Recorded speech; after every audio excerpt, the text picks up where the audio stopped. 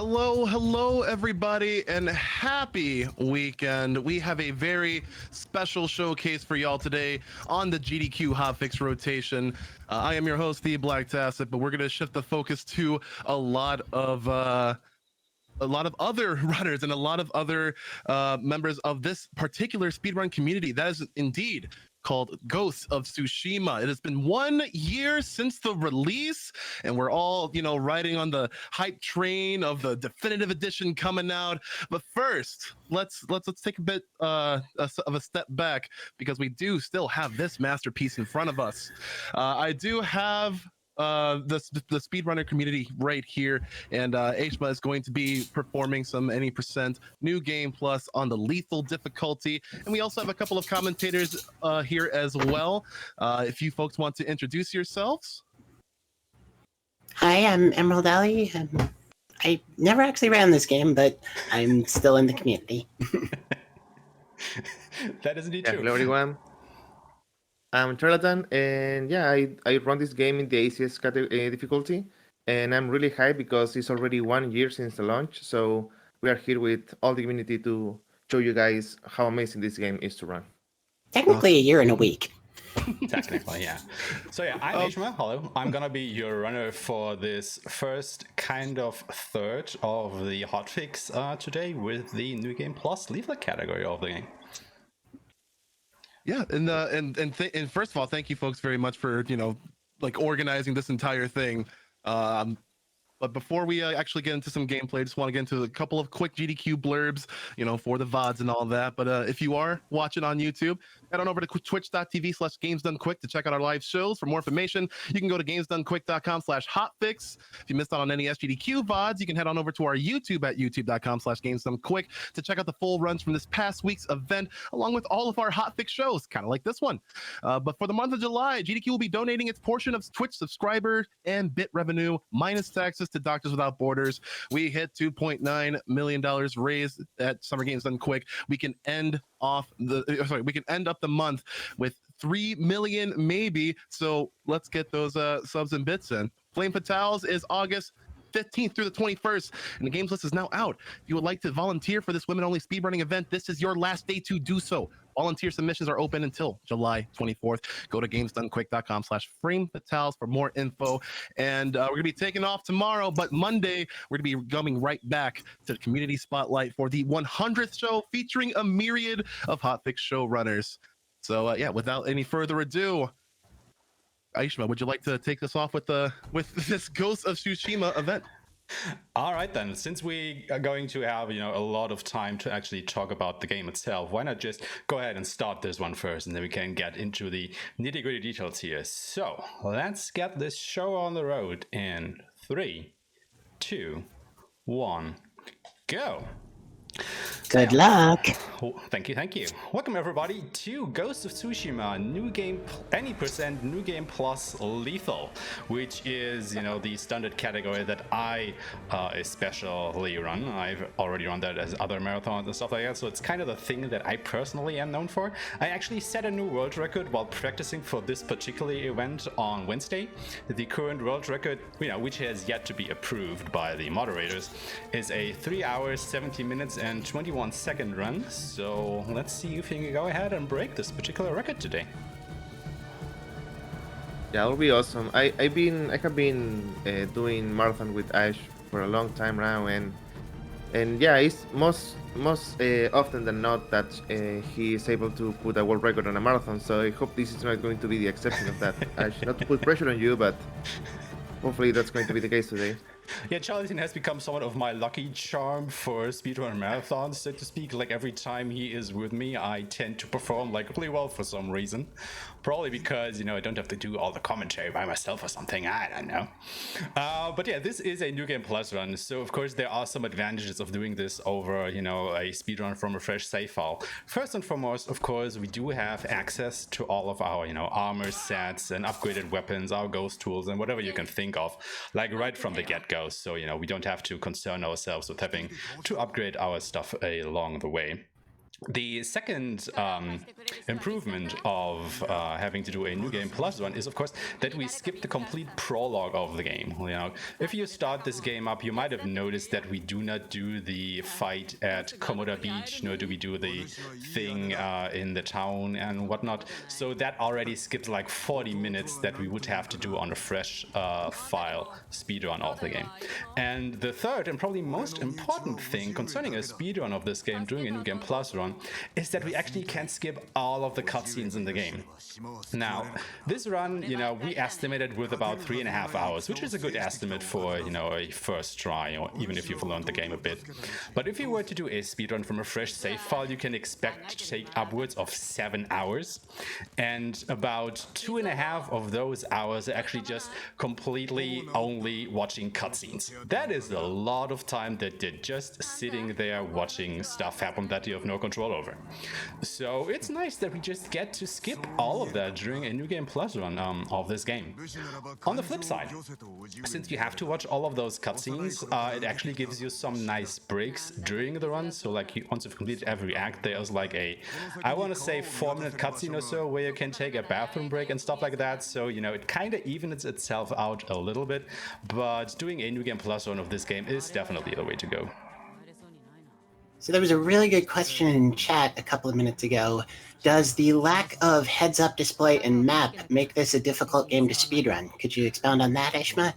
I personally would say no, because you will probably start seeing why in just a little bit once we get into the combat of the game. That having no HUD specifically is not a big problem. The other thing with the map is just, yeah, I mean, of course, and if you're running this at first, you will probably get lost a little bit, or rather you will have to go ahead and look at the map to see where you actually have to go to, you know, go in as straight a line as possible between every quest of the game. But after you've run this game like a while, like maybe 5 or 6 times or so, you start to just learn where to go, you know, you start to identify your surroundings, you start to set little landmarks for yourself that you can use to navigate, so you don't actually have to go and have to take a look at the map anymore and just navigate it naturally, so to speak. With So, yeah, that would said, the definitely guiding save wind is an time. awesome feature. Yeah, that would definitely save time, but you know, it will just come naturally. Of course, you don't want to open the map, or at least as little as possible, but you know, that's just optimizations that will come with time. Yeah, and well, as you can see, the Aeshmah there just changed outfit. So because it is New Game Plus, he has access to all the armors and all the charms that are available, and he just put the Ghost armor, which is one of the 4 armor that are going to be used today. And this one is built around terrifying enemies and like damage with fire. That's the 2 things of this armor, and it's going to be the standard for all the normal stuff from now on. Maybe talk about a little bit about the history of the run itself. Like, I'm actually not one of the OG runners of this game. I only joined the speedrun community like about a month, maybe a month and a half after the game had released. And 2 of the OG runners were John Shepard 104 and Remetsu. And they actually routed the game, you know, not the New Game Plus category, because New Game Plus got patched in about 3 months after the release of the game in October, but they routed the new game category of the game. And, you know, obviously did runs for that, and that is the, you know, category that we've been running in the beginning. And once actually New Game Plus got released, we of course were estimating, well, how can we do this, you know, faster with the cutscene skips and everything. And John took it upon himself to do a rough estimate, and you know, he did it a little bit wrong, I want to say, but he did it in good faith, because what he just did was he took the optimal segments that he could do, subtracted the cutscenes out of it and the prologue, because we don't do that in New Game Plus runs, and he came at an estimate of about 4 hours, I want to say. And then I did my first run, and it came out at about 3 hours and 40 minutes, because I started to do things a little bit differently. Because, you know, as you can imagine, if you do a fresh save file speedrun of this game, you do not have the Ghost armor. You know, You do not have your bombs and whatever else you're gonna see during the course of this run. And using those actually makes this run a hell of a lot faster, because you will actually see very little swordplay during this run if everything goes right. We actually want to use our sword as little as humanly possible. We want to actually go ahead and focus our inner Michael Bay, if you want, you know. We just want to go ahead and explode stuff like left and right and everywhere we can. And, you know, embrace our inner ghost, go ahead, employ Michael Bay strats, and that is what will bring our time down like a lot. So maybe, Charlton, maybe you can go ahead and explain how the ghost armor factors into that. Yeah, so Ghost of Tsushima has an interesting mechanic, which is terrifying enemies. So you're a samurai that went rogue, and now you have to kill the Mongols that they know like the samurai way. So the smart thing to do in this case is to change the samurai way and start doing things differently. One of those things is Jin terrifying enemies, and is one thing that is exploited by the ghost armor. So if you, for example, for killing a checkpoint, needs to kill 10 enemies. If an enemy is terrified, the game is going to consider that enemy as defeated. So the armor is built so you terrified enemies when you kill an enemy. People can get terrified if they are on fire. If people is on fire and bump to another person, the other person catch on fire. So all those adds start adding up, and we think that is around 80-90% chances of an enemy getting scared. So if you have to kill 10 enemies and you throw a bomb and all 10 enemies are on fire, chances are that all 10 are going to be terrified, so you don't have to kill anybody there. So it's a really cool mechanic because you can clean like a bunch of enemies with only one bomb.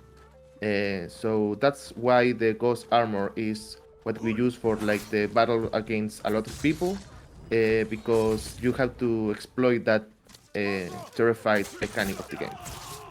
Yeah, you basically saw that in this battle right here. Like when I killed this archer, that one Mongol just, you know, toppled backwards, dropped his weapon, and started running away. And that means he was terrified. You know, he counted as defeated for this part of the battle, and that is why I don't even have to go ahead and chase those enemies down anymore. They are basically, you know, defeated. And as you can imagine, only having to go ahead and defeat like half the amount of enemies per battle cuts down the completion time like by a lot. And that is why you will see me wear the ghost armor almost exclusively during the course of this run, because it does come with this perk and no other armor in the game does. However, there will be other armor sets featured specifically for the duels, the quote-unquote boss battles of the game, but we will come to that when, you know, we get there. For now, another pretty good question. Yeah, go ahead. I was just going to mention another pretty good question from the chat. The chat did kind of address it already, but for the VOD, let's say, the question was, what does lethal difficulty mean? So could you explain that? Actually, we are coming up on a pretty good part that demonstrates that pretty well. So there are 4 difficulty options in the game: easy, normal, hard, and lethal. Lethal actually got patched in, I want to say, 2 weeks after release of the game. It wasn't there initially. And, you know, the difficulties do what you would expect of a difficulty, right? So Definitely before is harder than easy, hard is harder than normal, but lethal is a bit of a special case. So, of course, you know, with each difficulty, the enemies can take more damage and they deal more damage. They also actually get more aggressive, so they will attack faster. You know, their attacks also will be quicker, so it will, you know, mess a bit with your parry timing if you change difficulties. But the special case with lethal difficulty is you can imagine it as playing an RPG, and every attack is a critical hit. So you basically deal, you know, just about 1.5 the times damage that you would normally do with every attack that you deal, but also with every attack that you take. So basically what this turns into is that on lethal difficulty, you might as well just die from every attack that gets through your defenses. You know, not necessarily every attack, but you just, you know, you can survive the odd hit or arrow to the chest, but just think about it that every hit could potentially kill me.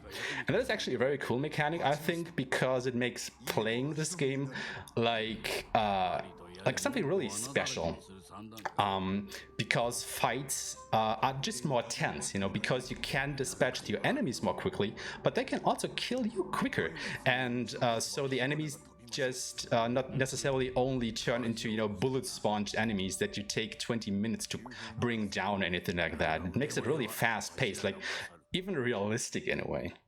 The other thing is, if you're playing on higher difficulties, the drop system has been changed. So you can actually see me now pick up ammo drops around here, you know, like these arrows scattered on the ground. Now, the amount of pickups lying around will always be the same on every difficulty. However, the amount of actual arrows that you pick up will differ between difficulties. So if I were to pick up these arrow pickups here, you could potentially say that I will have the maximum amount of arrows, flaming arrows, heavy arrows, and explosive arrows.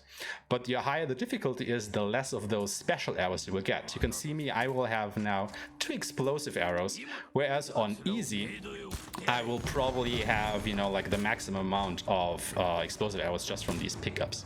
So that is also something that will heavily you know, change the routing that we do, because we cannot rely on pickups as much as we do in other difficulties.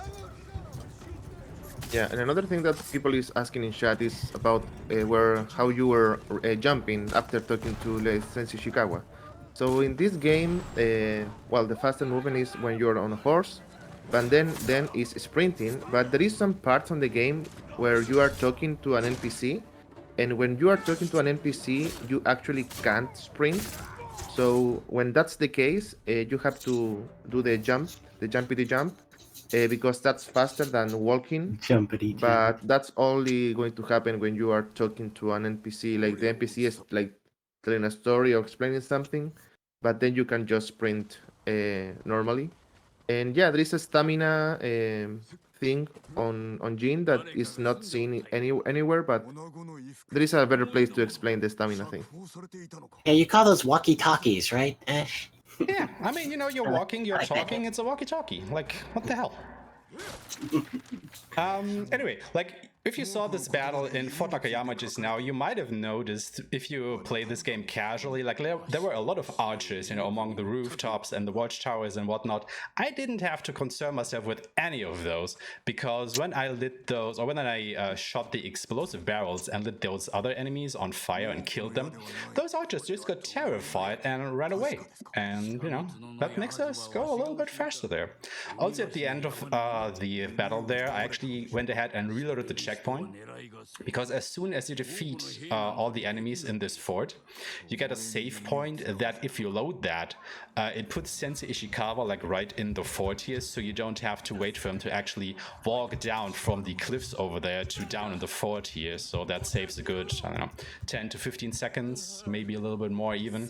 So it's just, you know, a quick time save to do that there. We love the checkpoint. Yeah, another thing with New Game Plus in Ghost of Tsushima is that you get all your stuff, all your gear, but you don't get ammunition or resources. So Aeshmah is now like picking some stuff up, like supplies and linen, stuff that he can then sell. So we can buy bombs, explosive arrows, because even though you can like pick some stuff that is on the ground, you kind of need some consistent bomb for some places. Mhm. So that's why as soon as we see something to pick, we are going to pick it. And luckily, we don't have like an animation pickup, so you can just go into the horse and pick everything in the way, because then, as I said before, we are going to be shopping. Are we shopping today, Aeshmah? No, I actually was lucky and got 2 explosive arrows before starting this quest, so I will not have to do the shopping trip just now. So we are good to go to immediately go for the next quest, which is the tale of Lady Masako. But I actually forgot to... Basically, I thought I got the camp. Turns out I didn't, because what I would normally do here is, before I start the very first quest, I would go ahead and go to a survivor's camp to get a fast travel point. I thought I got it, but apparently the game just said no, so I will lose a little bit of time here by having to go there manually. Not to the survivor's camp anymore, I don't need that anymore. I can just go straight for the other quest, but I will have to do a bit of a detour here. So I guess you can just go ahead and you know, enjoy a little bit more of the lovely scenery around you. It's not a big another time excellent- loss. Actually the It only second- loses about 20 seconds or so, but it's I thought I paid special attention for that to show up, but guess it happens. Another This is the excellent second question time from that this the happened, chat. right? You might want to answer go. this question a little bit later, Ash, but really excellent question. Did rolling make you invisible? We will come to that. We will come to that. Yeah, I thought you might want to answer that one just a bit later. So, chat, keep that one in mind. I guess like rolling is probably the most broken ability I want to say in this whole game, and the thing that actually makes this somewhat fun because it's just so ridiculous the way it works. But yeah, we will answer that at a little later into the run. So you know, keep posted as we will get into that. Yeah, so we're going to Lady Masako's state. So the game has 3 acts, and each act has like a main mission. In this case, the main mission in Act 1 is to go to Castle Canada and save your uncle. But for that, you need to get help from some characters, those NPCs. And it's really cool because every NPC that now you are like recruiting for your quote-unquote army, they have their own story that is not mandatory for the run, but we need to like activate the storyline with by doing the first quest of the line. In this case, we already did Sensei Ishikawa, so now every battle that we're gonna have against the Mongol army, Sensei Ishikawa is going to be there with us, and now we're going to meet Lady Masako, so she can join our army again. And this is basically Act 1, like getting people to help Jin to rescue his uncle on Castle Canada.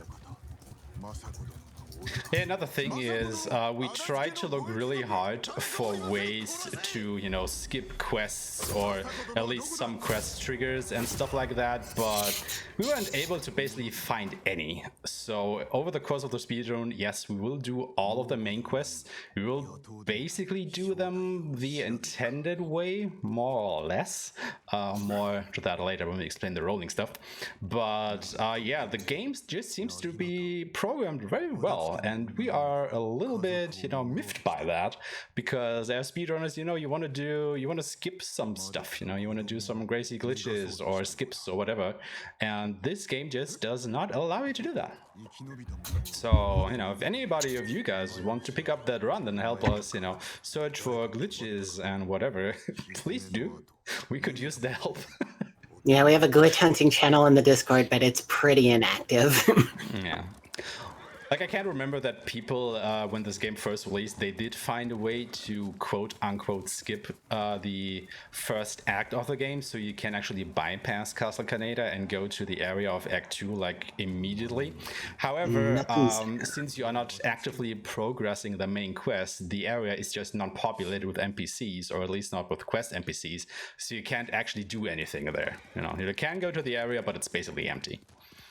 You can go back, so you're not soft locked, but it doesn't help you in any way, shape, or form, which is, you know, a bit of a letdown, I want to say. And honestly, in hindsight, we really should have expected that.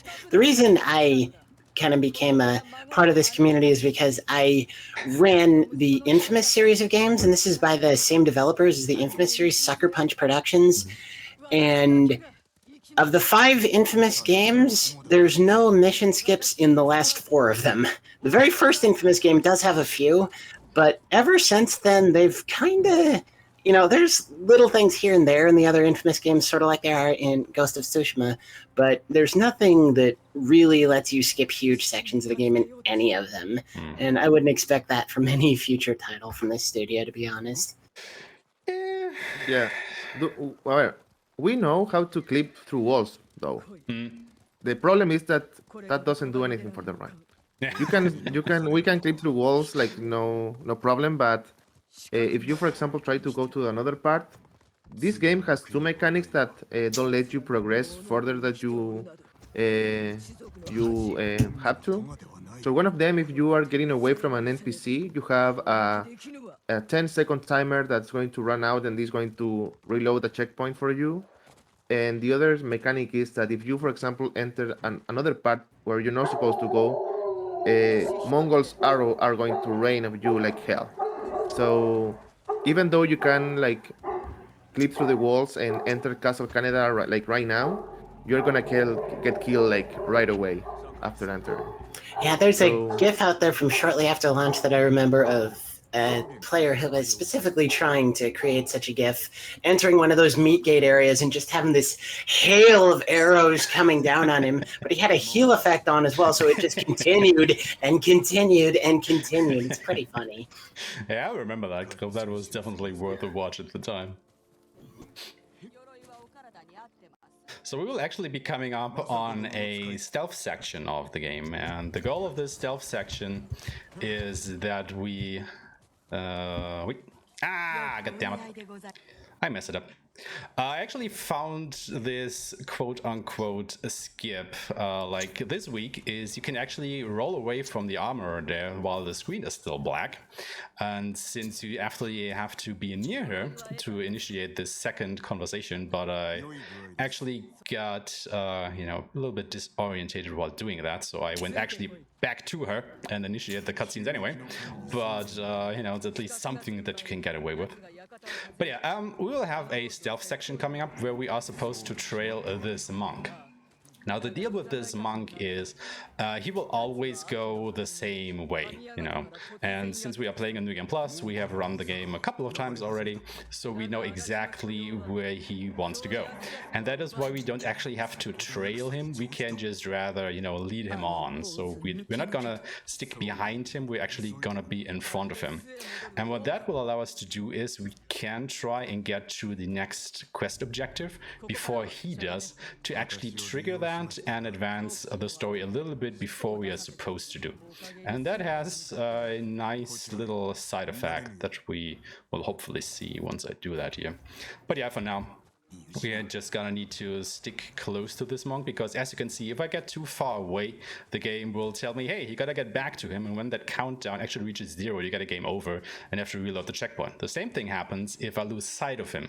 So once he gets, you know, behind a rock or anything, you cannot actually see the character model on screen anymore. The game will also tell you, hey, you have to look at that dude there, otherwise you might fail the mission. So we'll just have to wait for him a little bit, so he comes down this path. I love how goofy this is. Yeah. We'll just go to the crossroads there, have a look around, and then he will start running down here. So what I will do is I will go to this curve on the road. Yes, game, I know that he is getting away totally from me, even though he is following me at the moment. And I will wait for him to come to this longishly shaped rock right there, just around about there. Actually, wait for him to go there a little bit to make this a little bit safer. And once he is there, I will just hightail it to the next quest objective as fast as I can. Hopefully before this timer reaches 0, because otherwise, you know, I will reach a game over and have to do this section again, which I do not want to do. And I guess I did a little bit too late. Normally the timer cuts down a little bit later, but it's fine. And now we are gonna have a nice conversation with Sogen, the monk, and these bandits, even though Sogen is like miles behind us. I guess he's a telepath? I don't know. Might be. But yeah, and here we're going to Sogen see is supposed them. to be here and talk to these guys, but he's not. Yeah, and here we're going to see a nice mechanic that everybody loves about the game, which is the standoff mechanic. Standoffs are awesome. Yeah. So standoff are actually really slow for the run, so we try to avoid the standoffs. We have figured out ways to skip 2 of them, I think. But yeah, now it's like the big fight, the first big fight, and he threw a explosive arrow so people can kind of fire and terrify the enemies. And as soon as the quest is upgrade, he can go up there. So as you can see, he didn't kill every enemy because most of them get scared and run away. And, if you play the game casually, you might remember this particular cutscene, because what is actually happening here, we learned from Lady Masako that her whole family got slaughtered. They got betrayed by, inhabitants of Tsushima Island. Her family didn't get killed by the Mongols, but by actually traders from this island. And her whole questline revolves around, finding out who actually commissioned the attack on her family, who killed her whole family. And Sogen was one of the conspirators here. And he starts talking or spouting, not so nice things about her family, and she basically loses it and hacks the guy to pieces. And yeah, it doesn't end well for him. And that is why and this actually keeps happening over and over during her questline. And that is why we have two names for Lady Masako. One is Lady Massacre, and the other is Murder Granny. So, pick your favorite. One thing I really loved about this game's level design is Jin is seldom alone, and the levels reflect the personality of the character accompanying him. Levels where you're with Yuna are more stealth-based, you sneak and stab. Levels where you're with Masako are just absolute balls to the wall, come get me combats. And I just think that's really clever design. Which is actually interesting. Now, I might be wrong on the numbers, but out of the 24 main story missions that this game has, I think Jin is only alone, quote unquote alone, without a battle companion in 4 of those. And all these 4 missions take place either in his home village or in Castle Shimura, which is basically his second home, which I find really interesting. He always has companions, but not when he is at home, which is really contrasting in a way. It ties in nicely into the overall narrative of the game, which is actually pretty awesome. I really enjoyed the story when I played this game. And I think a lot of other people also did. Yeah, and we were talking about the HUD before, and so now we need to go to another part of the map. And as you can see, there is no compass, no anything in the screen. So yeah, when you are playing normally, you use the wind for, I need to go there or here. And this is one of the places where you as a runner need to learn the route and pick your own stuff as a reference. So, that tree makes sense. This rock looks familiar, and go to another place. But yeah, I love the game, the minimalistic style of the HUD, but I will really, really love a compass in my first runs, because this is just a nightmare going through this forest without any reference at all. It reminds me a lot of the forest from Shadow of the Colossus, if you ever played that. It's actually really funny because I did a race against another community member, the Wicked Viking, who is sadly not with us today. And, my times were a bit better than his, so it was a bit of an uneven race. So we were actually looking for stuff to make the race a little bit harder for me, so our times would actually be somewhat comparable to another. And one of the things we did was that I was playing in Kurosawa mode. Now, Kurosawa mode is a standard game mode in this game, which basically puts a white and black filter over the thing, like the old, Akira Kurosawa movies that you might have seen, like The Seven Samurai and Ran and stuff like that. And the thing is, in one of the bushlands of the game, there are a lot of yellow bushes, but one particular green bush that I used as a landmark.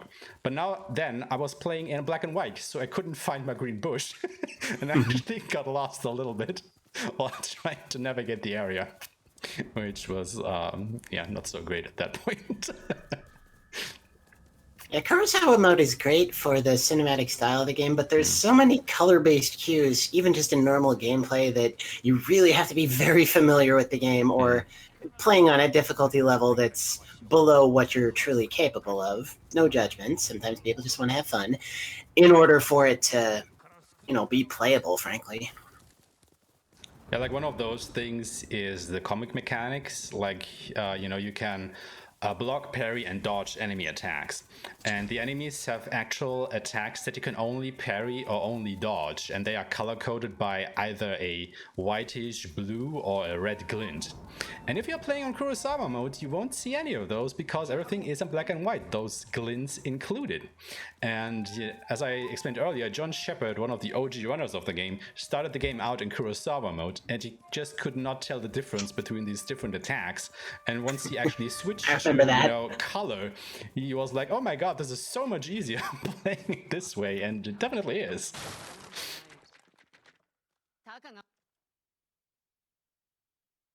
Yeah, and now we are looking at the kind of immediate relief of the run. Now we meet Kenji.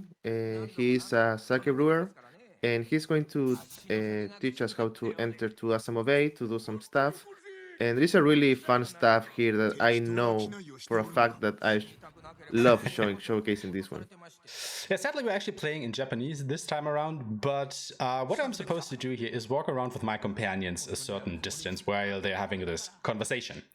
However, what I can do here is, once they start moving, I can run away from them, so this timer starts ticking down. And when it gets back, and I run out of bounds again, watch what Kenji is saying. Okay, now he's very adamant that a few people fought back. And the interesting thing is, this only ever happens with kanji. Like, if this conversation were to progress to another character in the conversation, and you were to run outside of the boundary, the dialogue would actually advance until it comes back to kanji, where it will start repeating this or his next line once more. So it's a very particular bug in the programming of this point. But yeah, now we have this little card ride into Asamo Bay, and this is the only natural break that you're getting in the New Game Plus run. So I would just take a moment, you know, we got about a minute here of just watching, so I would go ahead and stretch a little bit, take a sip of water, stuff like that. Nothing particularly interesting happening right now.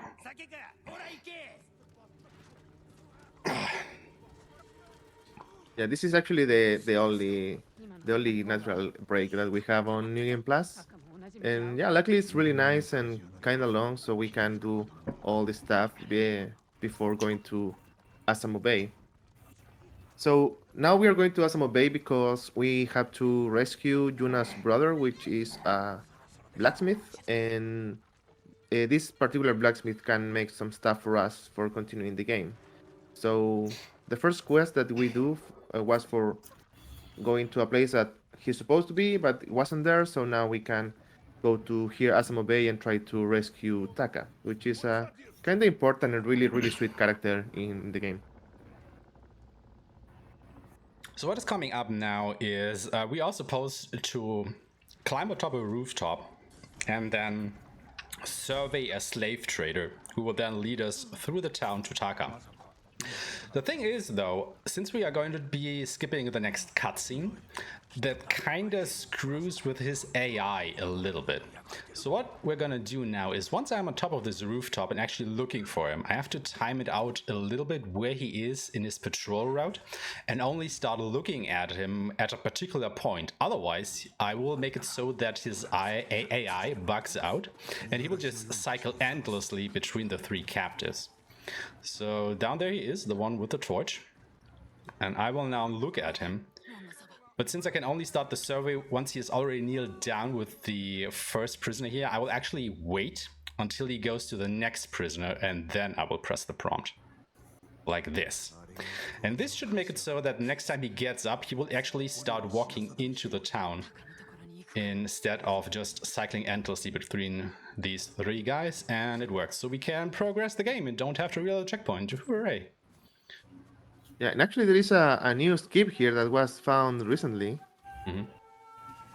that let us skip a little bit of dialogue. So there is a guy inside this house, and if we normally he needs to go out of the hall, not hall, out of the house. And talk to the slaver, but because he is dead, he can do it clearly, and there is maybe like 15 seconds there.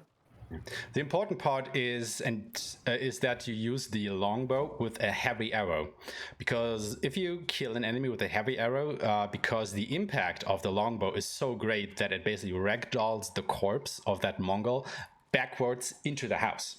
and that is why he is outside of the detection range of that slaver.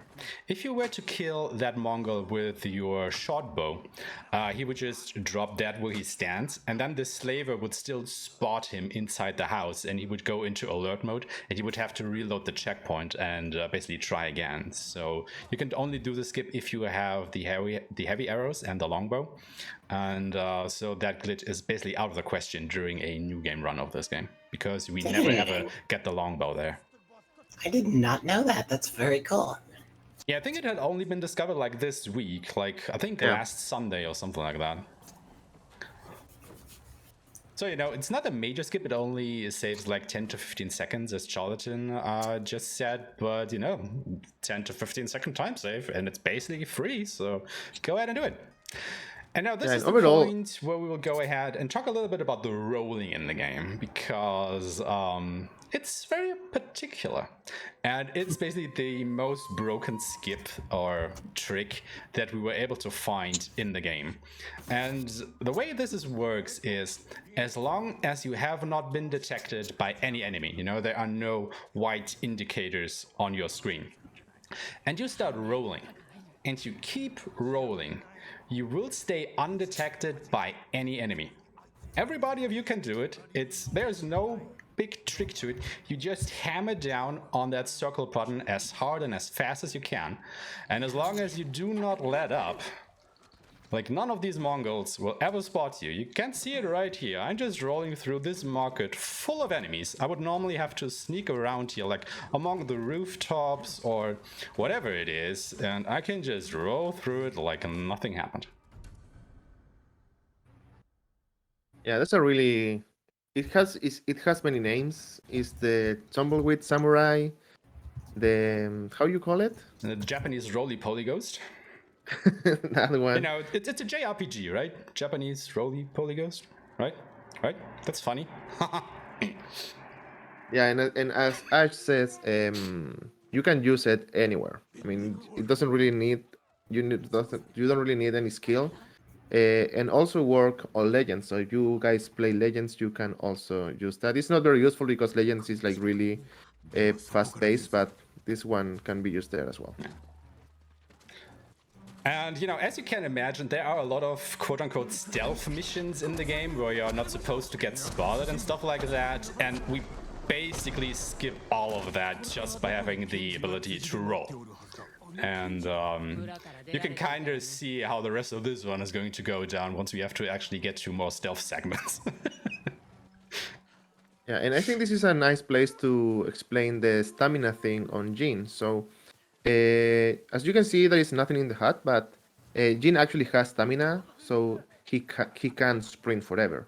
But there is a really nice cue that as you can see the head of Jin, sometimes he's going to drop because he's like getting tired, and you can do a like dodge, and that replenish automatically all your stamina. So there's nowhere to see like, oh yeah, he has stamina, how long it is. No, you only need like that really nice visual cue that Jin is getting tired, and you do a dodge, and then you get all your stamina back to you. Yeah, that is basically the reason why you see me, you know, do this dodge skip at seemingly random intervals during long running sections. It's basically just to regain my stamina so I can keep running again. Yeah, Jin's classic video game character becomes a gasping mess after about a quarter of a mile if you don't do that. I mean, you know, can you imagine playing a game like Dark Souls or something like that, where you could just instantly replenish your whole stamina bar by doing a dodge? Like, how broken would that be?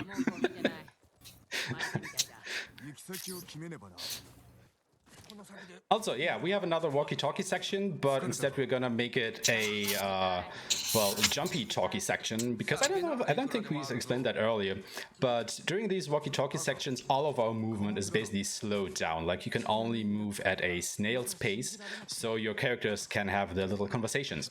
However, your jump is actually not slowed down, so you can still, you know, jump at the same speed that you can normally do.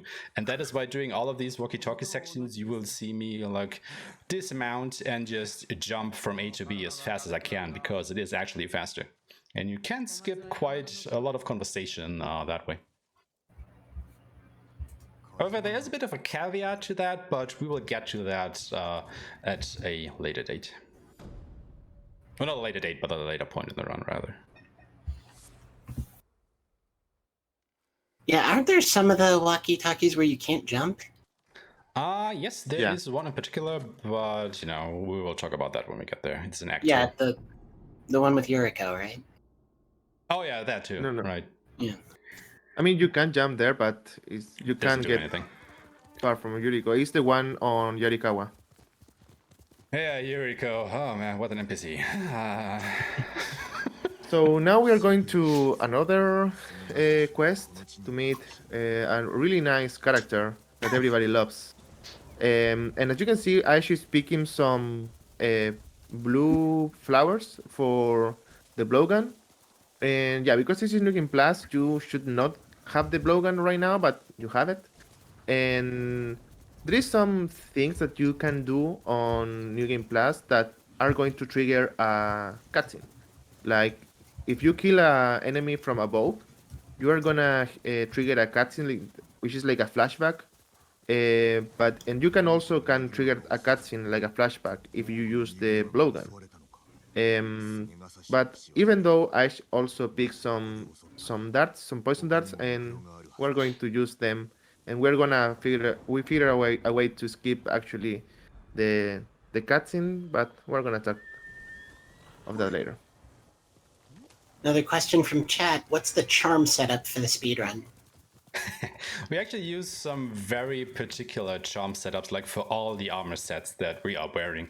So basically what it boils down to is for the ghost armor, you want charms that increase percentile-based attacks, like, you know, the fortune charms. So it increases your chance of getting Terrify on most of the enemies, as well as the New Game Plus charm that makes it so that black powder bombs set enemies on fire, and then another charm that makes it so that enemies that are on fire terrify other enemies.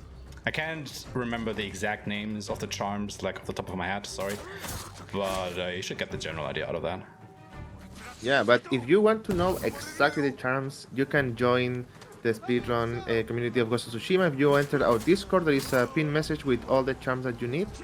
So I'm gonna actually plug the community. The community, and yeah, if you guys are interested in running this game, you can find our Discord in the speedrun.com page of Ghost of Tsushima, and there you can see all the secrets and all the charms and all the layout for running the game. So this was actually a bit of a bad fight because sadly I didn't do my bomb throw right. It kind of got, you know, it fell down a little bit short and didn't explode the enemies. It quote unquote only hit the hornet's nest, which is why I actually had to go up the ridge and fight these enemies up there manually. But yeah, it was still fast enough, I want to say. But yeah, normally once all of these enemies just get hit by the black powder bomb properly, they just all, you know, burst up in flames and die, and you win. And that's that. Yeah, and people in chat is asking how long will it take to create a New Game Plus for running. Actually, it's kinda easy. You need to beat the game once with all the upgrades on your stuff, and then you have to do only one more New Game Plus playthrough, because if you play New Game Plus, you get one more upgrade in all your stuff that is only available on New Game Plus. So you need to do actually one normal playthrough, one New Game playthrough, and well, upgrade everything. But you should be able to run the game after doing only one New Game Plus playthrough. Oh, I took the question as like 100% of all the things too, so my guess is 12-ish hours. I mean, you don't necessarily need a complete 100% save file because you only need very specific things, but you know, you need all the charms, you need all the upgrades, and getting the necessary materials for that just takes, you know, a bit of time. So if you have if you don't have any prior save file and you want to start running the New Game Plus category, I want to say that it probably takes you about 20 hours or so to get all the necessary materials across basically 2 playthroughs of the game. But that is a really rough estimate.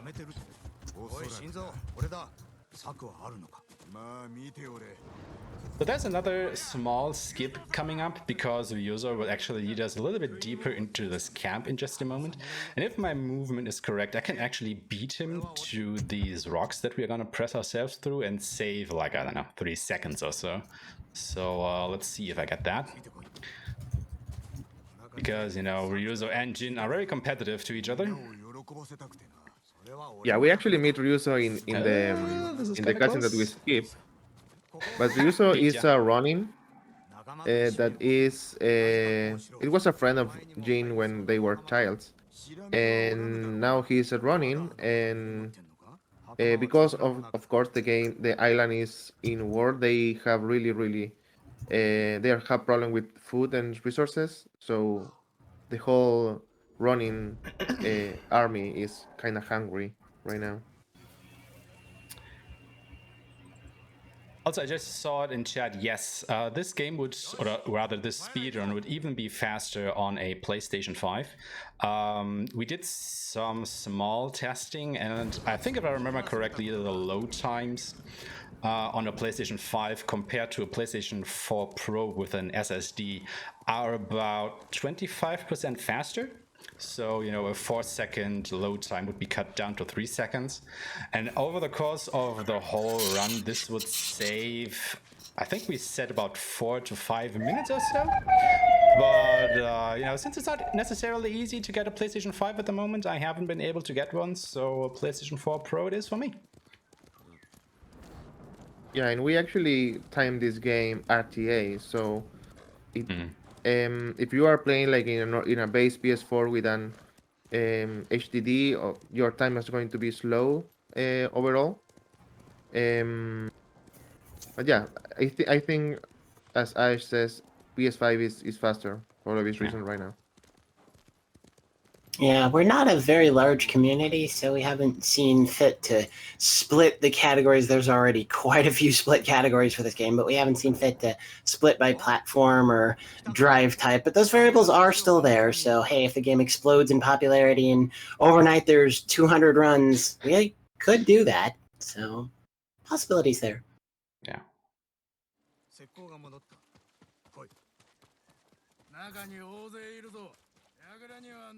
Alright, I particularly actually like this quest because it is the first time that we will be able to go ahead and pick up a lot of stuff from the ground concerning ammunition and stuff.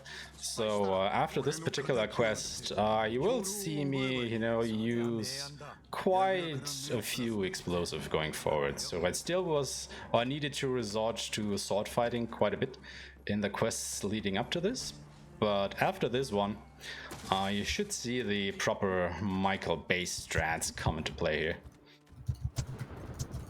Well, that's always a nice point in the run.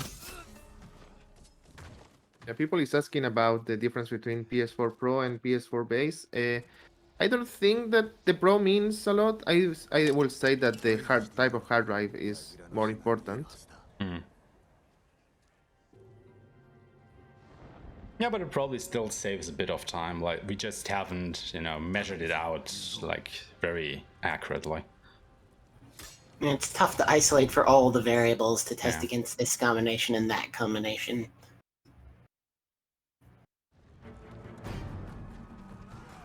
Alright, so pay attention to the bomb and how the radius of the bomb put a lot of enemies on fire. And yeah, probably a lot of enemies are in the ground, like terrified, and they are going to start running away.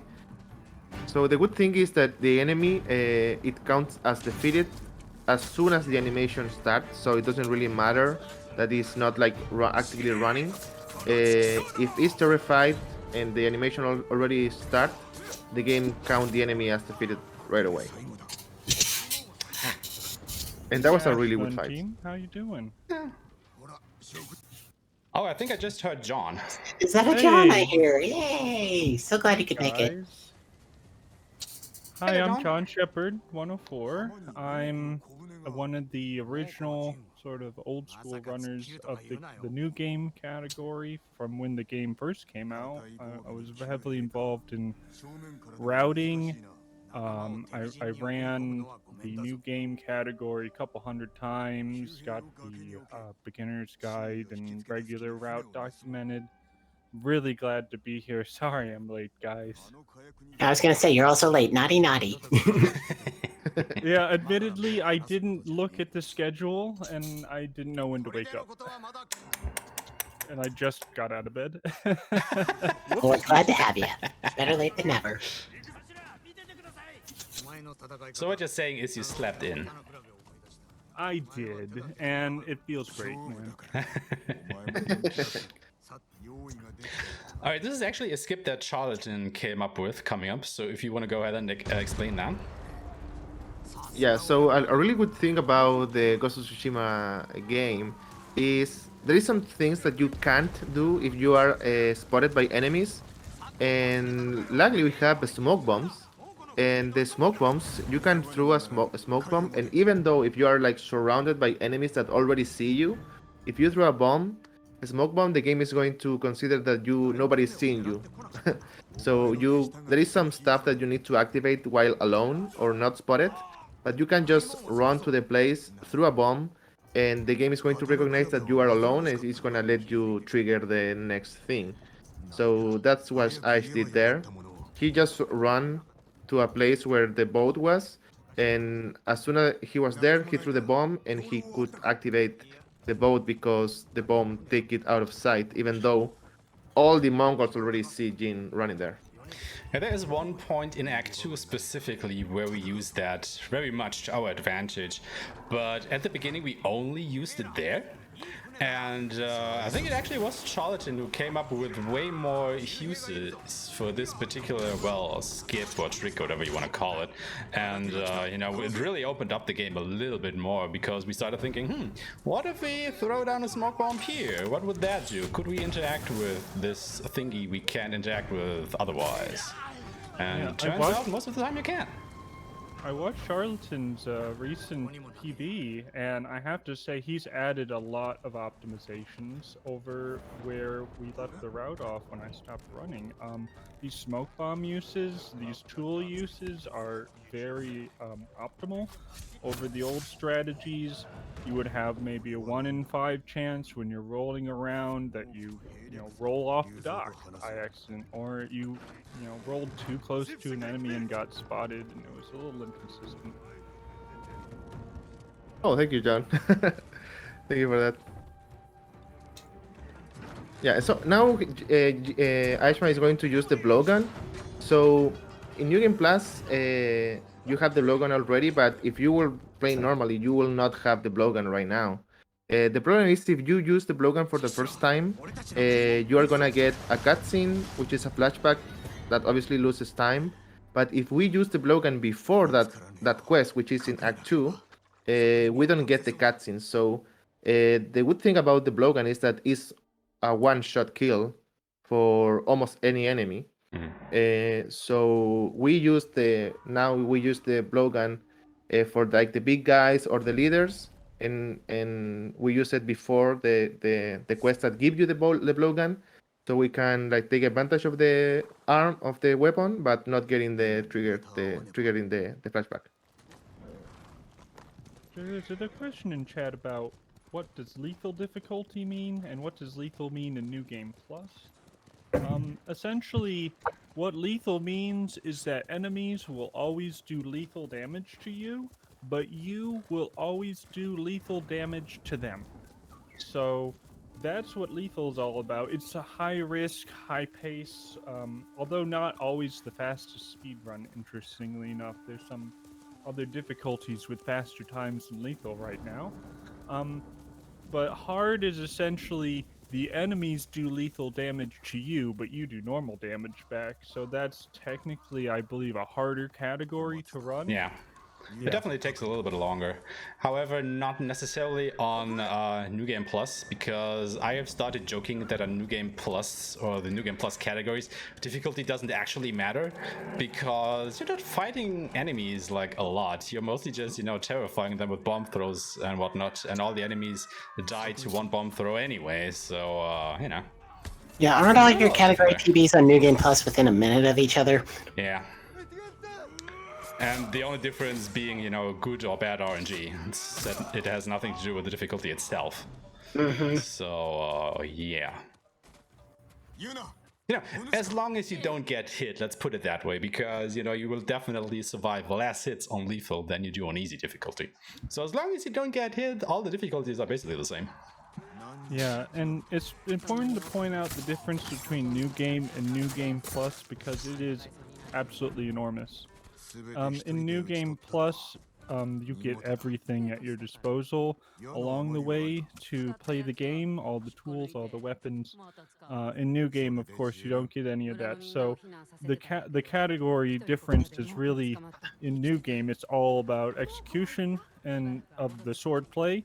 For the most part, there's some bomb usage and some bow and arrow usage, and then for New Game Plus, it's all about how well you can terrify enemies, make them run away. It's a really different run. Yeah, like there's really a lot of RNG in this one, even though it may not be obvious at first glance. Because, you know, sometimes the last enemy in a group just won't be terrified, he won't be running away, and you just have to run around the whole battlefield chasing down this one guy because he's hiding behind a building or something, and then can just lose you oodles of time if that happens. So there really is a lot of RNG involved in this one. Yeah, and the RNG I think is tied to the amount of possibilities that you have to terrify an enemy. That as I said before, is like 80-90%, but that range is also like nobody. So can be a place where you throw a bomb where there is 10 enemies and only one is going to get terrified or something like that. So if you see like some of best of the runners, you probably going to see like a good amount of time between, because the sum of best is like all the good RNG with all the enemies getting terrified like right away. So it has a little bit of RNG, but then the runner's ability to adjust to all the changes is where we can like shine or showcase our skill. Yeah, you really don't want to see, say, a Ronin not get terrified versus just a low level in Chapter 1 not get terrified too. Holy dude. That guy just did not want to die.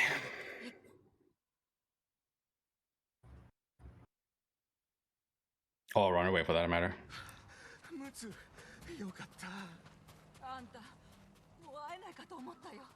So now we are in Komatsu. This is a village that has the better the best how do you say that? Forge. Blacksmith Forge. The best forge, yeah, in the island.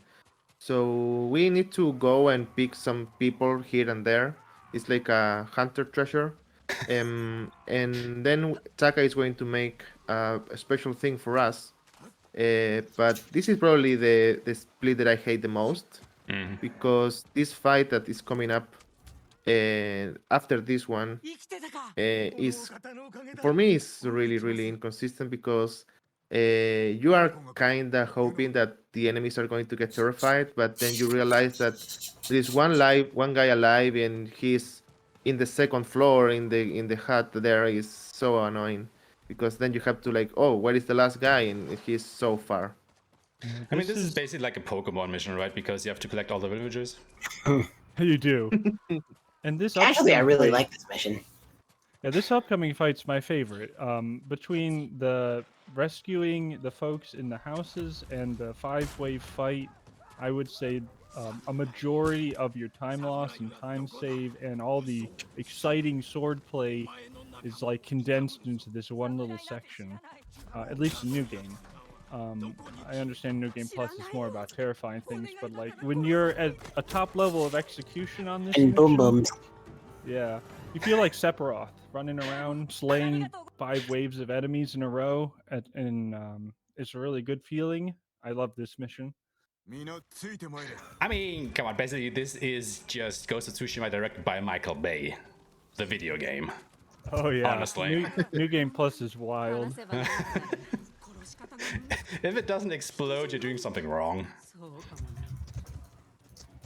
Okay, somebody asked in chat if they are going to avoid spoilers on the run, and I don't know what you would consider a spoiler, but it's going to be spoiler in my book at least. we remember what the story is? I thought I we were do. speedrunners.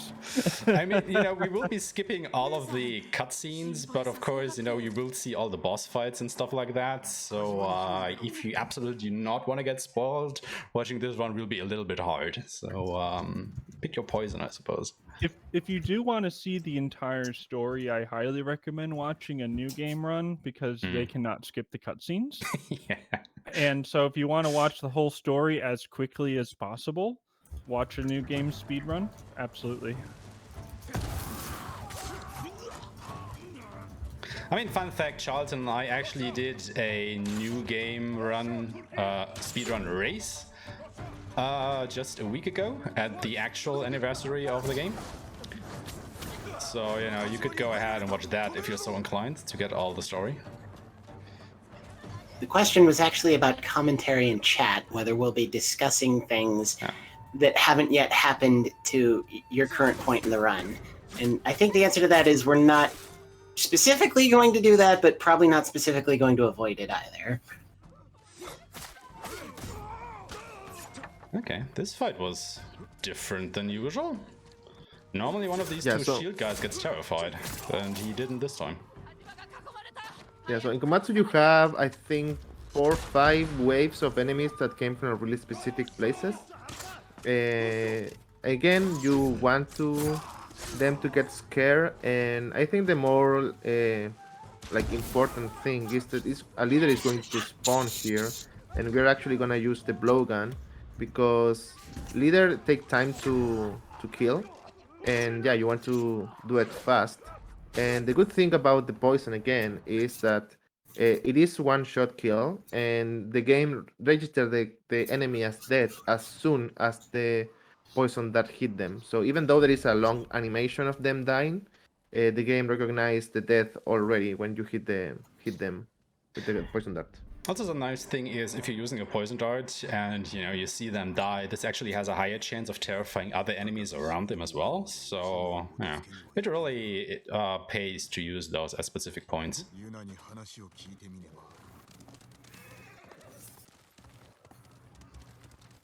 Yeah, that was an okay-ish Komatsu Forge fight, I want to say. I was like a little bit taken aback by one of these shield guys in the middle, not getting terrified, and the guy actually spawned at another point that I'm used to.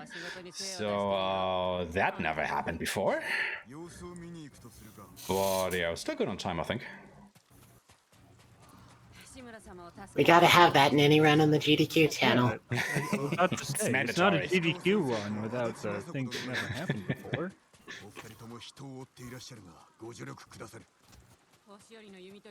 Also, one thing I can probably mention is that I am playing with the Japanese audio at the moment. This has no effect on the speedrun itself, like everything will be the same regardless. The only thing I am running at Japanese at the moment is, once I'm finished with my run, Charlton will take over and show a bit of the new game speedrun of the game. Obviously not the full thing because that would take another 7 hours. But since he will be doing all of the cutscenes, he will be doing that with the English audio. And just so, to switch it up a little bit and to give you guys a taste of both audios that you can select, we decided that I will be running in Japanese and Charlton later on will be running in English. Yeah, the English voice acting for this game is really incredible. I don't speak Japanese, so I've never actually used the Japanese acting, but I've heard from people who have that it's great too. So it's one of the things that this game keeps winning awards for the art direction, and very richly deserved, of course. I wanted to win some awards for the voice acting, darn it. Yeah. And let's add on top of that, on top of the voice settings, you have video settings, including Kurosawa mode. Yeah, we touched on that a little bit earlier. Oh, you did? Oh, good. Yeah. I used to run the video game in Kurosawa mode. Aeshmah mentioned that. Oh, you did? Okay. Good times, good times. Yeah, maybe don't speedrun a game in black and white if you have the option to play it in color, dude.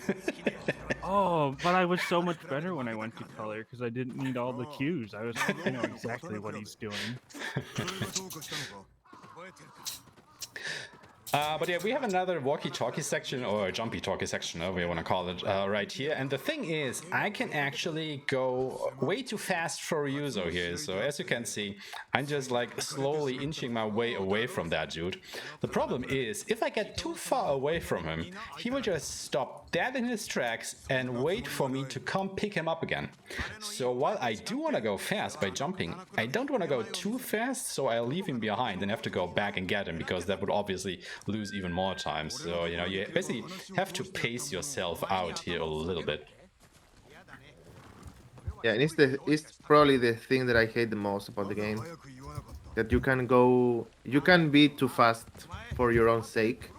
And the bad thing is that there is a gate, like a threshold that you can pass, so they stop moving. But the threshold that you have to pass to they start moving again is way closer to them. So it's a time loss, like really huge time loss if that happens.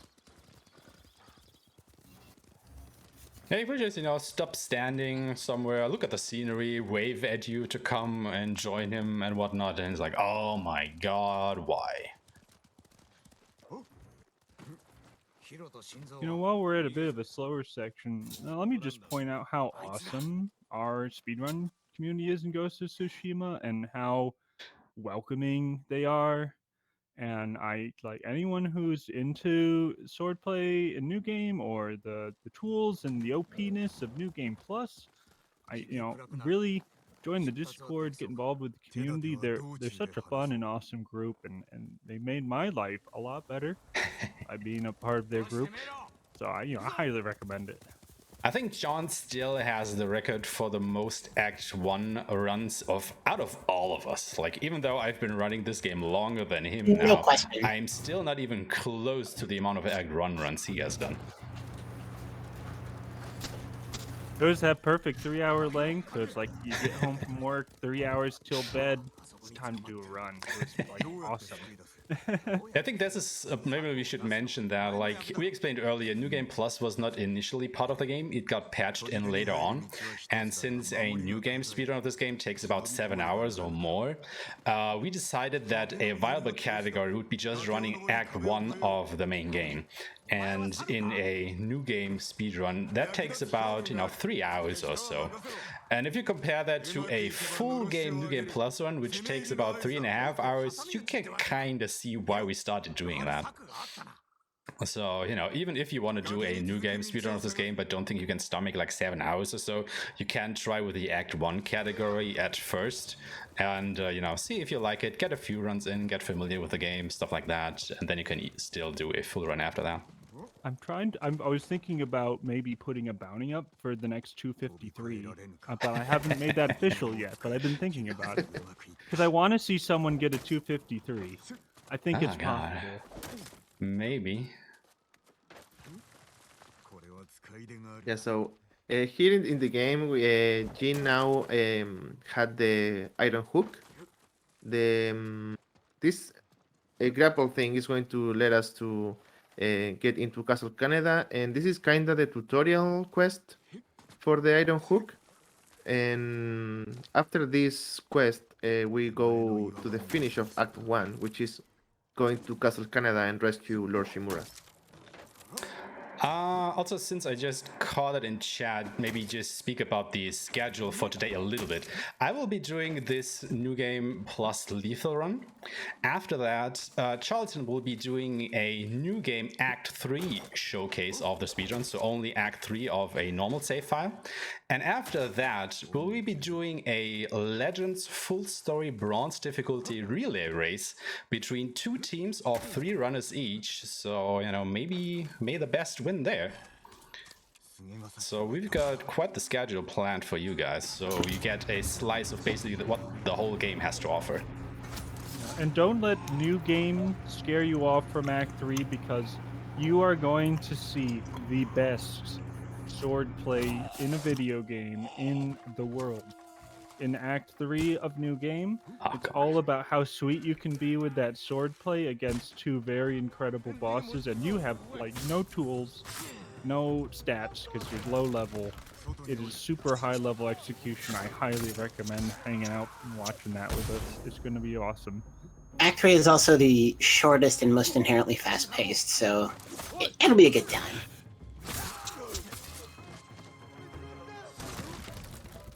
Yeah, I think in leaderboard wise, I think Legends is the more active thing, or it was the more active thing. But Legends, if you play Legends, there is some like 3 minutes levels, and people is really competitive there. So the showcase of the leaderboard of the Legends really race is going to be super fun. People is getting really skilled in that category.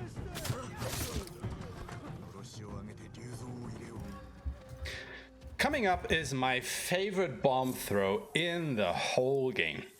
And now what will happen here is there will be a lot of Mongols forming a bit of a mosh pit.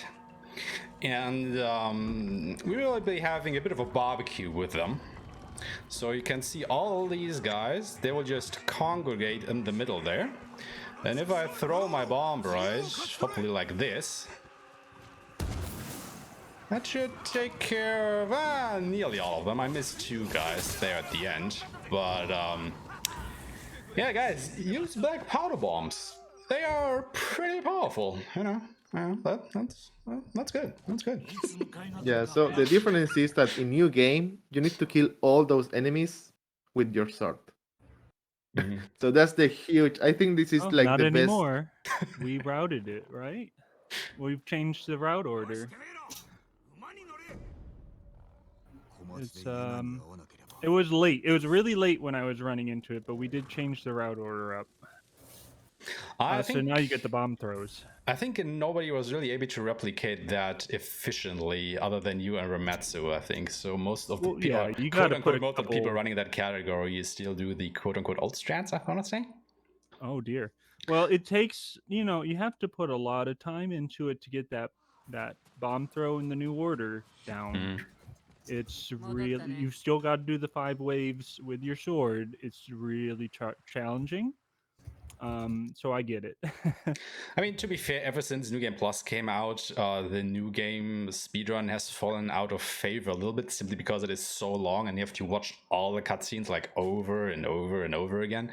And it got a bit boring for people, so that is why most people are concentrated on New Game Plus nowadays. But personally, I still think that the new game Speedrun itself is my favorite, simply because you get to see more of the sword play instead of quote-unquote just throwing bombs around like a maniac.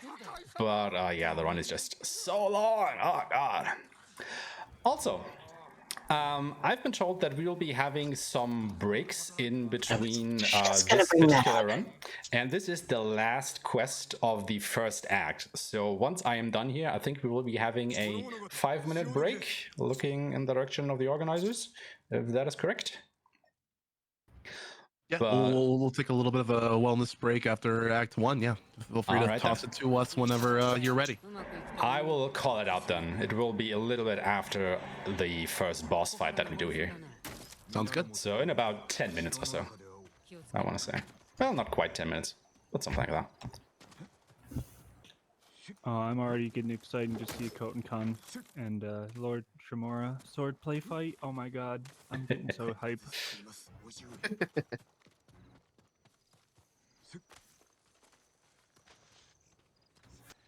I mean, there's nothing quite the same as seeing it live happen. Like, watching it in a recording's great, but watching it live, ooh, that's the good stuff. When I played this game for the first time, I had a serious case of muscle memory biting me in the booty with that squeezing through the tiny gap mechanic, because the same thing exists in Last of Us Part 2, which came out just a few weeks before this game, and it uses a different button for it. So I was like jumping at the tiny little gaps in the walls when I was trying to walk through them, and it was so aggravating at first. Same. Kind of funny looking back. You're gonna be lighting on fire.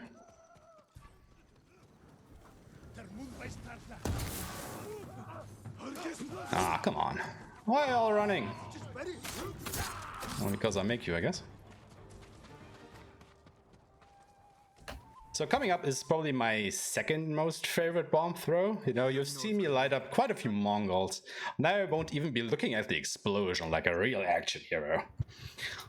What will happen here is we'll run up there, and there will be some Mongols in that gate over there. So we just light up our bomb throw and assassinate this guy. And what happened to my bomb? I did throw the bomb, didn't I? Oh no, I think you picked it up too close to a cutscene transition, and it glitched out. That happened to me at least 30 times. Because normally what happens there is I throw the bomb at the guys in the gate, and it explodes while I assassinate that one guy, and the game cheated me a little bit there by not giving me that explosion. The people in chat is asking if throwing bombs is a martial art.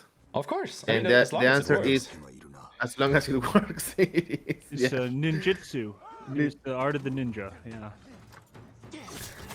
I mean, that meme that you guys are referring to is the exact thing that I posted in the Discord once we finalized the strategy. And people started that comic, right? Yeah, that's what I'm remembering. Jin, no! I think it's from Fist of the North Star, if I remember correctly, right? Somebody correct me on that if that is not the case. But yeah. We basically embrace that to the fullest.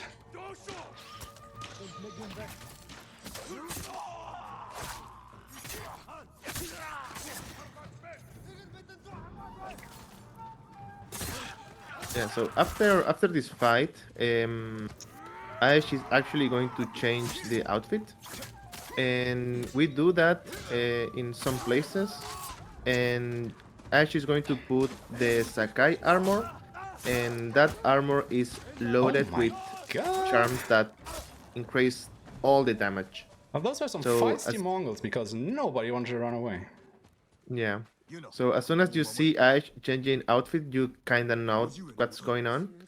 So this is the first duel against Blink and it's over. He's a traitor. And yeah, we are going to use the Sakai armor for all the duels, except for the final two. And actually, in New Game Plus, you have the Dance of Wrath, which is kind of cheating if you want to see it that way, because most of the duels you can just do the Dance of Wrath 3 times and some more short hits, and that's done. That was the Ryuzo duel. Ryuzo is a champ.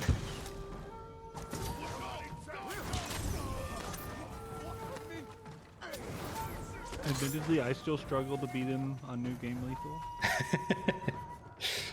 He is not free. But you get the super slash move. I forget the name of it at the moment, which just makes the fight arbitrary in New Game Plus.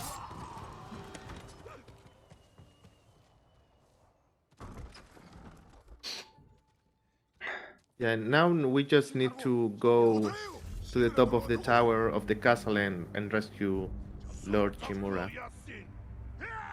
So this is a standoff that you actually can't skip, but in Lethal it's safer to do the standoff because then you have all your resolve back.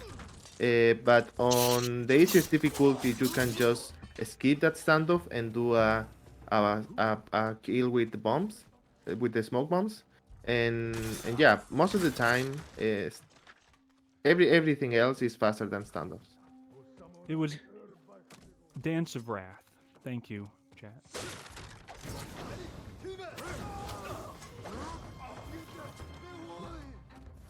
I watched a few of the runners run the past couple days to get up to speed, but admittedly I haven't ran in 6 months and been playing other games, so I forgot some of the move names. Alright, we are coming really close to the end of Act 1 here. There's 2 more fights, and then we will be done with the first act of the game already. Time sure is flying. So let's see how these guys behave. I've heard that happens when you have fun.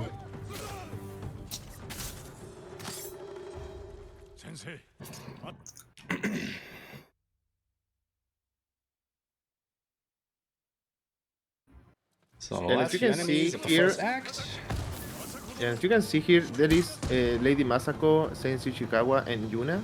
And that's the 3 people that you recruit in the Act 1. And they're going to be with you in all the next like big fights in castles and stuff. Oh my god, 1950 for the first act? That's pretty good. That's actually Yeah, a that's world time record for- for that category. It's And, time for Act 1 when the Japanese script comes on scene. Exactly, and this is the end of the Act 1, so if you guys go ahead and pause the timer and go to the intermission, I guess we can do that now. All right, then yeah, we will do so. We'll like to take a wellness break. So we encourage everyone watching at home to take a break alongside with us. Stand up and stretch a little bit. Grab some water for some hydration or a small snack before you come back. We got a lot more of this Ghost of Tsushima 1-year anniversary special showcase in just a few moments. We will be right back. Stay tuned. All right, y'all. Welcome back to our special Ghost of Tsushima 1-year anniversary special.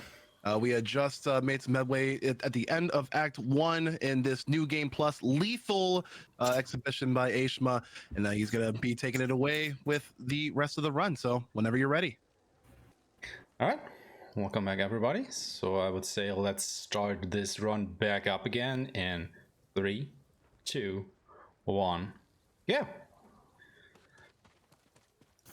So the just rejoining, we believe that was a world record of Act 1. Yeah, that just was gotta get it- pretty nice run that we saw going on there. So the recent world record that I set for that category, which is the Act 1 category, was a 1:19:58 this Wednesday, and I think we just beat it by 1:19:51. So we are on an extremely good pace here. So let's hope that the RNG holds up, I guess. But Be yeah, a cool VOD to have in the history. On pace with the 5-minute break, it sounds like. That was a heck of a run. yeah, true. Yeah, but I want to shout out that joke that I saw in chat. So what's Tsushima favorite alcohol? Animal. Jin Sakai. Oh, because gin is an alcohol. Oh, Oh, God. So is sake.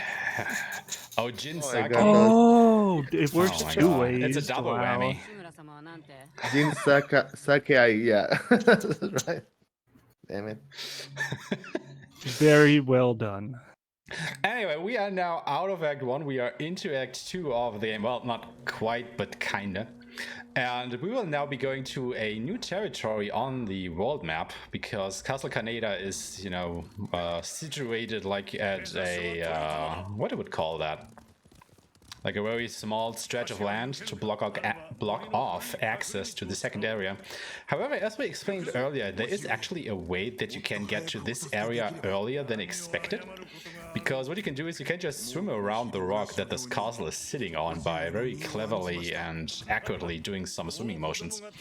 However, if you get to Toyotama, the second area, before having done all the main quests in Act 1, that area is basically not populated by quest NPCs, so you can't actually ever do anything worthwhile over there. So that is why we are not using that in a speedrun setting, sadly. But if anybody were to find out how to make use of that, you know, it would cut a solid hour or so out of the run, or even 3 hours out of a new game run. So, you know, hint hint, nudge nudge. If you think you're a glitch hunter, contact us. All right, way to make new game harder, because let's see, I'm gonna Oh, yeah. not have 12 levels Mhm. by doing that. Oh my goodness. But, you know, skipping all those cutscenes should be worth something, I want to say. I like how being on foot is faster than being on a horse here. However, you can actually go too fast here, as I found out this week. I actually went so fast by jumping around here that I left Shimura somewhere in the woods and had to go back and get him. Which was really annoying because that was a world record run. But yeah, that can happen. That is a thing that can happen in this game. You can go so fast that you actually start going slow because you have to go back. Yeah, So- you can think of it as there's like an imaginary sphere around the NPC, and if you leave that sphere, he stops moving and waits for you to come back. So pretty much anytime you're in what is called a walk and talk section, that you have to Walkie-talkie. stay within that sphere. Walkie-talkie, is that what we're calling it now? Great. Yep. I mean, it's like walking a very well-trained dog, right? That just stops walking when it gets too far away from you in a way. Yeah, yeah. Kinda. I guess. Oh, come here. Can you guys run away? I'm just Can you run thankful away? it's not No. based off of line of sight, because then we would have to approach everything differently. And I'm very thankful it's a sphere, because like then you couldn't skip Ryuzo dialogue in the first time you're in his camp. True. Also, I'm very glad that Lord Shimura's horse actually stayed on the path here, because you will always have to go and fetch it after this fight. And if his horse is just way to the side somewhere, he still will have to go and get that, and that can just take lots of time. Also, fun fact about this gate to the fort right here. The hitbox of the gate itself only disappears when it has fully opened. So if you were to kill these archers that open the gate before they have fully opened the gate itself, you basically softlock your game, because you can never enter the fort, because technically the door isn't open, which is fun. It's not. Yeah, doors are his own thing in this game. Doors can get you away from a world record base because they work so silly sometimes. Maybe we will see more of that a little bit later into the run as well, where doors become our mortal enemy, so to speak. Also, who is still alive? Why are you still alive? Yes, one thing that happened there is that Aeshmah actually die. But we have a skill that's called I don't remember the name in English, Iron Will. but Iron Will, yeah, that's the one that let you like get back to life if you have like 3 resolve. And as you can see before, I said that having resolve or lethal is important, and that is one of the reasons why. You want to have enough resolve to use the Iron Will if you die, because you get hit once, twice, and that's all in lethal. So having resolve for using Iron Will is actually quite important. I don't think we've mentioned resolve at all, actually. It's those little yellow circles in the bottom left-hand corner of the screen above the health bar. It's how you heal, and it also governs how frequently you can use some of your abilities. Now, it was also the first part of routing that was any real controversy, really. So we had Japanese runners and Western runners who had basically 2 different routes for the first 2 months. And the key of the divergence was in the Japanese running community, they would pick up 2 extra resolve in the new game run. And the Western runners, we routed that out, and that we never converged on route for the first 2 months, I think, between our 2 communities. I guess that is a factoid that I did not know until now. You're welcome. We're glad to have John here for all the ancient history. Like we said, he is one of the OG runners of the game, like everybody else Yeah. who just came on afterwards. Ancient history is kind of not the best way of putting that, but I think everybody knew what I meant. That's okay. I'm over 30, so I'm ancient. I get it. Well, so am I. I think everybody here is around 30. Like the Ghost of Yeah, Tsushima I think- speedrun community, we're actually kind of an old bunch, I want to say. At least the people True that. running the main game.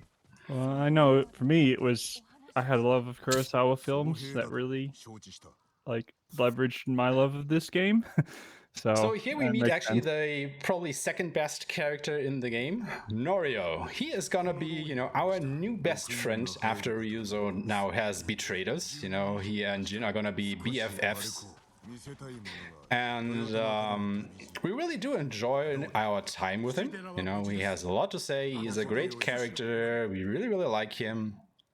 So, of course, the first thing that we're going to do after meeting him is that we will go ahead and first we're going to finish this quest, with the title and all. And then we're going to call our horse while Rio is still talking to us.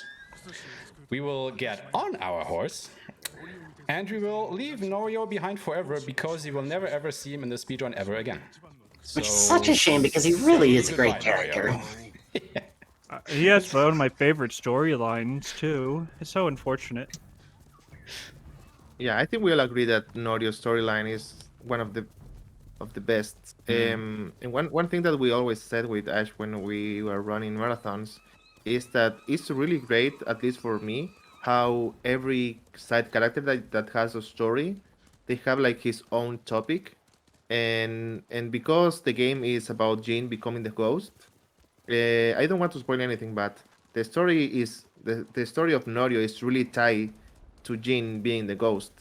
So it's really really interesting and it's really really well done, and it's an amazing story. And it's so sad because we Act 1, Act 2, and Act 3 are actually like close areas. So we actually can't do like an audio run because then you will need to do like Act 2 and Act 3 completely. So defeat the whole purpose of having like one Norio storyline. But yeah, I think Norio is one of the best story in the game. And shoutouts to Earl T. Kim, the actor for Norio. He's actually a Twitch streamer, great fellow. And Norio is this super serious Buddhist warrior monk, and Earl on his stream, and I imagine in his personal life, is just the biggest goofball you could ever hope to meet. Absolute sweetheart. Daisuke Tsuji, the voice actor for Jin, is also a Twitch streamer. Haven't watched him quite as much, but I'm sure he's a great time to hang out with too. Norio does have his speedrun tech. It's called Norio Skip. And this is all more ancient knowledge, but we didn't know when you left the camp and Norio was talking that you could just leave. So we would stand there and wait for him to finish talking for an extra like 90 seconds every run. And then someone discovered Norio Skip where you just run out ahead and it saved a minute and a half. So there is Norio Skip, so he has some speedrun tech. Yeah, the thing is, like, with what we did at the start of the quest there is that Norio's dialogue actually finishes before this timer that counts you down actually ever comes close to reaching 0, and so you can't just, mount your horse and start riding away while he's still talking to you without any repercussions whatsoever. Well, that's nice. Speedrun-wise, not interpersonal-wise, I guess. Because you don't do that to people that are your friends, right? You don't just ride away or drive away while they're still talking to you. Or do you? Oh, no, it's pretty unnatural. Yeah, right. So yeah, interesting fact here. You see me like do this long riding session without ever opening my map, and the reason behind that is, of course, the one thing is I know where to go. The other is you see this banner on my screen that says Izuhara is under attack. If I were to open my menu right now and go to the map, it would give me this long, drawn out but nicely animated animation of telling me which settlements in Izuhara have become under attack, and that just takes like a solid 30 seconds or so to get through.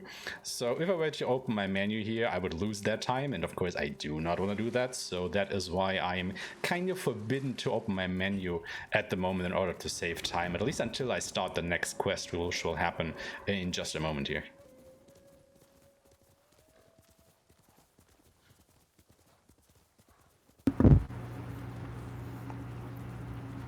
I don't think this riding route has changed since the very beginning.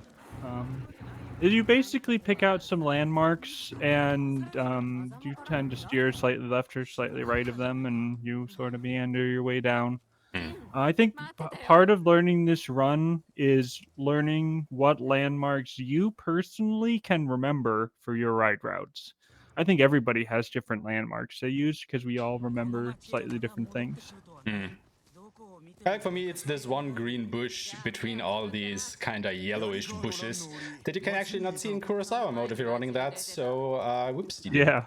If you use the speedrun notes, be aware the screenshots are in Kurosawa mode, because I was running and routing in Kurosawa mode. So all of the notes on speedrun.com are in black and white.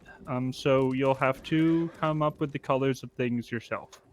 Just imagine that. Or use it as a coloring book, I guess. You know. True. You could. I did color some pretty notes on top of the black and white images in like red and blue because it showed up easy. Yeah, I was just gonna say, at least when it's in black and white, all these reds are like really popping. So there's a little bit of a speed check coming up here. Once I skip the next cutscene, Jin will run to the edge of this cliff, crouch down, and then we'll have to look at this map, at this camp. And if Jin does this fast enough, and that allows me to look at this camp, I can actually skip the dialogue, and I actually did. Very nice. Because what happens there is when you press X to look at one of these, landmarks during the survey, it triggers some dialogue. And apparently the game is programmed in such a way that it finishes locking you in looking at that thing until some dialogue finishes. And since I am still, or rather Yuna is still talking, has still dialogue going on, while I look at the camp there, and she finishes very shortly after, that counts as having finished the dialogue for the camp, and so I can just immediately back out of that and start looking at another thing. And that saves again like 5 to 10 seconds or something like that. So again, not a major time save, but all these little things are starting to add up over the course of a multiple-hour run. Yeah, I think that's the big thing about Ghost of Tsushima is that I don't think you have like a skip that saves like 5 minutes or something. It's only like the smallest things that saves like 10 here, 5 here, 15, 20, that at the end of the day, they all add up. Yeah, this is a story of 1,000 5-second time saves, and your first 100 runs are going to be discovering where your next 5-second time save is. And you just keep piling them up as you do more and more runs. It's a really interesting experience to learn. So Charles, I wanted to explain this because you found it. Yeah, so in this one, the thing that just happened is that spot there is one of the spots that you can't sprint and you can't jump either. So using the Dance of Wrath is actually faster, but at the end of the Dance of Wrath you have like a really slow animation of Jin putting the sword back in the case. But if you aim your bow before that, you actually cancel that animation. So the fastest things to do there is actually do 3 Dance of Wrath and then going over the gate and jump into the place where the cutscene happened, and that triggered the cutscene before it should, because before we used to wait next to the door until the dialogues ended, but we found out that if you jump into the place where the cutscene is actually happened, the game is, oh, you're not supposed to be here, so trigger the cutscene. And it says like maybe 15 seconds overall. If you would like to know the rarest of cutscene lore, there was a period of time where we were testing what happens when you die as a cutscene starts or when you die just after a cutscene starts. And we got all sorts of interesting things happening where a cutscene would play twice, or you would get halfway through a cutscene and then watch the first half again. One time we skipped the whole cutscene, but we were never able to reproduce it. Yeah, lots of interesting things could happen. Which actually ties into how you skip cutscenes in New Game Plus, because New Game Plus was patched in after the game had released, and so did the cutscene skips with it. And what's actually happening is when you skip a cutscene, the game, when it starts a cutscene, it places a checkpoint after the cutscene, so you actually do not have to watch it again when you reload the checkpoint. And that is basically what you do by skipping the cutscene. You're actually reloading a checkpoint that is after the cutscene. And what that also does is it completely refills your health. So you can basically also use the cutscene skips as a way to, regain your health. So you don't actually have to use resolve if you're close to dying, and, save up your resolve for when you actually need it. So, another nice little factoid in order to conserve your resources during a New Game Plus run. Yeah, we also abused the cutscene skips with the fact that they're checkpoint loads. This is very useful for making NPCs skip part of their walking routes. So you can save, another 10 here, another 5 there, as we mentioned, by learning how to carefully use these reloads to manipulate the game. You see me do that during the Tale of Sensei Ishikawa, like back at the start of the run, where after I had finished clearing the camp, I went ahead and reloaded the checkpoint, and Sensei Ishikawa immediately teleported to the middle of the camp, where I could then go ahead and advance the story. Wasn't there something about cutscene skips also draining your ghost dance charges? No.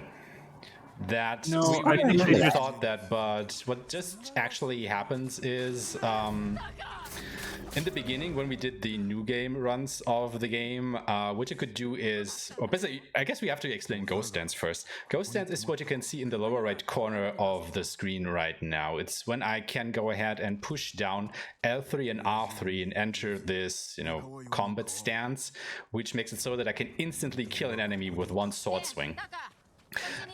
Think of it as, Wrath of the Gods from God of War, stuff like that. And in the beginning, you could use that during the duels. So what we would do is we would load up our Ghost Stance and then enter the duel. And during the duel, we would use it to instantly skip one of the phases of the fight, because those 3 strikes were enough to deplete the health of our duel partner.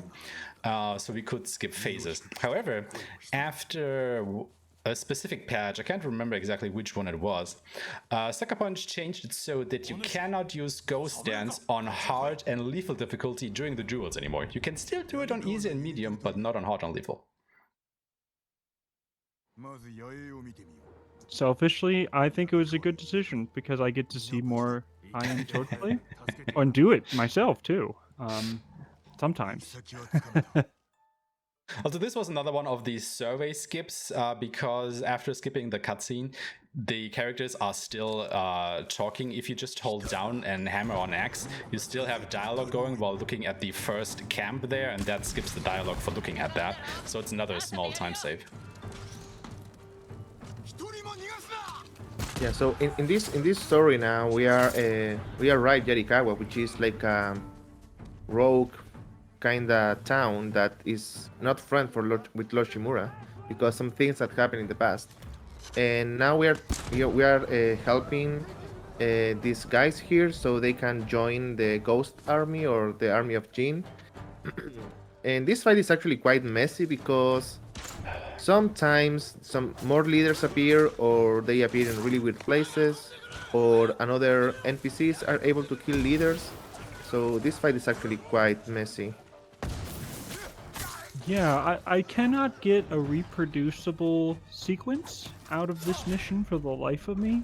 I speculate that this level has its own spawner that is unique in the entire game and behaves like no other enemy spawner on any other level. That's my theory, but yeah, I cannot get any reproducible results here.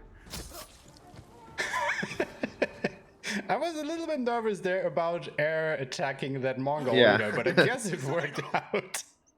I saw your face. Because that is another thing. We explained that earlier with the blowgun.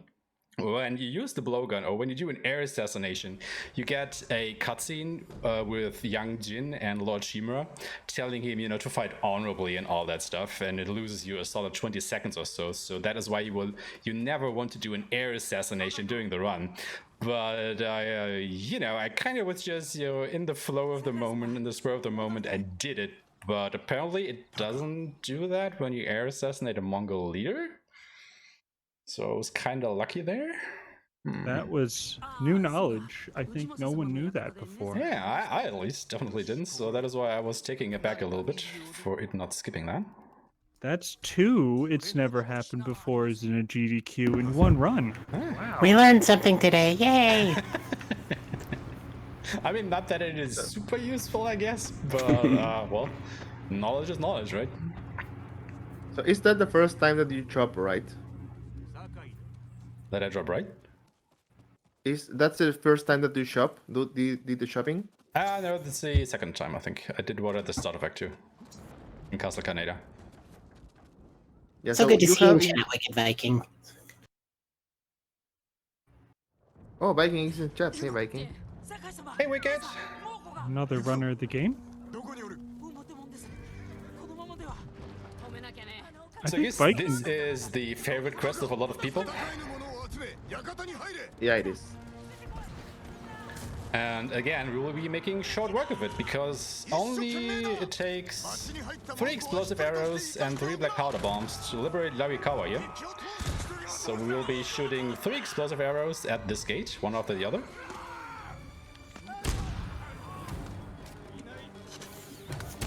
And that should take care of everybody there. Then we go to the side gate. Throw a bomb. Wait for these guys to go on the gate at the other end of the bridge. Throw a bomb. Wait for the reinforcements to come. Throw a bomb. I'm sensing a theme. And that's the siege of Yarikawa, basically. Michael Bay strats. They work. They definitely do. Yeah, and here we're going to exploit again that smoke bomb thing that we were talking about earlier. And yeah, so basically you need to destroy these 2 siege machines. And you have to actually kill everybody here to destroy them. But again, we can just throw a bomb and the game is going to recognize that we are alone or that nobody is there. And we can destroy the things without actually killing anybody.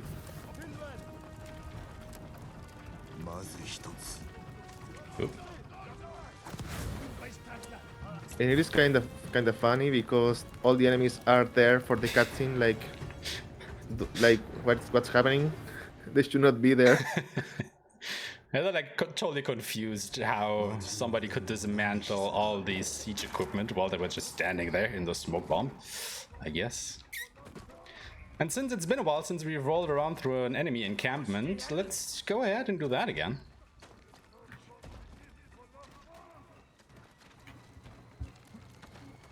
So we'll just roll through the whole thing here. Nobody will be none the wiser about our appearance. Again, all I'm doing here is just hammering on the roll button. There is no trick to this. You just start rolling while you have not been detected and keep rolling until you are where you want to be. Yeah, and I should just change outfit so you know what's happening. You know what's coming. Yeah, if you are not wearing your outfit for this roll, be aware that your detection while rolling does slightly change with difficulty. So it will get slightly tighter on harder difficulties if you're not wearing the right armor. Mm-hmm. And just because I have to, keep rolling, rolling, rolling, rolling. Yeah, you know, like the song goes, they don't see me rolling, they don't hate me.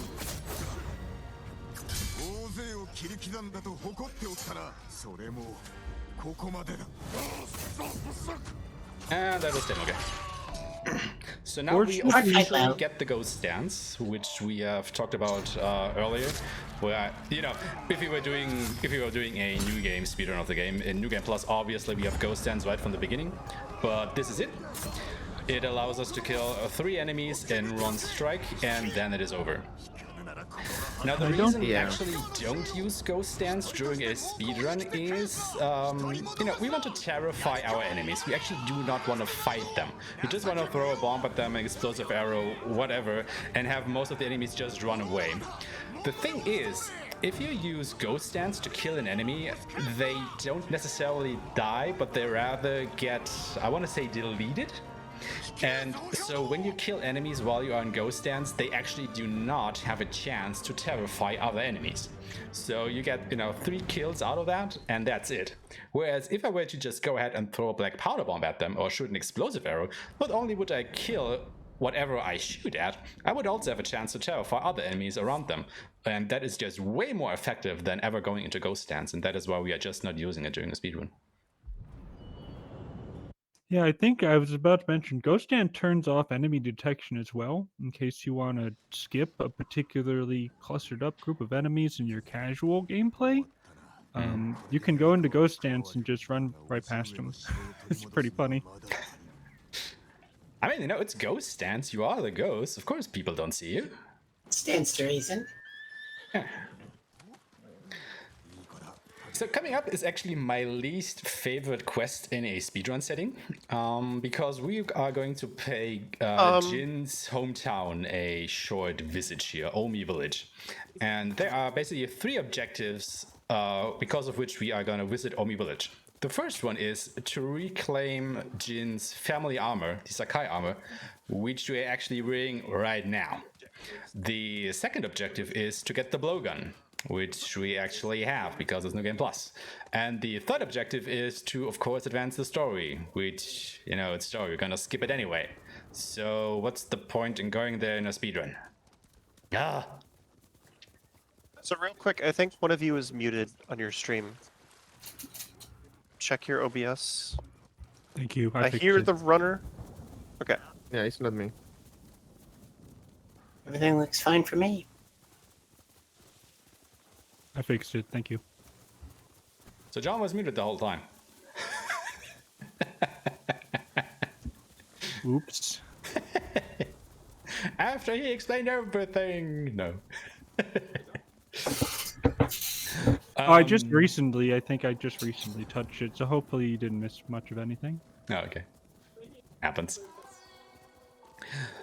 But yeah, on top of that, this quest just crawled by a bit on a snail's pace, personally. If you're playing this casually, you know, it's a fantastic quest. You know, the characters that we're gonna meet here are very nice people. They are very well written and acted. It's like really superb. But in a speedrun setting, this is like really the lull of the run for me personally, at least. I don't know if you guys are saying something different here.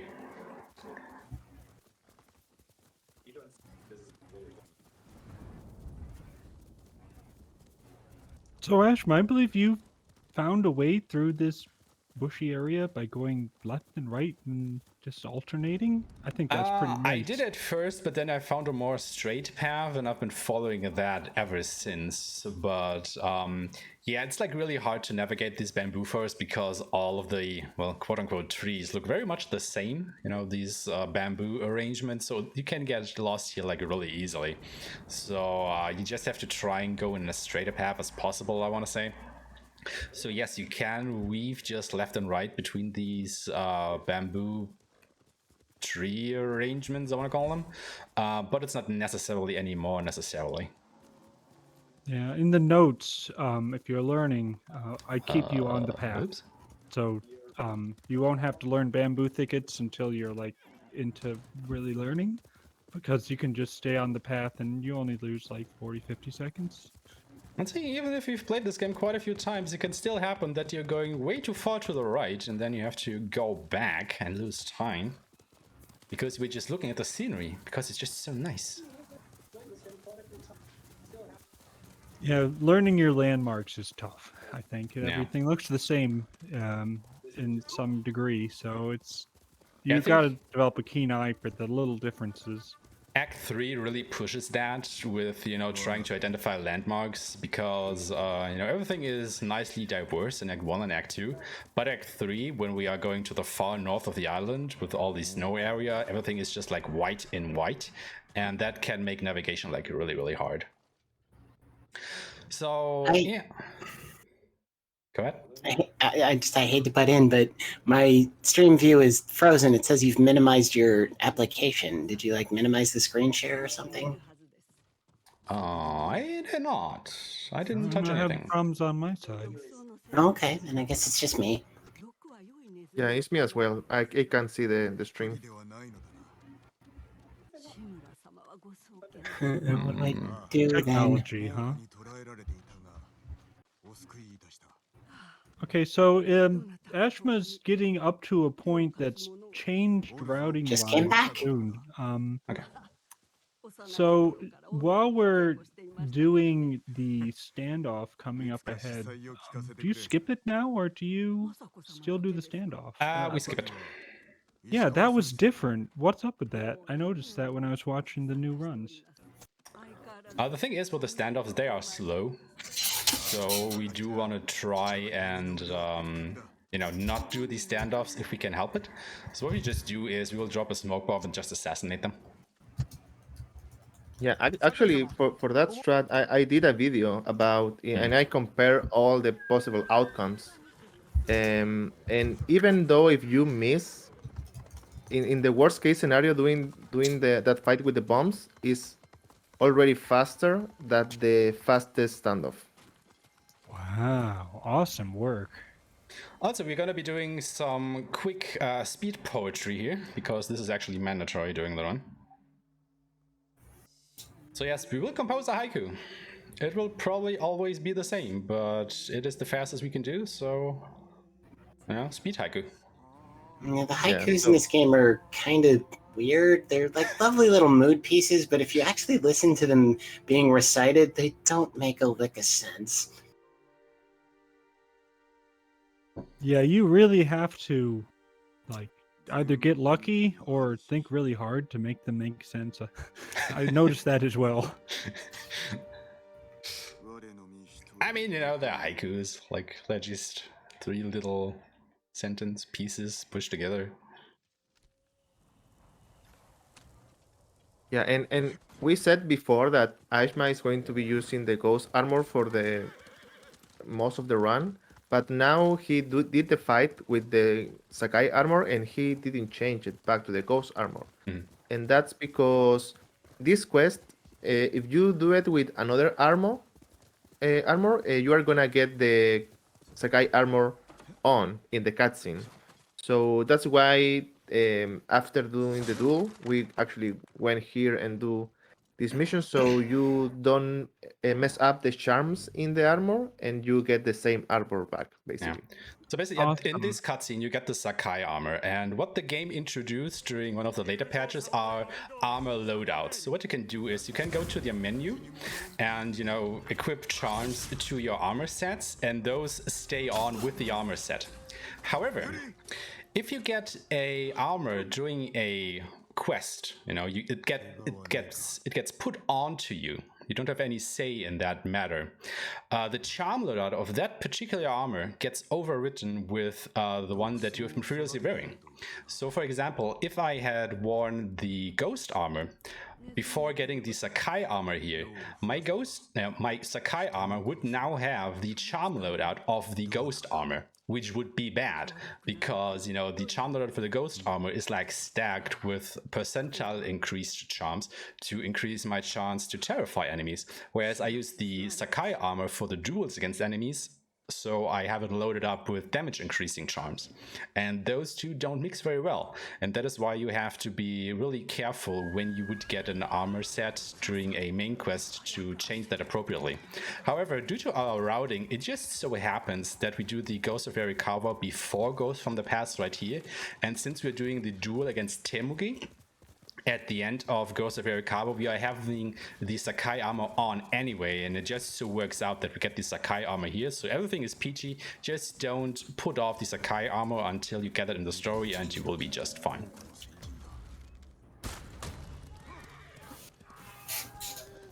Yeah, and this short little quest is for getting the this plan for making the blowgun. And so now in this point, we can't use the blowgun without losing time, because So watch if that you use Mongol. it, He's just running to the hills.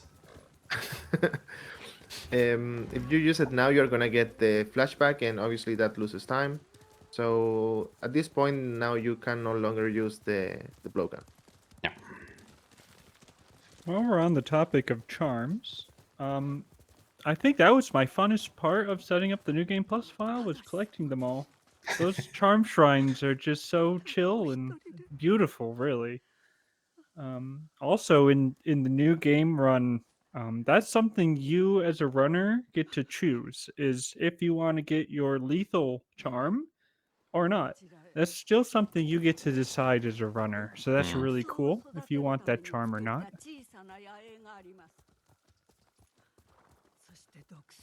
Yeah, so there is a charm in the game that makes it so that doing perfect parries and perfect dodges and stuff like that, the timing for them gets easier, and you will have to complete one of the shrines to get that charm. It of course takes you about 5 to 7 minutes, I want to say, to actually do that.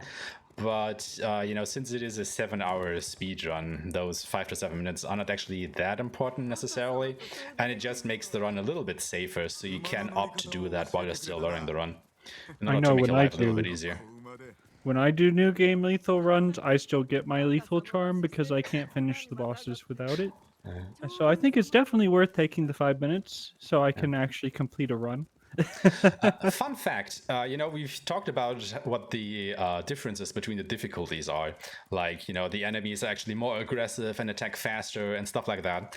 And since the individual attacks of the enemies actually do come out faster on lethal compared to, say, easy difficulty, I personally have a very, very hard time doing the duel against the very last enemy in this game because the timing for the parries is so different that I just cannot get it down. I have very much a problem fighting that guy on easy difficulty. It is hilarious to watch because I basically destroy him on lethal, but on easy, oh my god, like all the bets are off for that fight.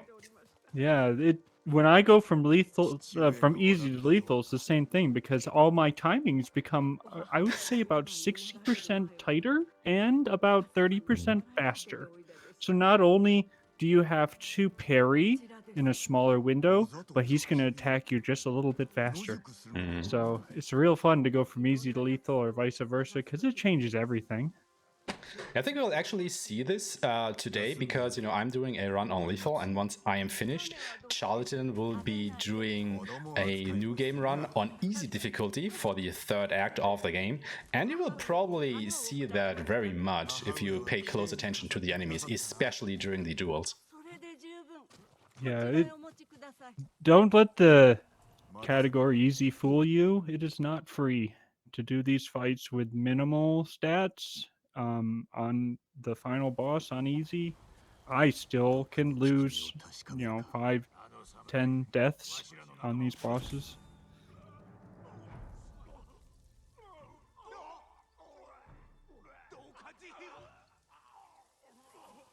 So that's the first time, quote unquote, that we have to use the blowgun, and now we're not gonna use it again. And this is actually the final of the Ghost of the Past quest. And now we're going to go to Umugi Cove to meet another friend and continue the Act 2. Actually, we are doing this route because it's faster in New Game Plus, but you have like 4 main objectives on Act 2, and it doesn't really matter what order you do them. We do this in this order because obviously it's faster for us, but you can actually go whatever place you want and do in whatever order you want to. Actually, in New Game, we do Omi Village before Ghost of Yorikawa because then we can have the Sakai armor for the fight against the Muge, for example. Yeah. Perfect example. Well stated. So we're gonna meet a old friend of Lord Shimura in Umugi Cove. Sadly, he has lost 2 arms and about 1 meter of body height. But maybe some of you guys will still remember him.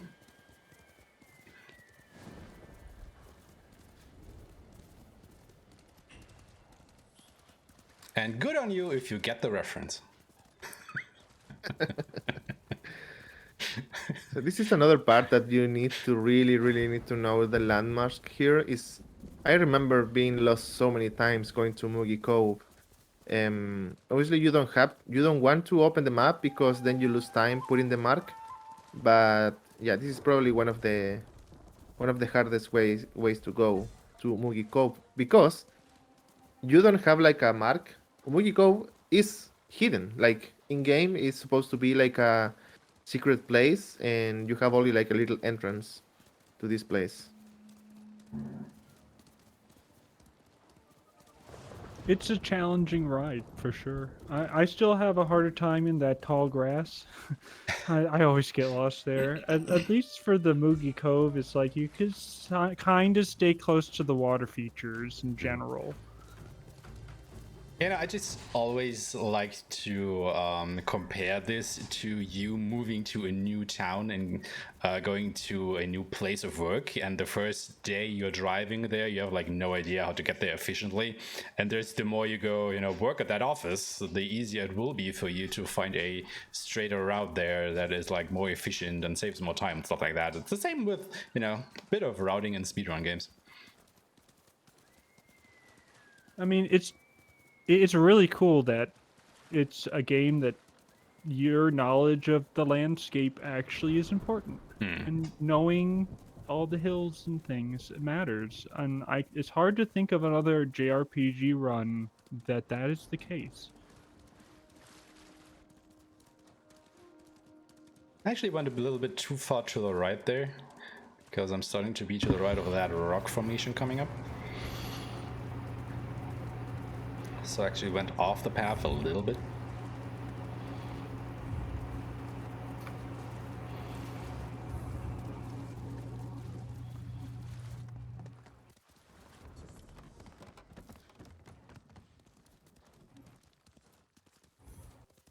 So there are a lot of really cool side quests in this section of the game. This is where you start really dueling the Ronin, and you really start getting into some of the tier 2 and tier 3 enemies.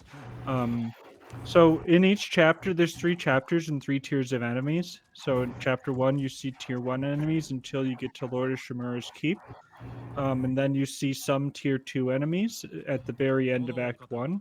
And then in Act 2, it's mostly tier 2, and you start to get some tier 3, and then you finally get to the end. And you'll know what tier they are by the color of armor they're wearing most of the time.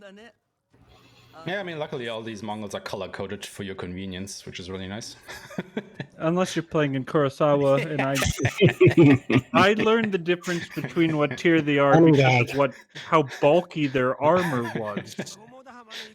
And which is you can actually see, you can visually see in the Kurosawa mode how bulky they are, and so that's how I sort of figured out what tier they are. Is oh, that guy has thicker armor, so he's tier 2, and that guy's got sweet armor, so he's tier 3. Also, this is Goro. As you can see, he lost about 2 arms and 1 meter of body height, so he looks quite different than you might remember him from your childhood, beating you up at the arcade and eating your coins. Stuff like He's that. also wearing a lot more clothing. Yeah.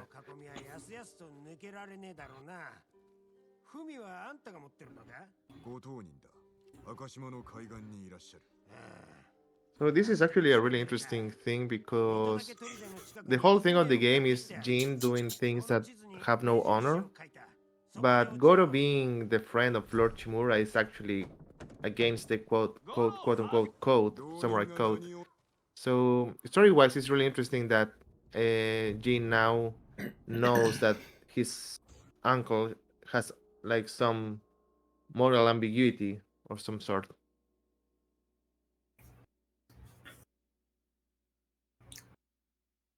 No, I recall later on, Shimura did not get upset about using that Hwacha to get that boat out of the bay. You know, it's pretty ambiguous at times. Yeah, good point. I mean, if it suits his needs, I guess you can be a bit ambiguous from time to time. As long as you're not ambiguous, yeah. As long as you're not ambiguous in front of his troops, like in the castle, and then he can't, because you did it in front of other people. Yeah, probably. I just love saying that word Hwacha. It sounds like you're making a Stewie Griffin reference. Oh, it's Hwacha. Yeah. Hwacha. The more you get into it, the more correct you're pronouncing it, by the way. So you can really go Hwacha, and you're still correct. I mean, if you've never spoken any Mongolian, at the end of this game, you at least will know what the hell Dosho means, right?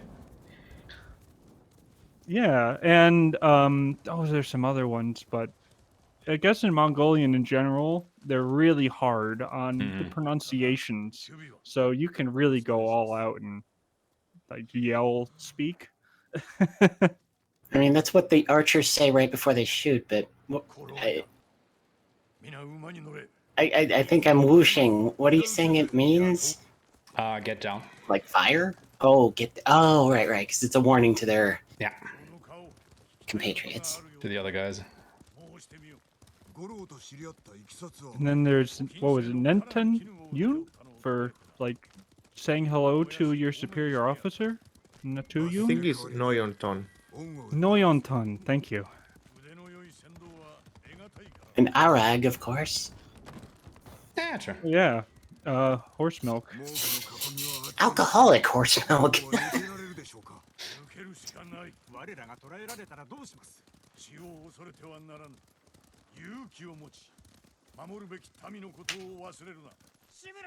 So this next part is kind of tricky because you need to go to a specific place to trigger the next cutscene, but the cutscene is only triggered if everybody is there. But these NPCs sometimes can get stuck in the little hitbox there and lose so much time, so hopefully that's not going to be the case now. Okay, I think everybody's coming. Yeah, they are there. So yeah, depending on how fast you go there, the place where everybody dismounts can be different, and that can mean that sometimes, you know, one of these NPCs just gets stuck between the horses or between his horse and a rock or whatever, and he can't progress, and then you have to just reload the checkpoint and do this walk again, which is like really annoying. Also, another potential softlock opportunity is coming up right here at the next gate to Fort Mitodake, so hopefully that doesn't happen. Yeah, we talked about that earlier. Doors are actually a thing in Ghost of Tsushima. So doors in the game, they are not closed or open by themselves, but NPCs needs to open and close the doors. As you can see in the background, there is a door there, and the two Mongols that are there are going to close the door, but sometimes they are out of sync. So they close the door, and one of them is... this actually happened. Is outside, so the door kind of close and opens again because they need to close it, and it happened twice. That's so funny. Okay, they're right with Yeah, themselves. this is so annoying. Because those Mongols, you know, they are programmed to close that door, but they can still get terrified by our actions, and they can just get terrified over and over again, and they will just never get through their animation, then you just cannot progress. So that can be fun. You will have to reload the checkpoint and do this little fighting section out here, which of course can lose your time. So at this point, you're just praying that the AI actually behaves and does its thing so you can progress the run.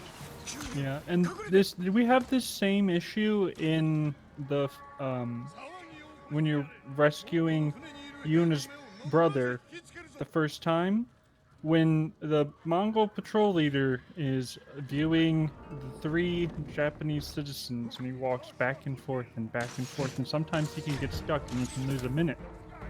I think overall this game struggles a little bit with progressing programmed plot events in sequence. That's where it really starts to break down. It wants to be an open world, flexible game, but the second it tries to do things sequentially, it really starts to struggle. Yep. And speaking of softlocks, Charles, during your run, promise me you'll mention the one you inadvertently discovered on your stream the other day. Yeah, we're gonna talk about that softlock at the end of my run. Third ending of the game. Yeah, that would be hype.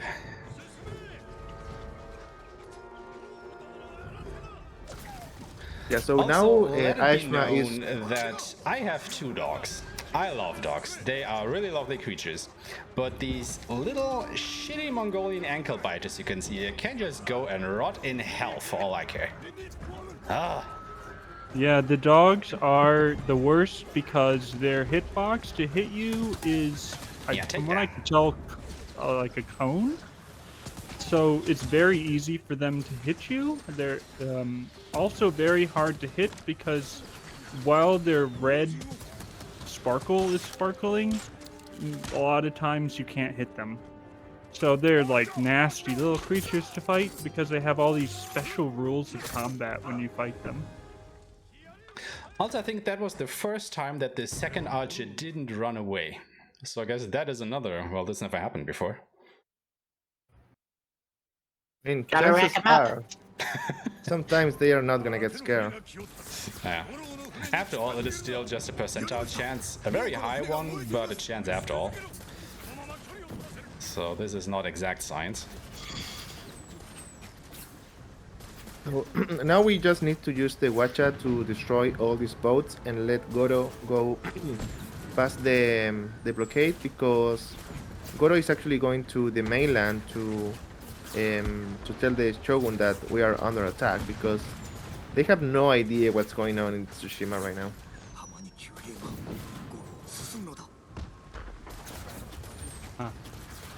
So We all had this mentioned earlier, this was the moral ambiguity section here, where Shimura is real happy that you're blowing up all these boats with the Hwacha, even though that's clearly against the code. It's the honorable samurai thing to do.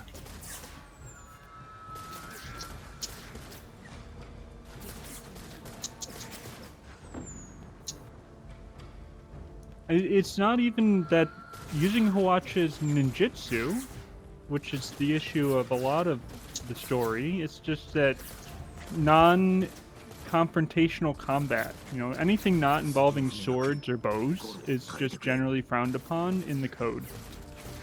So the fact that you're not fighting these guys with swords honorably is way against Lord Shimura's code.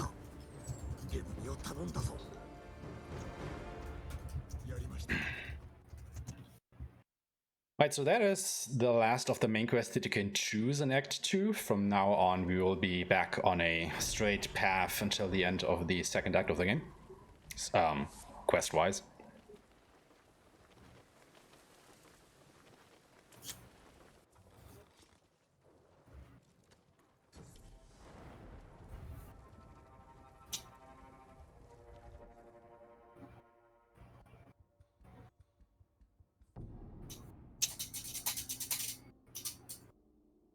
So some interesting facts about the code.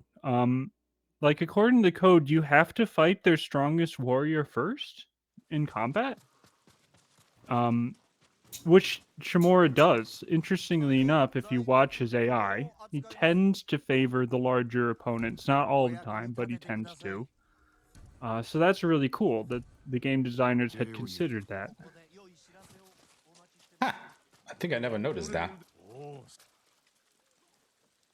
Interesting. He'll also shout things if you are really taking your time on the levels. Like, he'll say target their largest first. Like, if you're really slow on a level, he'll try to, like, shout things to you. It's also what happens in the prologue fight when the Tsushima side sends Lord Adachi into what they think is going to be a duel that doesn't end well for him. I mean, it was a one-on-one fight. I can't fault Khotun Khan for that. Oh yeah, by the way, who the heck is this Khotun Khan dude? Does anybody know? Because I don't think I've ever heard his name or seen that guy so far. I have no idea. Did I play this game casually before? I'm not sure. What was the story again? Interestingly enough, the main antagonist of the game was originally going to be, I'm putting myself on the spot here, but I believe Genghis Khan, who was actually responsible. It was one of the real-life Khans who was responsible for the invasion of Tsushima Island. That's the historical basis for this game. But the developers, in consultation with people in the local area in Japan, basically, learned that using actual historical real-life people in the game was maybe not the best idea, kind of culturally insensitive, so they basically just decided against it, and that's why every character in the game is fictional. It's historical fiction. The game is loosely based on the event where the Khan family, there was a very large Khan family, each sort of divided into their territories. You, John. Just saying one quick thing about this quest. You are not supposed to do it this way. What's actually happening here? Taka showed up and wants to lure all of these Mongols out of this fort, so you can just go ahead and sneak in and take care of the rest of these guys and progress. However, as we've done previously, we can just go to this gate up here and drop a smoke bomb in front of it, and that will take us out of combat, and we can just go through. However, the rest of this mission will still take place inside this fort, and since these Mongols technically are still around, you just can't see them. We will be treated to a nice audio glitch, because for the rest of this mission, you can hear a couple of Mongols shouting at us, like this, but we will never see them.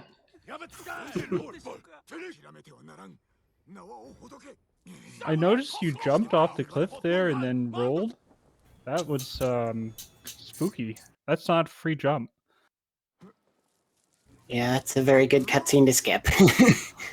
Yeah, it's kind of graphic. Yeah. Yeah, so and that cutscene actually, Juna's brother Taka just died. And yeah, this is kinda a really sad part of the run. There is another one that is a little bit more sad, I think, coming up next at the end of Act 2. It bugs me a little bit that most people find that one to be sadder than this one. I get it, but it still bugs me a little bit. Yeah. This first Yeah, I think- playthrough, this one broke me.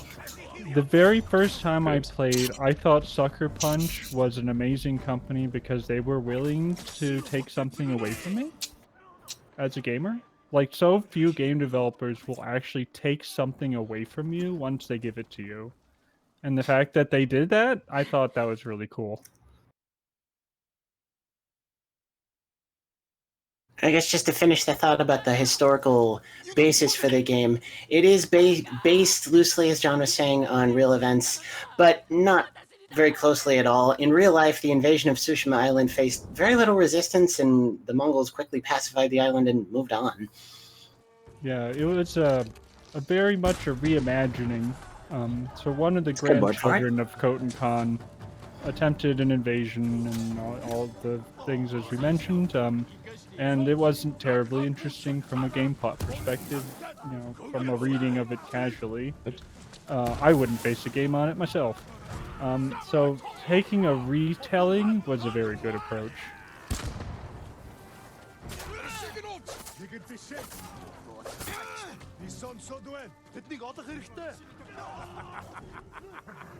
I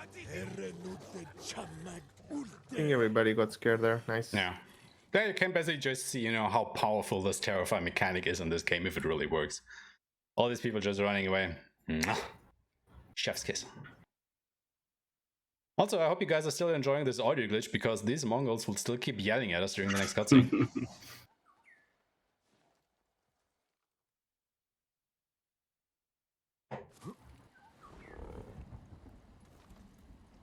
And we normally split when the title of the quest appears on screen, and this one is really weird because it takes so much time to the text to appear on the screen, so you can be like ahead and the title is just not going to spawn anytime soon and you just lost time there.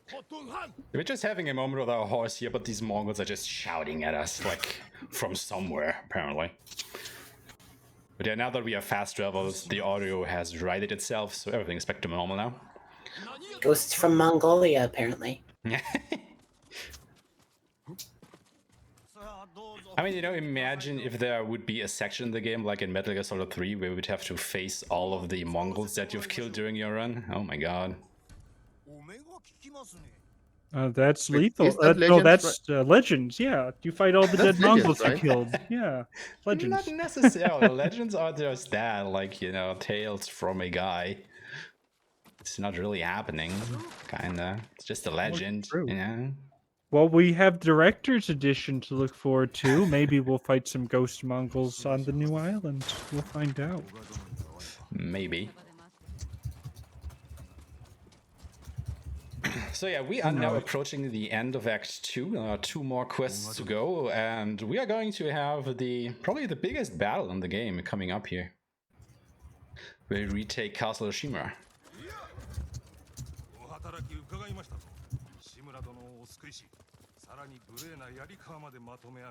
So there was a question in chat about if there's glitches in the game. I found a couple. There is a way to skip through doors by throwing a bomb off your horse that is very tricky and not free. There is a way to phase through a wall if you take damage on landing. That is also very tricky, and I have a hard time recreating it. As well, if you die at the start or just after a cutscene starts, it really doesn't like that, and it will sometimes play cutscenes twice, or the first half of it twice, or skip it entirely. It's kind of random. So yeah, we found some stuff. The kicker is, though, none of these are actually useful during a run. Yeah, I will not call none of it was useful. those things glitches. I think they mostly skips of stuff. If you don't want to go into the philosophical discussion about what is a glitch and what is a skip, let's go now there. Let's no go there. I have no idea, my dude. Maybe roly-poly samurai is a good example of a technique we found in the speedrun community that of note.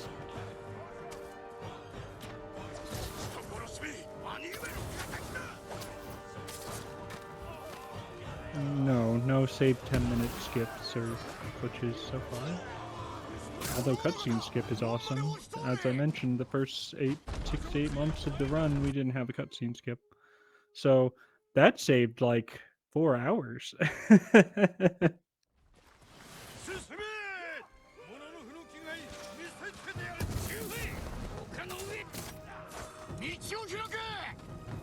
So here we have now the door that 2 Mongols are supposed to open and close.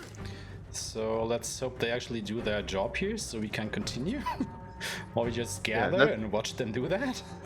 That's a real enemy in the game. Doors are the truly enemy in the game. Sorry. The fact that doors have bad logic. Well, doors have bad logic and they have bad hitboxes. So there's a lot of potential with doors. So if doors are polite suggestions in most NES games, what are they in this game? Really badly made. So interesting fact about this fight, you do not have to fight anybody here, you can just run straight to the end.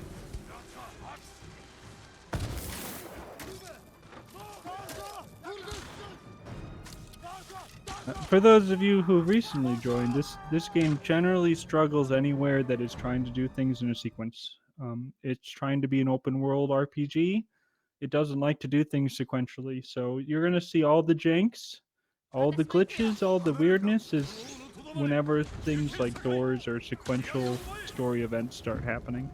Where did that flaming arrow come from? Yeah, I will say that Ghost of Tsushima is not an open world game. It is a linear game that lets you do stuff where you are not in a quest. Because if you are already in a quest, you can't explore, you can't do anything, you just need to go to the place that the game wants you to go.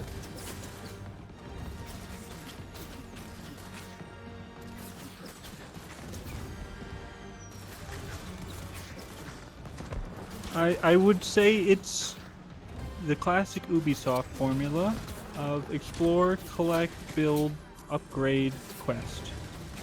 Right, classic formula.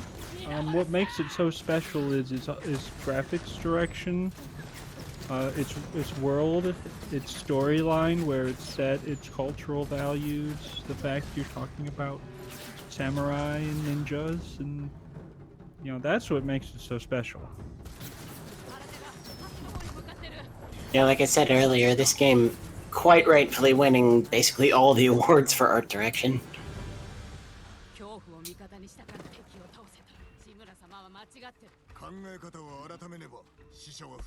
So here, even though Jin is already like using ghost things, he still is kinda the Tito's nephew, and he's like fighting with the samurais.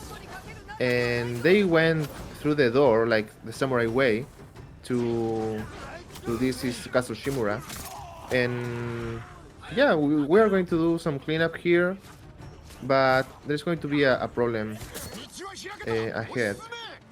As you can see, there is Norio, Lady, Masako, Sensei, Shikawa. All the gang is here with you. Oh, I should add, the things that this game does well, I think top of all, is the swordplay simulation. It has the best swordplay simulation of any game I've ever played, and that's what really drew me into the combat. Yeah, and there's some really great making of featurettes on pretty much every aspect of this game, but definitely about the katana, the sword, and the sword combat in particular. Remember seeing those before the game released. Really fascinating stuff.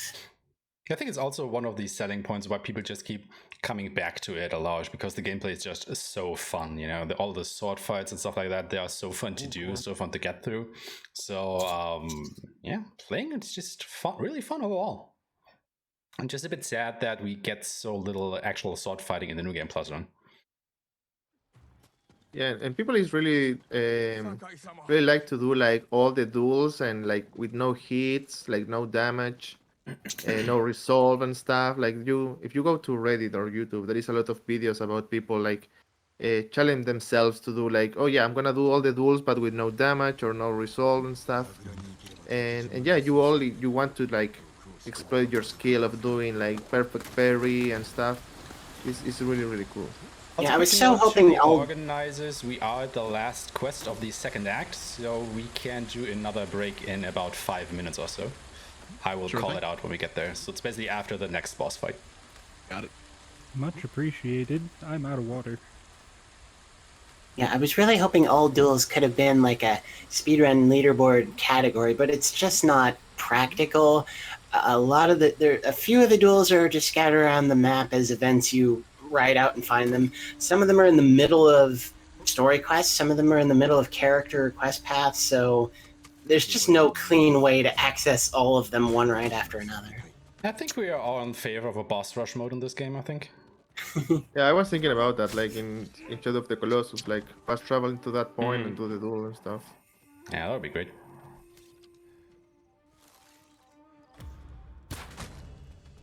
So here again, I think this is the one of the coolest showcases of the Tumbleweed Samurai and the Ghost. The Smoke Bomb strat. So basically, story-wise, what happened is that the army could not enter this part of the castle, and Lord Shimura is saying, okay, so we are going to wait until morning and you are going to go through the door. But Jin is saying, if we go through the door, we're gonna get killed because this whole thing is full of explosives and stuff. So Jin, against his uncle's wishes, went to the castle like in a ghost way, and he's going to poison the Iraq, so everybody can die with basically no real effort.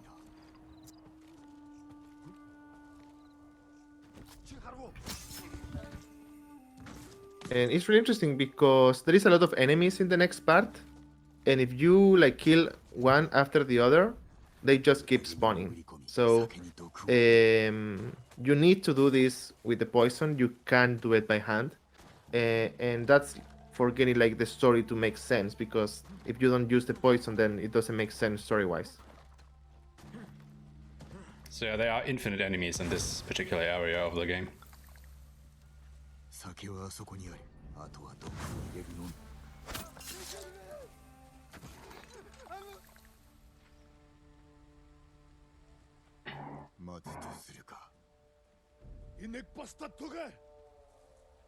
Oh yeah, somebody just pointed out in chat that yes, things can go flying.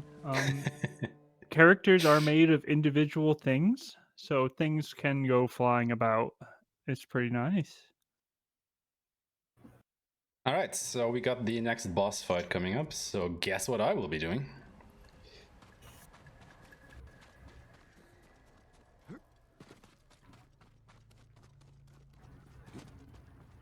Okay, this I like is how like, dead if I silence rem- ensued.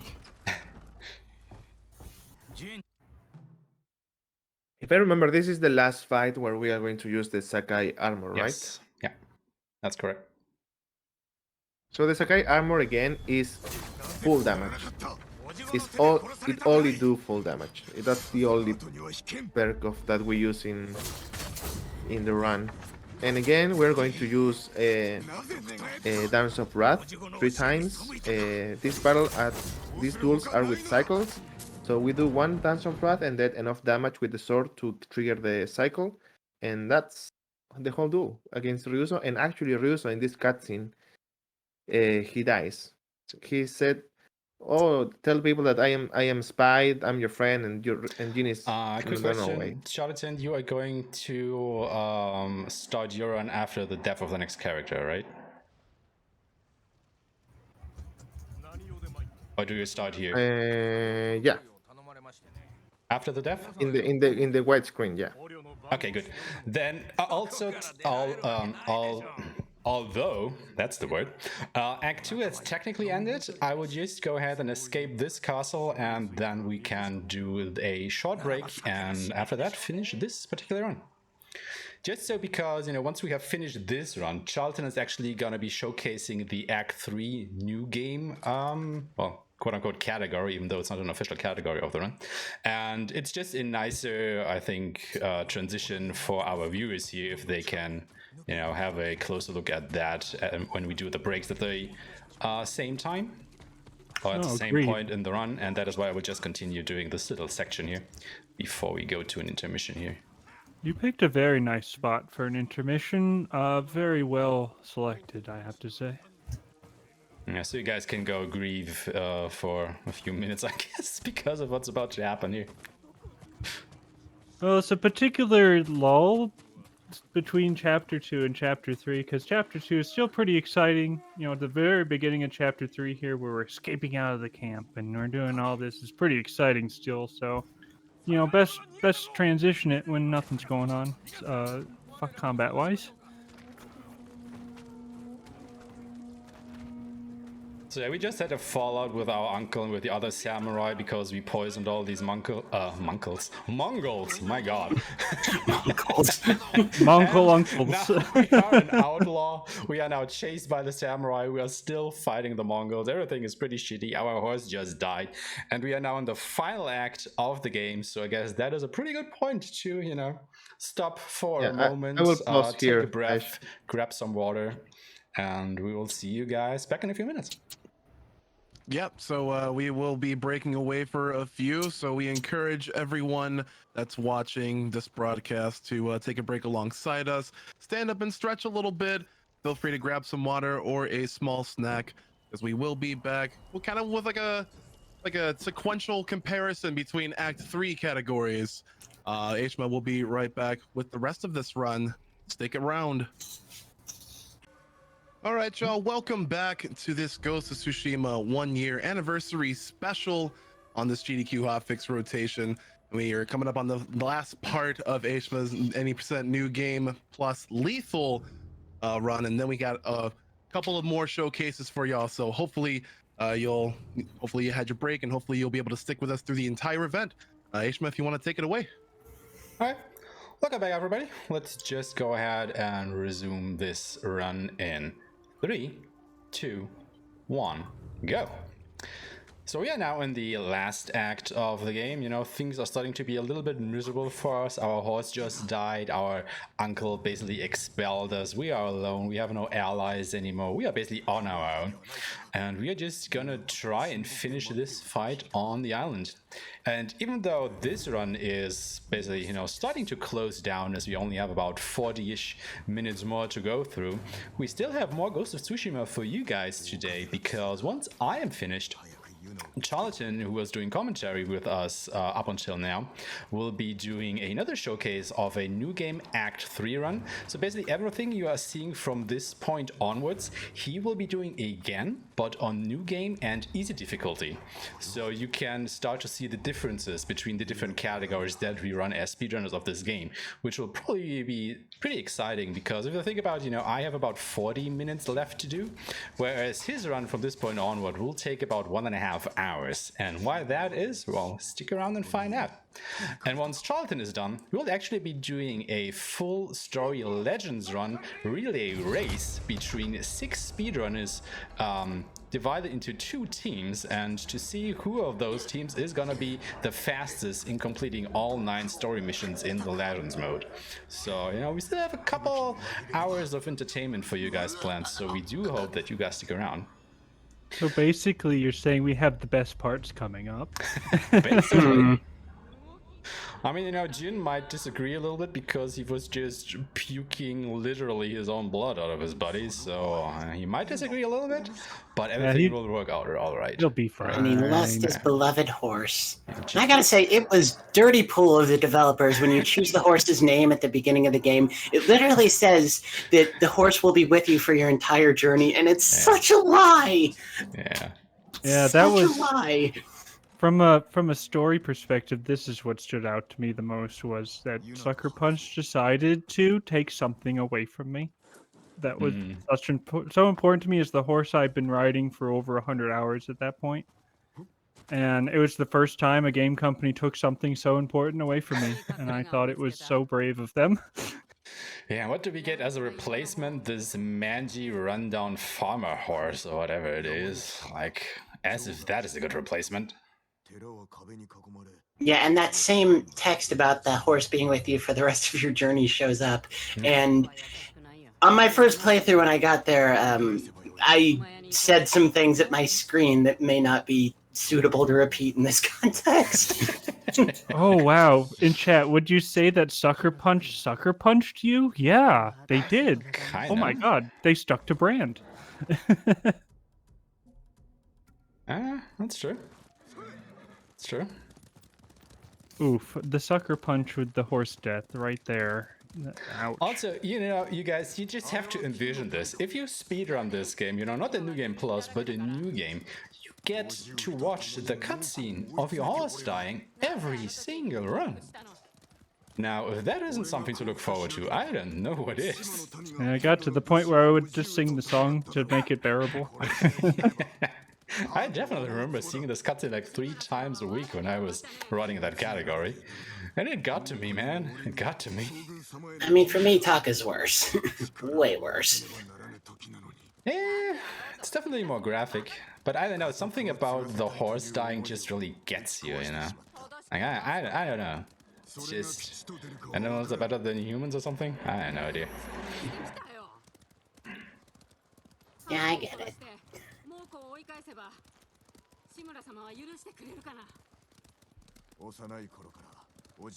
I mean, if you didn't have a horse, you would have to trudge through the mud every day. I mean, that's how important horses are back then. Sure. So when you have the little dialogue options to pick there, does it matter which one you pick? No. There is only one of these where it actually matters, and that is in the prologue in the tutorial fight against Lord Shimura, where you can choose to say something, how you are going to fight enemies, you know, if you're just trying to lure them in or trying to rush them down or something like that. And that is the only choice that matters time-wise, which you pick. The others, you can just pick whatever.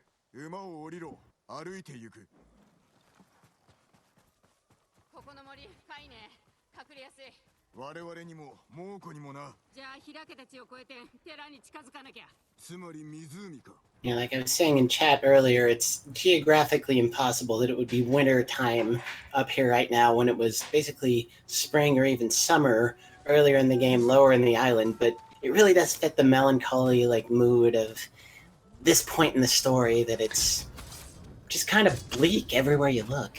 But that is why they want the art direction like everywhere, because of this. Because it's snowy in the north and summery in the south, you know. Like in every fantasy setting like ever, even though this is not technically a fantasy game. It has supernatural elements. Yeah, for sure. Like us rolling and nobody seeing us. That's definitely some fuckery going on there. I think I'm looking forward to seeing that first supernatural boss, Suckbutter? in Legends? Yeah, we are he's going the to see first one you Suckbutter play. a little bit later today. That's how one of our Legends runners, Clown, likes to pronounce it. Also, guys, I hope you are ready for the monthly edition of Mongols on Ice. Because, you know, we have all these lovely Mongols on the other side of this frozen lake that is littered with red barrels. So, you know, take a sharp guess about what's gonna happen here. Gee, what do you do with red barrels? Yeah. It's a mystery. So apparently Maybe, Khotun Khan has used all this time preparing for this invasion, you know, learning the language and battle tactics, but he mysteriously forgot to tell about his own people about red barrels. Sounds kind of fishy. Can I say these pagodas in the background are so cool? I would love to see a real pagoda so bad. Yeah, they are looking quite lovely.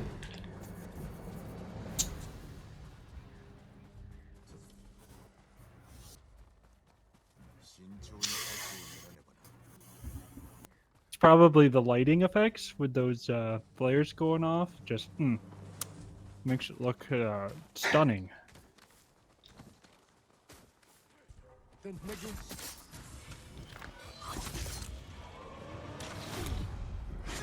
Oh, So I think that come was on, the guys. only instance of in the game of destructible environment is when you destroyed those barrels on the lake. It put a hole in the lake.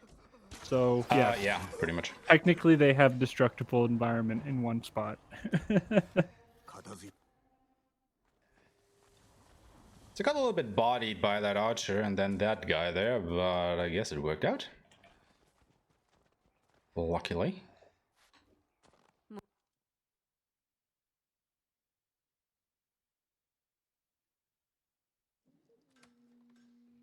So Jogo's Temple is gonna be our headquarters, so to speak, for the rest of the game, you know, where we are starting to amass our allies and our army in order for the last battle, because we do not have access to the south at the moment, as it is Oh, blocked man. off by Mongols and Castle Shimura.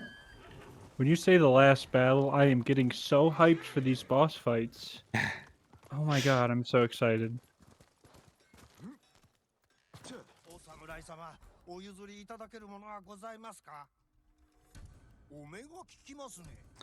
So we are just gonna buy everything that guy has to offer.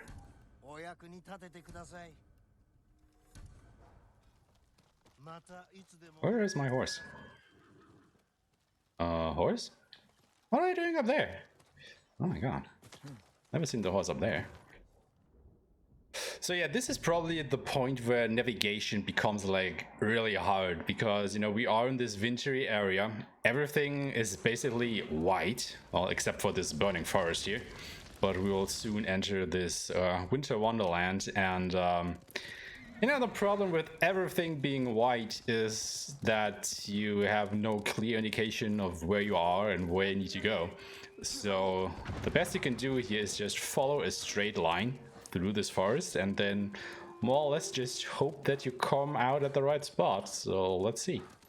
There is one benefit of either being in all black and white or all white, is it actually makes it quite a bit easier to see when something moves. Because when I was playing in Kurosawa mode, I noticed the second I transitioned to color mode, it was harder to identify things moving in the background. And I was just so surprised that in Kurosawa mode, I was easier able to identify things moving in the scene because it was all black and white.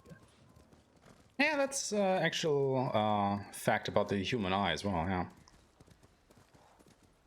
Really? I didn't know that. That's Yeah. cool. That is a thing. That is why you can make out movement easier in the dark, you know, at night. When there is less color going on, so it's like, you know, a thing of our prehistoric ancestors able to identify if a saber-toothed tiger is gonna attack them in the dead of the night. If they have to dodge or not. It was like really ingrained into us as humans. But here we are going to visit a very famous spot in Japanese culture, and that is gonna be Takeshi's Castle. I hope all of you guys remember that show, because it is awesome. And we're gonna visit that in just a second here. Don't get eliminated. Oh, I was on mute. Sorry. Don't get eliminated, right, Aeshmah? I mean, okay, it's not really Takeshi's castle, it's Takeshi's camp, but most of the letters check out, right? And that is all that matters Oh, here. yeah. You know, when I was first playing this, as Ash mentioned, figuring your way around here is hard. It's really easy to end up like accidentally on the right side of this mountain instead of the left side, and then you're just completely disoriented. Also, the reason why I put on the Mongol commander's armor here is I only do that if I see a particular patrol in my way, because I have not found a way to circumvent that particular patrol when it spawns. And that is why I just put on the Mongol armor to basically be invisible to them, because what the Mongol armor does, it makes it so that Jin is like really hard for enemies to spot, because, you know, he is disguised as a Mongol. So you can more or less just run up right to a Mongol patrol and they will do nothing. They will not spot you. Like this patrol here. They will get maybe a little bit suspicious, but most of the time they will just let you go unhindered, and that is like really important here. And that is like the only point in the run where this is useful, at least, because the patrols can be quite near to you. Which is also an interesting fact, like all the patrols that you see on the roads, they are random spawns. So if you're just having bad luck and all these patrols like spawn right in your way, well, it's gonna be tough for you, because they will probably have archers along with them, which can just shoot you down from your horse, and then things start to get really slow as you frantically run behind your horse trying to get on again to start going fast again, which is never a fun thing to happen. Yeah, and patrols can spawn in really, really weird places. I remember sometime one of them spawned right before the final battle, like the final battle. And so I was alerted before like triggering the last cutscene. It was so weird. I think the rarest encounter I ever had was eagle spawn immediately after the intro prologue finished, and you're riding the horse down into the meadow. I had a eagle immediately spawn in front of me. That was super rare. Yeah, during the cutscene. So it spotted you like before or after the cutscene? Oh, after the cutscene, Okay. once I got down to that field going to Yuna. So the reason why an eagle spawn is particularly rare is because they're tier 2 enemies. So they're not even supposed to be in that zone. Yeah. So that's what made it really cool to me to see.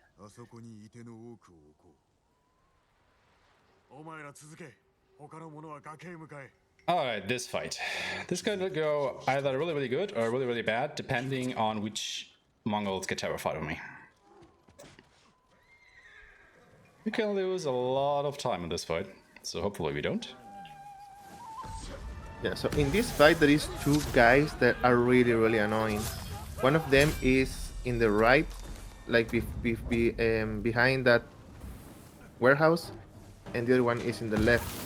So those guys can be there and not getting scared and be actually like be hiding from you. So it's really annoying, because then you have to go all the way around to kill those guys up there. Yeah, we got some actually annoying spawns. Yeah. So those So what's guys, the? I was just go gonna ahead. ask, what's the exact effect when you execute the Mongol leader? It looked like everyone who saw that instantly became terrified. Is that accurate? No, that was because of the bomb that I throw behind him. Ah. What happens when you kill these Mongol leaders is that you instantly get ghost dance. Yeah, I knew that. Okay.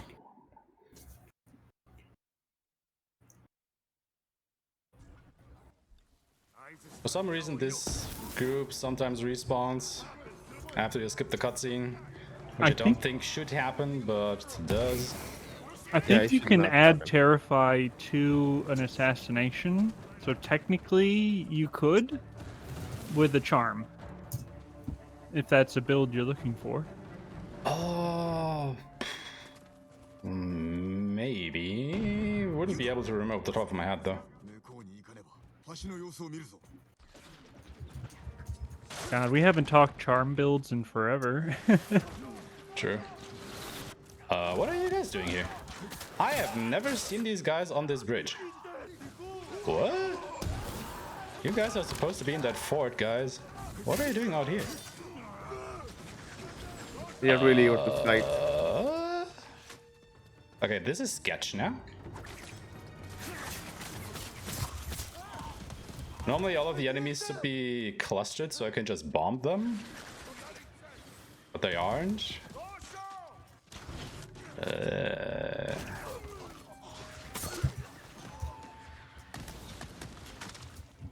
Oh, this is slow.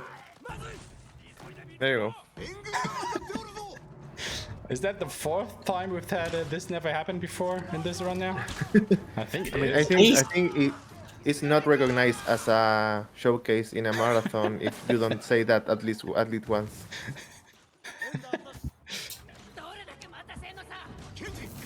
We're getting particularly weird spawns today, just in general. Wonder if we hit some system clock value or something that was off. I don't know. It's just weird spawns today. Alright, that was that.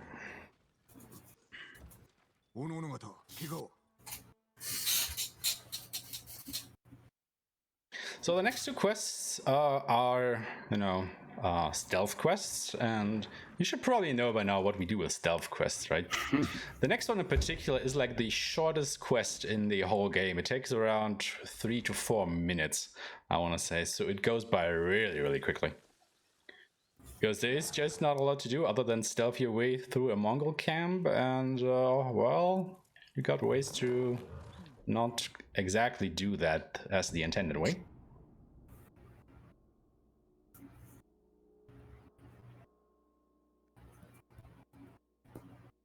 So here we go into the Gathering Storm.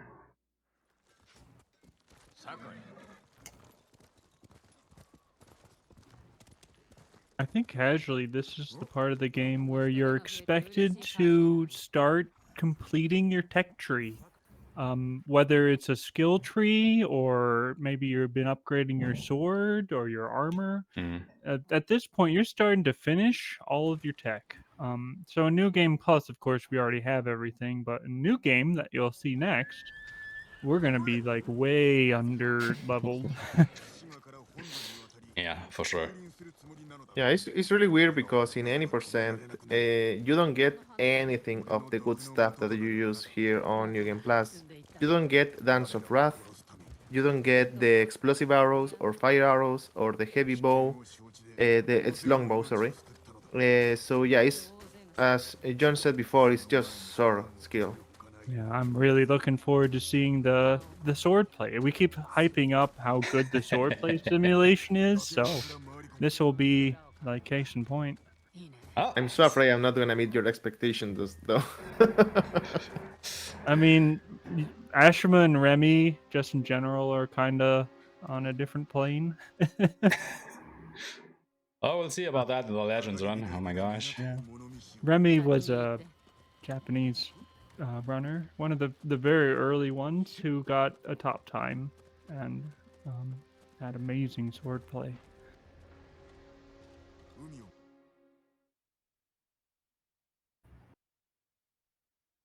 It's an interesting fact about this survey point right here, where you take a look at Port Izumi. You only have to look at the two survey points to the left and to the right. You actually do not have to look at the survey point right in the middle. So we're not going to do that, because it just gives us a tag box that stays for a little while, a little chat. We don't want to do that. It loses time. So we're just going to skip it.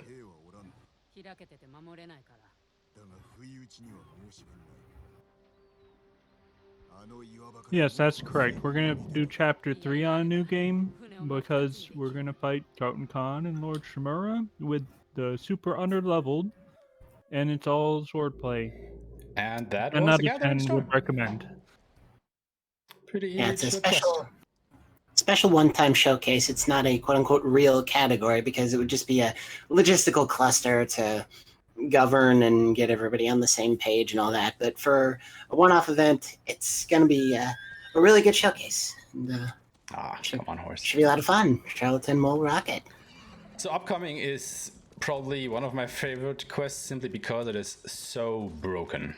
Like, we're not exactly, you know, breaking this quest apart, like in a glitch sense, but, you know, compared to all of the other quests in the game that rerun, this one is just, like, utterly broken, in a way. You will see soon what do we mean by that. Also, a fun little, well, not exactly glitch that I discovered this week. But it's definitely not as intended, because at this point you're gonna get a new horse, right, to replace the old one that died. But what you can do here, if you are fast enough, is you can quickly go to the new horses before you're able to pick one, before Yuna comes, and you can mount it. And Jin just immediately dismounts because he's not allowed to do so because he hasn't picked that one yet. That's really cool. Awesome. It's nothing big. I just find it really funny that you can do that, but you immediately dismount again. It's like, no, you're not allowed to do that. Waggly finger. It certainly highlights the theme of running this game very well. It's just going to be you're finding new 5 to 10 second time saves every time you run. And after your first 100 runs, you're going to know what all your 5 seconds are, and so that's sort of just how it goes, and Aeshmah just found a really cool new short, I think 5 or 10 seconds. No, it doesn't save any time. You're just able to mount that horse, but you immediately dismount again because you haven't picked it yet. It saves no time, but it also loses you no time. It's just there. Oh, cool. But the game just does not allow you to stay on that horse until you've actually picked it. I don't know if you have chat up, Aeshmah, but never mind. That was so funny because most of the things that we have found for the game are useless for the run. I mean, there is a part where you need to go to the final, like the Watcha thing with the boat. We actually find a way to get there faster, but we actually miss one checkpoint and it's useless. It takes like probably 25 seconds or something, but it's useless because you miss one little checkpoint the way. So I think I was laughing because that is the topic of the game, like finding things that are useless for the run. You know, hot take time. I think that the ghost tools were like, I think they went too hard into it, because the best part of this game was the swordplay. Yeah. And then they just give you more and more ways not to do swordplay as you play along. And I thought that was a sort of a weird decision. Is if you're going to make a swordplay simulation game, you know, doing less swordplay shouldn't be your objective of the level up system. Now, I gotta admit, I was a little bit angry at the game at the beginning because, you know, it was marketed as this samurai game, but it actually turns out it is a ninja game in disguise, in a way. So I was really angry at that at the beginning. But, you know, I think I've come to terms with that.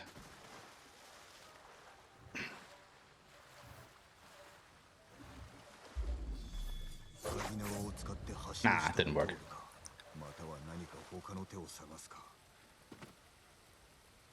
So what I can actually do with Dance of Wrath is, you know, Jin does really quick movements between the 3 slashes of Dance of Wrath.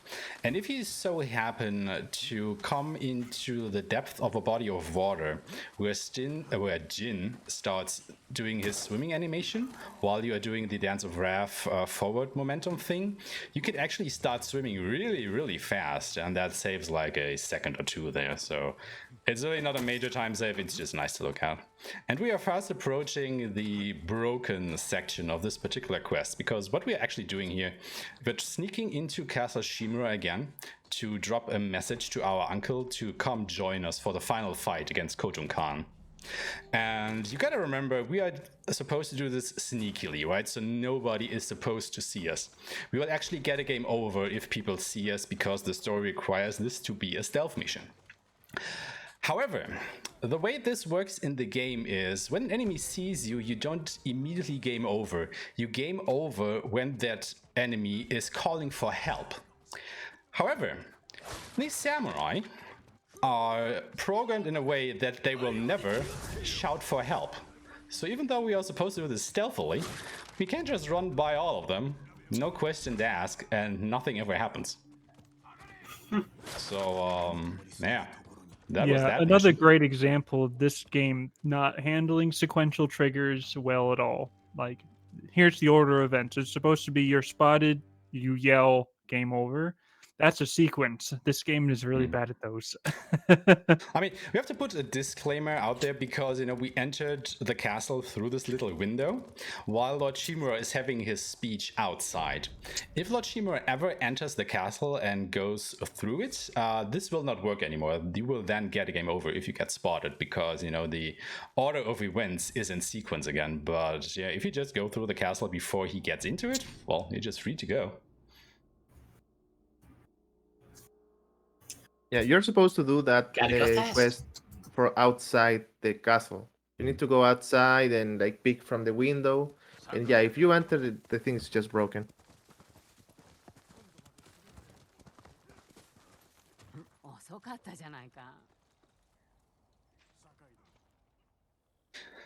All right, we're coming up on the second to last quest of the game. This is probably the big one, the final fight against Khotun Khan. And I think I kind of spoiled it by saying it's the second to last quest. Damn. If I'm I correct, would say this is the Aeshmah- harder one. Yeah. Aeshmah is going to go shopping now, right? Yeah. A good thing about shopping here or like talking to NPCs is that the game, like outside the shop is actually still happening. So now we need to wait for Yuna to do like a round, looking at every NPC, and that time that we spent buying stuff, Yuna actually didn't stop and she kept walking, and I think we can now. We need to wait. And how about we take some little of flute? Ah, yeah. Right. Right, that's the wrong button. Wait, what is the flute again? Left. It's left. Oh my god. Left. Swipe left. There you go. Yeah, we can Yeah, take some you moment can to tell play that I with. rarely ever play the flute. When I played, I was playing the flute all the time. The second it was stormy weather, I would just immediately play the flute so it was sunny out. Because I just loved the environment so much. So we just have to wait for Yuna to come over here so we can continue the quest. So this is a mandatory break, I want to say, in the run. Sure. While we're on the subject, really cool thing to highlight about this game is it has a dynamic weather system that responds to how you play. So if you play like a samurai and you do sword play, you get sunny weather. But if you play like a ninja and throw bombs and sneak around, you get stormy weather. And so the world responds directly to how you engage directly through the combat through the weather. It's very cool. And shout outs to Cornelius Boots. I don't know if you all remember, I believe it was E3 2017, 2018, something like that. There was a shakuhachi flute presentation tied in with this game by a master of the instrument, and that was the man's name, Cornelius Boots. He is amazing on the shakuhachi flute. All right, so the great battle of Port Izumi. The final big one.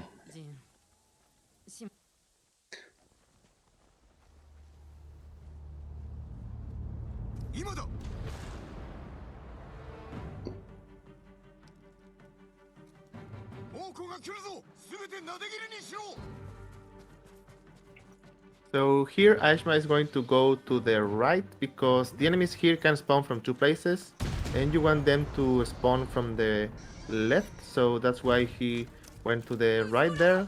And there is a lot of gunpowder barrels here that we can use for killing everybody, and because again the guys are on fire, they have the chance of scaring more enemies.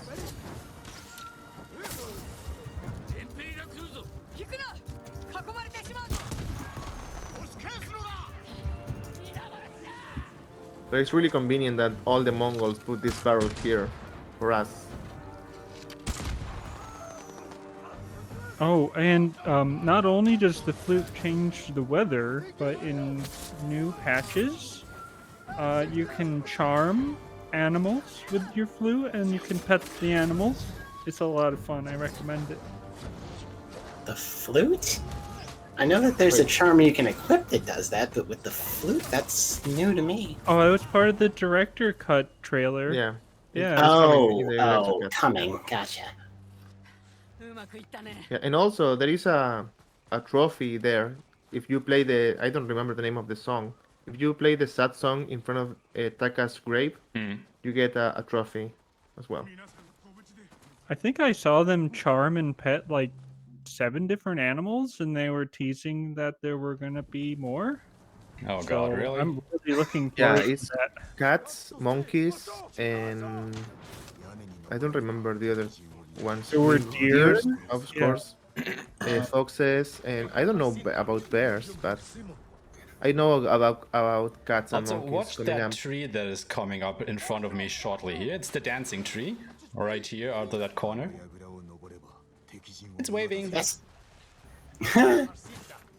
Best new game plus item in this game is the charm of canine recruitment, and it is not up for debate. I think we were talking about doing a meme category. We just equip that charm and go to the first dog that you see after starting the game, pet it, and that's just dog pet %, and we're done.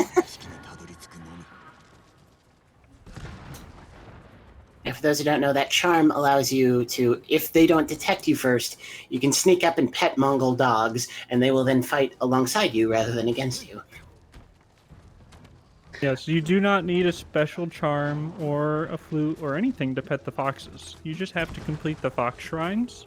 And yes, I have pet all the foxes in the game. That was very important to me. Yeah, Sucker Punch recently released some statistics based on the first year of the game, and the number of foxes petted was among them.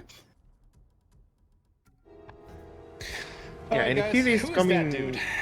Like, that It's big, this fight. ugly, mighty looking dude. Who is that? Yeah, and Aeshmah actually put another armor. It doesn't equip the Sakai armor. It equip the Kotsaku armor, and this Kotsaku, armor yeah. is built around breaking the guard of the enemy. So as you can see, on top of the health bar of the Khotun Khan, there is a white line, and that's the guard. So you can like deliver proper damage if that line is not like away. So this armor is built around that. That was a really good fight.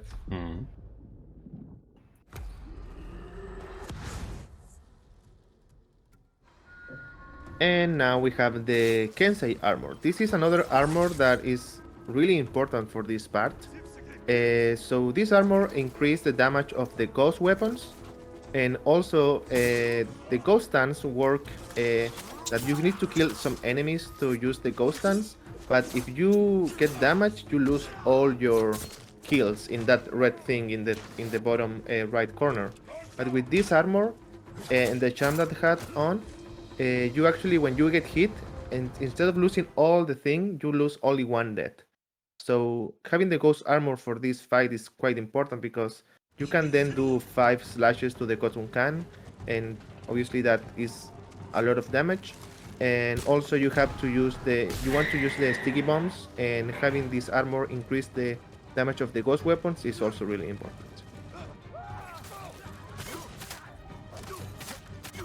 It's often easy to forget how tricky the timing is in the combat because it's being performed so well, but all of these parries and dodge rolls and sidesteps are not free, and he's just nailing them one after another. It's amazing to me.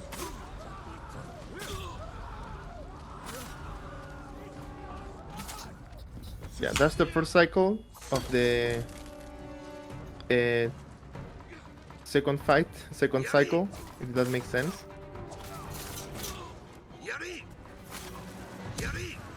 And there you go, that was a really nice fight.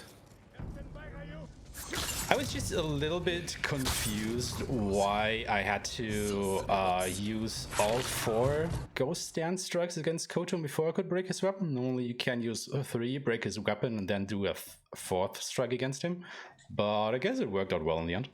So yeah, that was a pretty good fight. Also, there is a lot going on in the fights against Khotun Khan, so we probably couldn't explain everything that's happening there, but the idea is Khotun is a very dangerous enemy if you fight him without any ghost weapons and stuff. So the idea is basically to never give him a moment to breathe and actually attack you. So you basically want to spam your ghost weapons against him to keep him in a staggered state so he doesn't actually attack you and you can just wail on him. And that is also why we equip the Kensei armor, because it increases your ghost weapon damage, and even more importantly, it increases the resolve you get. And for those of you who know, we still have a duel coming up, so we are not at the end of the game yet. We still have another duel to go through, and I want to try and have as much resolve as I can for this upcoming duel. And of course, the Kensei armor helps in that regard because, you know, it increases our resolve gain. Cutscene right before the Khotun duel has one of certainly my favorite lines from Jin in the entire game, and I won't spoil it since we will be seeing the cutscenes during Charles' run, but it just gives me the chills every time I hear it. Also, this is another one of those instances which we talked about with the charm inheritance, because I have equipped Gozaku's armor at this point, but as soon as I start the next quest, Jin will actually automatically equip the Ronin attire. And as we explained previously, when you get put in another armor set mandatorily for a quest, that armor set will inherit the charm loadout of the armor you had equipped previously. So now that I've equipped Gozaku's armor, the Ronin attire will actually inherit the charm loadout of this armor, which is exactly what I want, because I want this charm loadout for the next duel coming up. Yeah, and as we said before, this armor is built around breaking the guard of the enemy, which is staggering damage. So the battle that is coming up, the boss fight, it has a lot of guard, and yeah, this armor is just great for that. Also, just as a quick fact, we only have about 5 minutes left in this run, so whoever is on time and break duty, you guys can start to slowly get ready for that.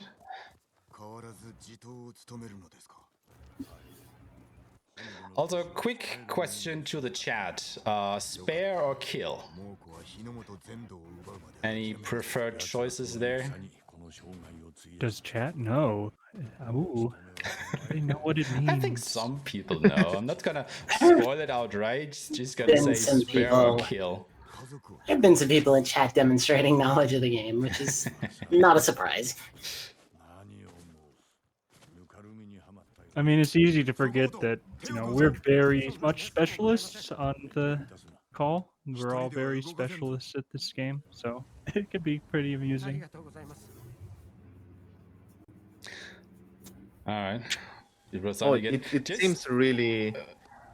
just as an aside, in the speedrunning community, we basically always choose the kill option whenever we get a PB, and we choose a spare option when we don't PB. So, you know, if that kind of factors in.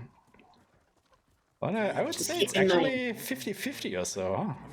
Yeah, I think a spare maybe has a little bit of an edge. All right.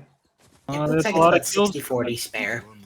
And just keep in mind, chat, this is part of the reason we're doing Act 3 twice, so you'll get to see both endings. Alright.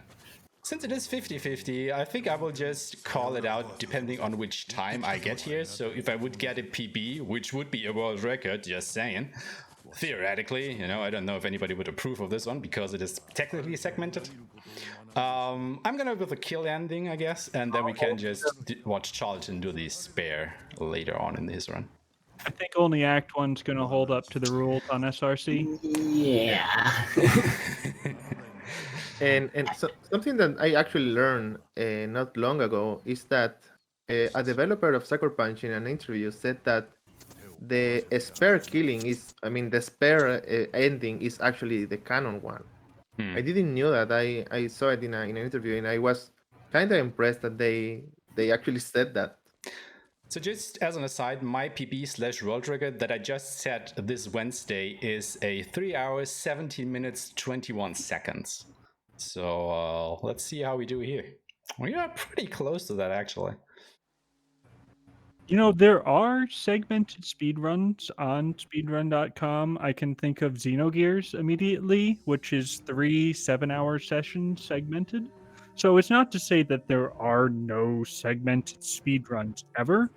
It's only really when your speedrun is 18 or 21 hours long, SRC will give you the 7 to 6 hour Also, clips. just for the organizers, time is coming up really quickly. It will be once I confirm my choice after this duel.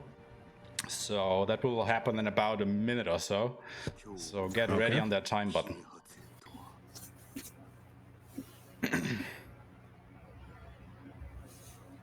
So yeah, here we go. Last fight.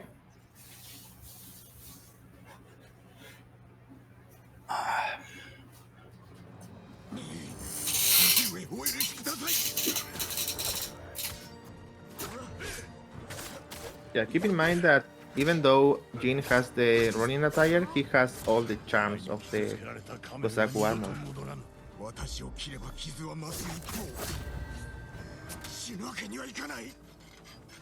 Okay, perfect. We have enough resolve for 3 dances of wrath, so this fight is basically over.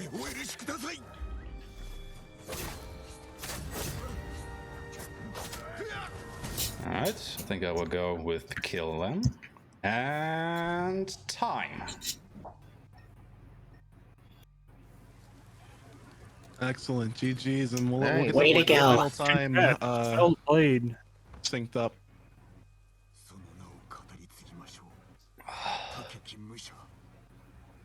3:17:40 is our timer here. Alright, so that is, let's say, 20 seconds of world record, so I guess not bad. You only get one, buddy. You get your chapter 1 record. I mean, that was not segmented.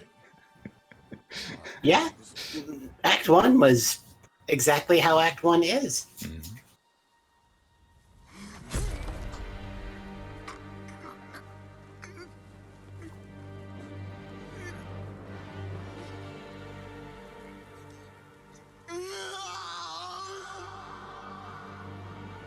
So I guess if you guys want to find out why this duel happens, well, you just have to go out and buy the game, play it, and find out yourself. But yeah, thank you so much for the GGs. Director cut. It's coming out next month, for sure. Exactly. Let's do it. What an incredible display. Aeshmah, do you have any final words? I mean, we're gonna be hearing from you a little bit more in this showcase, but have any final things to say about this run? Well, thank you so much for my commentators for sticking with me during this whole run. Thank you so far for GDQ for having us. But as you guys know, we are far from finished with this event. I will now hand off the controllers, so to speak, to Charlton, who will show you the new game Act 3 quote-unquote category of this one. So basically the last 40 minutes or so I did a New Game Plus. You will now see done quote-unquote properly, you know, without the New Game Plus shenanigans. That's going to be interesting. And after that, of course, we have the Ghost of Tsushima Legends full story speedrun relay race. Well, that's a mouthful. So stick around for that. I guess we will doing a short intermission here, and then it's going to be Charlton's turn. Yeah, we're going to be setting Charlton on up. And while we do that, let's break away for a little bit, stand up and stretch, get rehydrated. Because, yeah, we still have a lot of more content coming to you for this 1-year anniversary special. You folks don't want to miss it, so stay tuned. We will be right back very shortly. Don't go away. Hello, everybody, and welcome back to our Ghost of Tsushima 1-year anniversary special, where we have still a couple of more showcases left for you folks at home. Coming up right now is an Act 3 new game showcase by Charlatan11235, joined by his group of commentators, and I'm just going to be tossing it right away so we can just get right into it. So Charlatan. Yeah, hello everyone. I'm Charlatan. I'm from Chile, so sorry about the accent and probably some mistakes. I am a runner for Ghost of Tsushima. So happy to be here and celebrating 1 year of the game. This is an amazing game. I've been running the game for probably 5 months or something. And yeah, so happy to be here with Aeshmah and also John. And it's an honor to have Charlatan because, you know, watching his runs, he has developed the New Game Plus run quite a bit. He's found a lot of those 5 to 10 seconds we talk about. And, you know how I get excited for every one of those we find. So, you know, a big shout out to Charlatan and his many innovations. Just for the new guys, new viewers joining us, that was John talking. I'm Aeshmah. I just ran the game for you guys for the last 3.5 hours, the New Game Plus showcase. And now we are in a new game percent speedrun of this game where we actually cannot skip any of the cutscenes. So if you guys wondered what the hell happened, well, you're going to see some of the cutscenes going forward in this category. Yeah, and one thing about this game, I mean, this category is not actually a category that exists, but I did the run and I have the things that I should have if this was a real run. So there is no cheating here. So yeah, time is going to start when Act 3 appears on the screen. So yeah, let's go. Good luck to you, sir. But yeah, Charlton just said this is not an official category that is being run on the leaderboards, simply because it would be somewhat of a logistical nightmare to, you know, get everybody on the same page, because what can differ here is the amount of ammunition that you're carrying at this point, you know, the kunai, the arrows and stuff like that. And of course, you, as a speedrun, you would like to have a level playing field for everybody, and we just haven't found a way to set that up probably for everyone. So this is not a category that you can just go ahead and run. Compared to, you know, the Act 1 category, because you just start the game and you're good to go, you can absolutely run that. But for this particular event, we just decided to show you guys this particular part of the game, because I think it's probably the most interesting, because at the end of the game where all the big fights happen, we have most of your skill tree unlocked and stuff like that. And it just gives you guys a nice contrast between the New Game Plus run that I just did and what you would do in a new game setting during this particular point in the run. So some of it will be, you know, looking kind of familiar because you've just seen me rolling through the same part that Charlton is rolling through here. But as soon as he's gonna get into a fight, things will start to diverge quite heavily. So that's gonna be a fun thing to watch. And also cutscenes. Yeah, we're gonna watch all of them. So strap in, everybody. You know, I think there's a sort of stigma against, you know, this sort of inconsistency in setups in general. We tend not to favor any sort of run where people could potentially start in different states. Just to clarify why, you know, exactly why we don't start in Act 3 run. You know, it maybe potentially if we could share a save file amongst all the runners that we can all start from, it would potentially be possible, but it really is not logistically sound at all, a plan. Yeah, which is kind of sad, because it would kind of be interesting to have, you know, in Act 2 and Act 3 any percent run besides the Act 1 any% that we do, but alas. I would say it's still pretty it would be really competitive to see, you know, how fast different people can complete Act 3. It's just not something that's verifiable in a speedrun leaderboard setting. That I wouldn't discourage people from playing Act 3 many times, as you got the 2 best sword fights in the game with Khotun Khan and Lord Shimura, and a lot of very dramatic, impactful cutscenes. You know, whereas Act 1, there's a lot of build up and you're meeting people and there is excitement. Act 3, you know, we've already met everybody, so it's all drama from here. I thought I wouldn't. Yeah, so one of the things that has a new game, the any percent category, is that there is some things that we know that loses time, but overall you can win time, and one of them is actually the poison dart. So we said before in Aeshmah run that we don't use the blowgun before, after meeting with Yuriko. But here I actually always use the blowgun after, because the length of the cutscene is shorter than the amount of time that you can win of using the blowgun. So we're going to be using the blowgun here, but I already ate that time in Act 2. Also, yes, I would just reiterate what somebody posted in chat. We this run or this part of the run will basically spoil the complete ending of the game. So, you know, if you don't want to get spoiled, well, maybe mute your audio or don't look or something like that. I don't know. But yeah, we have to watch all the cutscenes here. So you will be spoiled for the ending of the game if that is of concern to you. Yeah. But the reward, of course, being is you get to see the sword play, which is the whole point of this one. You know, if there would be a way to combine this in a proper speedrun, you know, have the, well, fastness, the quickness, the speediness of a new game plus run with the sword fighting of a new game run, that would be like my dream speedrun, but you know, black powder bombs and stuff like that exists, so... Yeah, agreed. Gotta go with those Michael Bay strats. I'm sorry. These will have to do for now. Come on, you pick your course. So, despite... This is going to sound counterintuitive, but when you're running new game, movement is even more important because you're spending all those times in cutscenes. The real difference in new game is how efficient you are in moving and how efficient you are in combat. So that's what really, you know, stands out to me about new game is it is more punishing the worse you're moving around and fighting.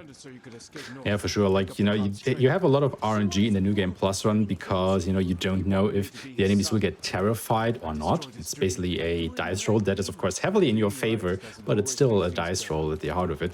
Whereas you basically don't have the Terrify effect in New Game because technically, yes, we do have the Ghost Armor, but it's just so weak because we do not have the materials to upgrade it that it's basically not a good idea to wear it, which is why we will be using the Sakai armor most of the time to increase our damage to be able to quickly dispatch the enemies. Which actually means that you have to be good at the combat in the game because you also will not have a lot of bombs, kunai arrows and all that stuff at your disposal. Because you can't pick up as many and you can't buy as many because the resources are way more limited here. Okay, so there's a question in chat. Is English faster than Japanese? It doesn't matter at all. It doesn't matter at all. Yep, that's right. And we've actually timed it down to the second. The best Joe, who was a supporter of our community back when the 6 months in, he took the time to time out all the cutscenes in both languages, and we accounted for only an 8-second difference, which was a bug with one of the AI, it turns out. So there's completely down to the second, the same length. You can basically play in any language you want. They should all be the same length. Yeah, we're playing now in English because we wanted to showcase both English and Japanese. Yeah. Let's go. So I played the game in Japanese during my run just before this, so Charlton will now be playing in English, and since I went with the kill ending at the end, he will go for the spare. So you guys get to see, you know, all these different things that the game has to offer, which is another reason why we picked the Act 3 showcase specifically for this event.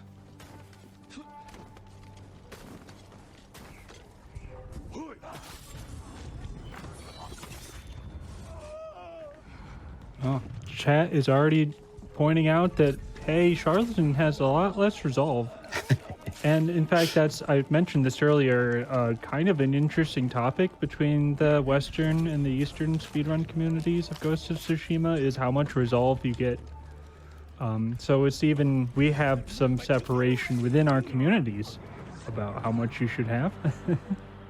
There's already a couple more differences, like if you pay close attention, his assassination animations also take way longer because he hasn't upgraded his little dagger, his tanto, that he uses to assassinate enemies. To make those kill animations go by quicker, you actually have to upgrade that, and again, we do not have the resources during a new game speedrun to actually do that, so he will have the base length assassination animations to go through, which take, of course, way longer than the most upgraded one.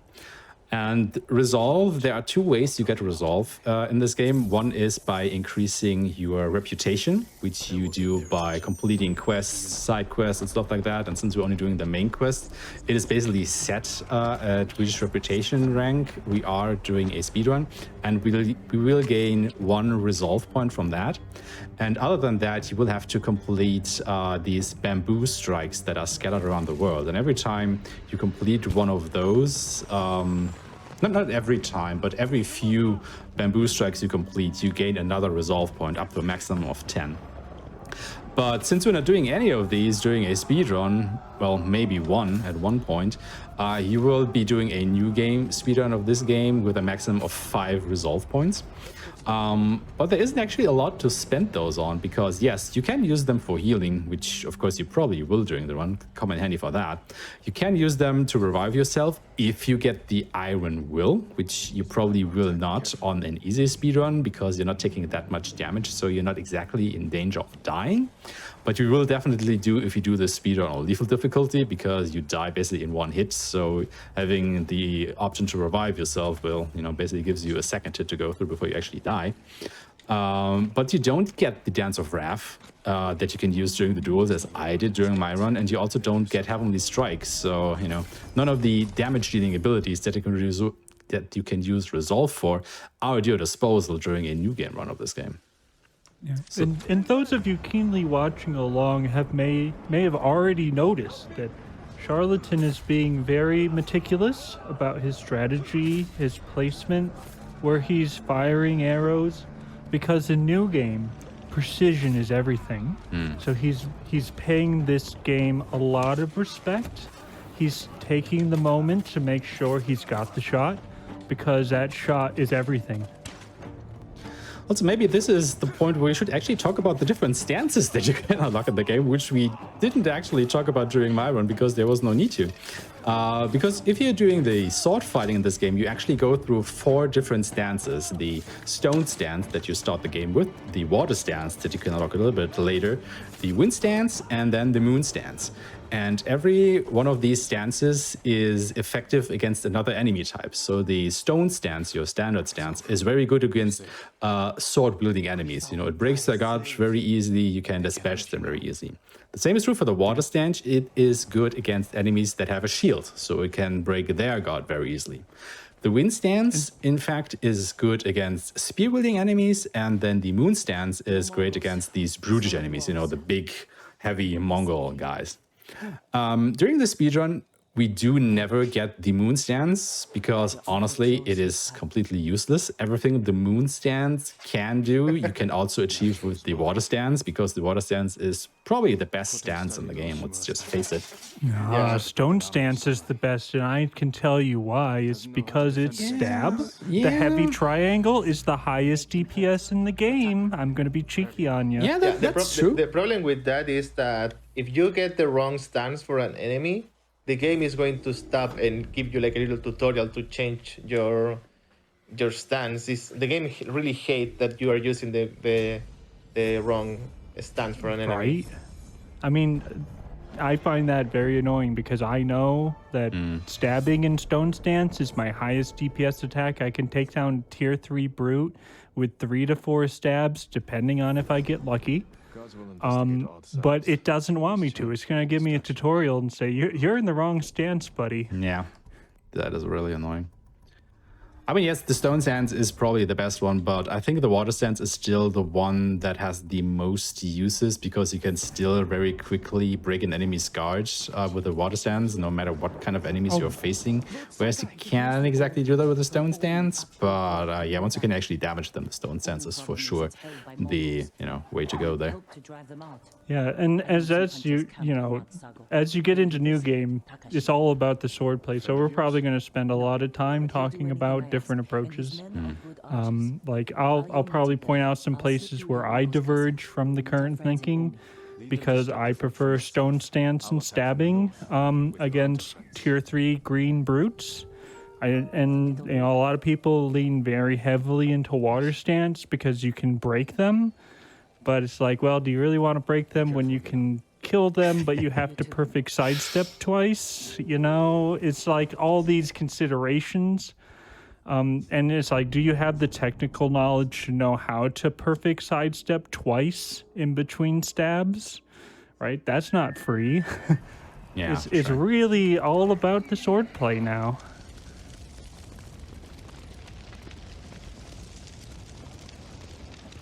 And to be fair, that's actually the reason why I personally hate running this game on easy difficulty, because all these enemies are just way too slow for me, as interesting as that may sound, because my parry timings are just so used to doing this on lethal difficulty. Like fighting enemies on easy is just like fighting enemies through water for me. Like I can't get any parry timings down on easy. It's just so slow. It just does not compute for me. It's like really funny. Like watching me duel Shimura on easy difficulty is like, oh my god, please don't. I think the first time Aeshmah watched me do a new game easy run, he was coming from Legend, or not Legend, sorry, Expert. Lethal, thank you. So he was like, you're using different stances and different attacks. What's going on? It's like, it's just because they're slower. They're attacking so much slower that you have to change which sword stance you use. But if you attempt to play lethal with my stances that I use in easy, you're gonna die instantly. Yeah, now let's go to Takeshi's castle again. Yeah, ooh. Maybe we'll actually go there this time. I just went to Takeshi's camp. Maybe we can actually go to the castle this time. Maybe that'll work. Second time's a charm. Oh, he's not here. Almost.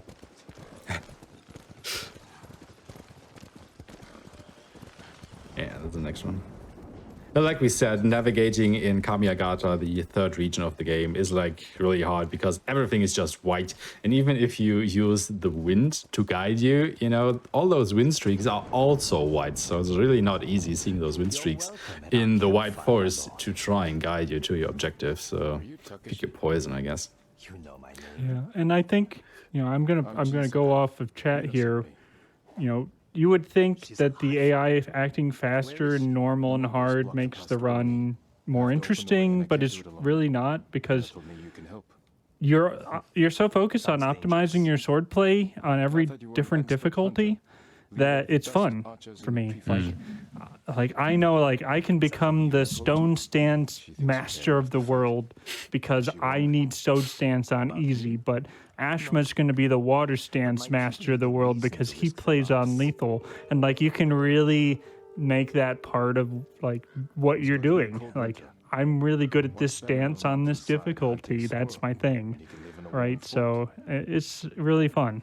I mean, can we just all agree, though, that unlocking the wind stance that is good against the spear guys is just probably like a big milestone in the run, because it makes fighting those guys like way more bearable. Because fighting spear enemies without the wind stance is the worst. It's a nightmare, yeah. Yeah, and imagine doing Legends without wind stance. Oh my goodness. Fighting Khotun Khan without wind stance, oh my god. Yeah, you have a challenge right there. I actually did that. It wasn't fun. We can use them to get inside. Woodcutter camp supplied lumber to the fort. I actually did a complete New Game Plus no upgrade run. All the duels, no damage, stuff like that. It was fun to do. Took me a while.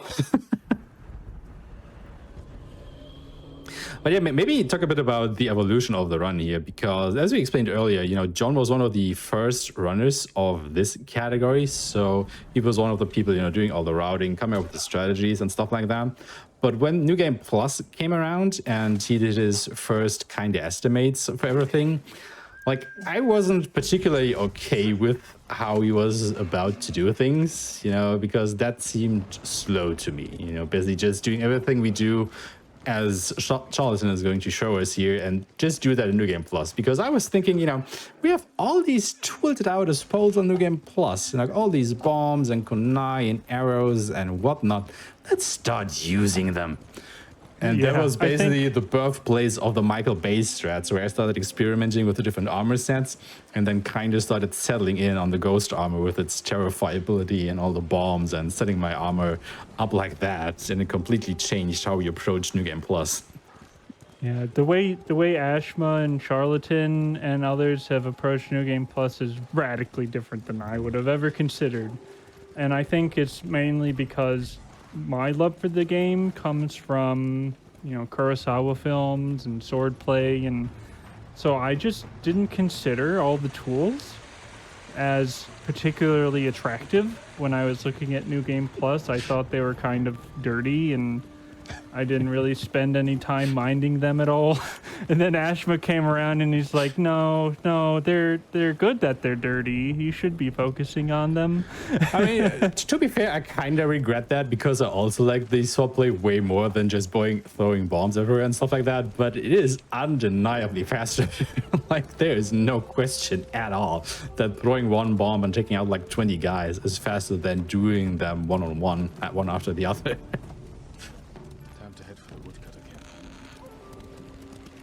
So yeah, you know, maybe one day we'll have a sword. Maybe we can do a sword only speedrun category. Yeah, I don't know.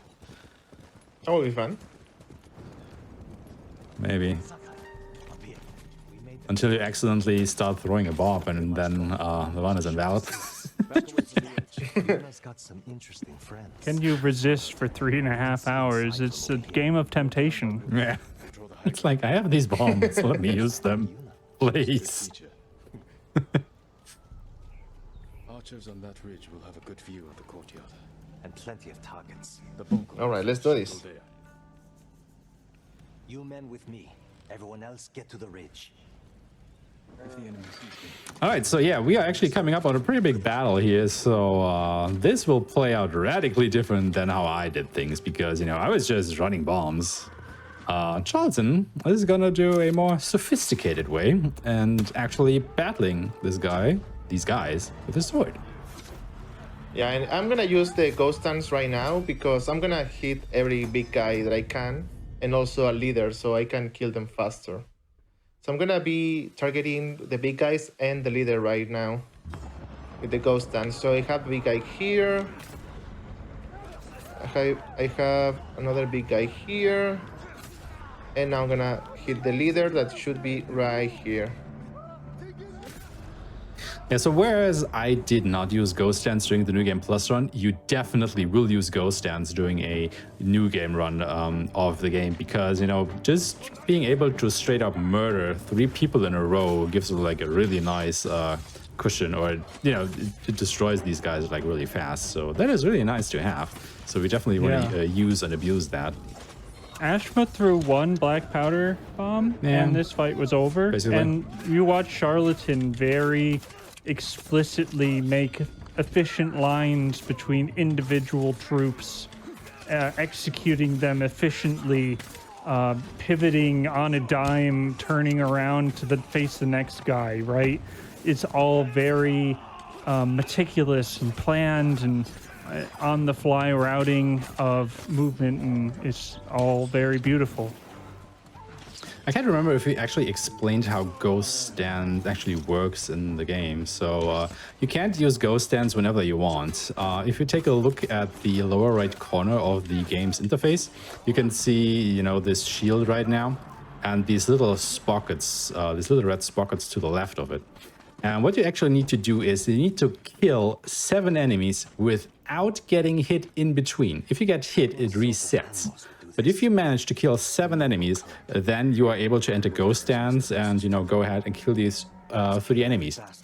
Otherwise, what you can also do is if you sneak up on a Mongol leader and slaughter them, as the game tells you, that also instantly gives you Ghost Dance, so you can go ahead and use that. But that is basically the reason why as soon as we have Ghost Dance, we will use it, because even if we have full Ghost Dance gauge, I want to call it, if you get hit, you lose all of that. So, you know, that is kind of bad. And since you can easily get hit in this game, we want to use that as fast as we can, so we actually get the benefits out of the Ghost Dance, those 3 kills, before we might accidentally lose it. Who's alive? Probably missed the Mongol somewhere. There you go. Oh, yes. So when you're playing New Game, we come up with these funny terms like runners and climbers. Because we have to kill every enemy with our sword most of the time. We have to pay particular note to when the AI goes wrong. So AI can go wrong in 2 different ways. Most of the time, they're climbers. They like to climb on top of a building or anything that's climbable. And we have runners who like to run to the very edge of the combat zone and stand around all confused like. So when we get a runner or a climber, we have to find them, and we have to find them as efficiently as possible.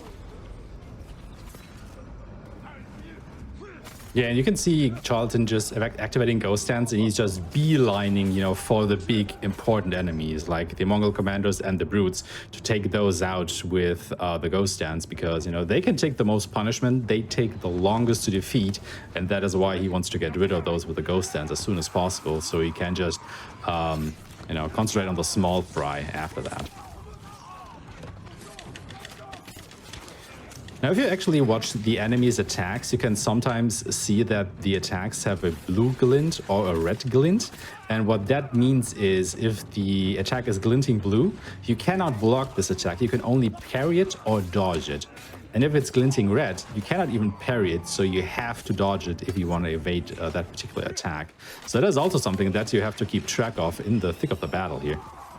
If you want to do it in Kurosawa mode, you have to learn the animations. Yeah. You do not necessarily need the flint of the color. You'll know if it's blockable or not based off of the animation. Yeah, because remember, in Kurosawa mode, everything is black and white, including the enemy attack glints, so you won't see this red or blue one. You will just see a black and white one, both times. You know, I watched Aeshmah's first Kurosawa run, and I was just laughing all the way because he didn't have glint colors. I was just dodging, because dodging gets rid of everything. Reinforcements on the way.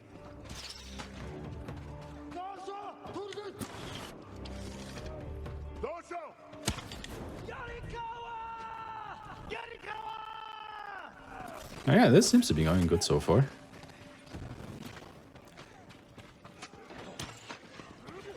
You don't have to kill these enemies along the way, you just have to go through the last area and kill everybody there to end the quest, so... Yeah, this execution level of combat requires an immense amount of focus. You are constantly planning where you're running, what sequence of attacks you're going to do, based off of the enemy type and tier and position and the environment.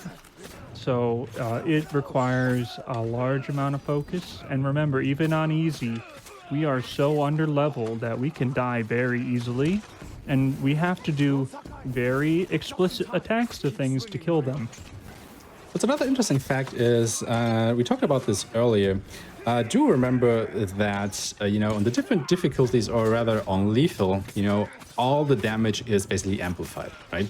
So you deal way more damage on lethal to an enemy than you would on any other difficulty, and vice versa, of course.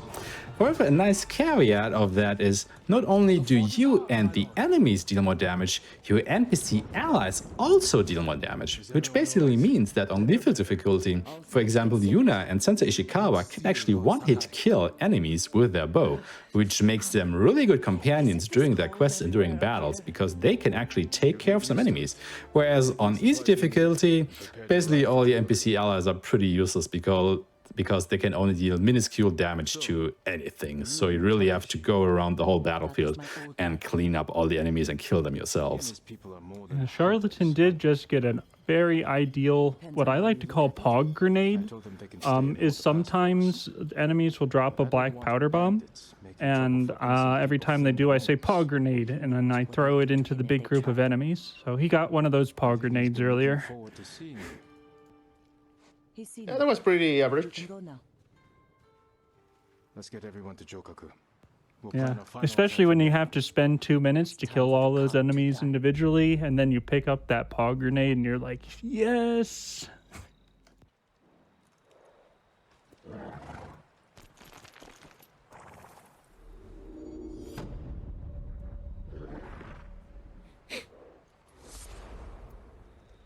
Alright, there's wolves at the gate then.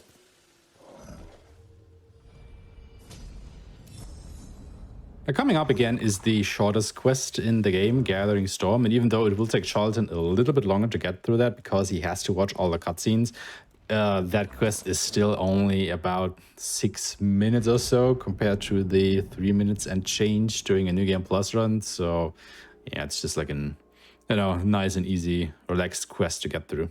Unless you get spotted, then it gets kind of iffy. Yeah, so if you don't take in count the cutscenes, this is actually the same strat for New Game Plus.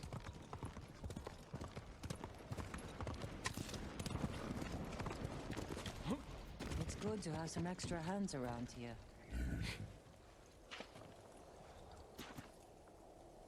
How are the others? Ready to follow wherever you lead. The sensei told them you're the only I have to person say, on Tsushima Johaku Temple is, I think, the second largest Can't do it alone. temple. Or without a plan of attack. It's very nice. Oh, you're speaking only temples, maybe? It's in their defense. Actually, never compared the sizes Yeah. of the temples themselves. Khan. Oh, I climbed every single one, every pagoda. I climbed to the top. Just I 'cause mean, yeah. I was compelled to. Sure, Yeah, I there did is- that as well, but oh my There god. is a it's been collectible while. up there, right? I think it has one on every pagoda, like at the top, like Yeah. one of those headbands or whatever it is.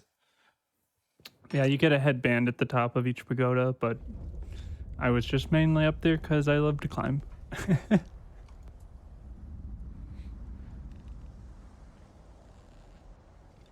Port Izmi. Since it's coming up in chat after this, we will be having another showcase. We will be doing all 9 story chapters in Legends on bronze difficulty. That will be done by 2 teams of runners divided into 2 teams of 3 runners each. So every runner will do 3 chapters back to back. And we will see which team will emerge victorious on that. Why would the Khan come up here? He'll sail for our mainland. Attack So yes, even when Charlton is finished, we still are not done with Ghost of Tsushima content for today. These flowers. Yeah, We need and to I think celebrate the year of this awesome game.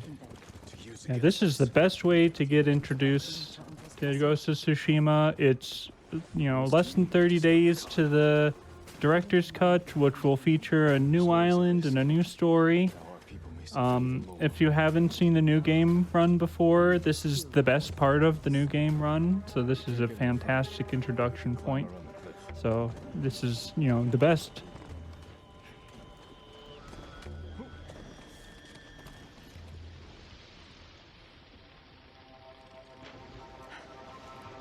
I'm actually really excited about routing Iki Island.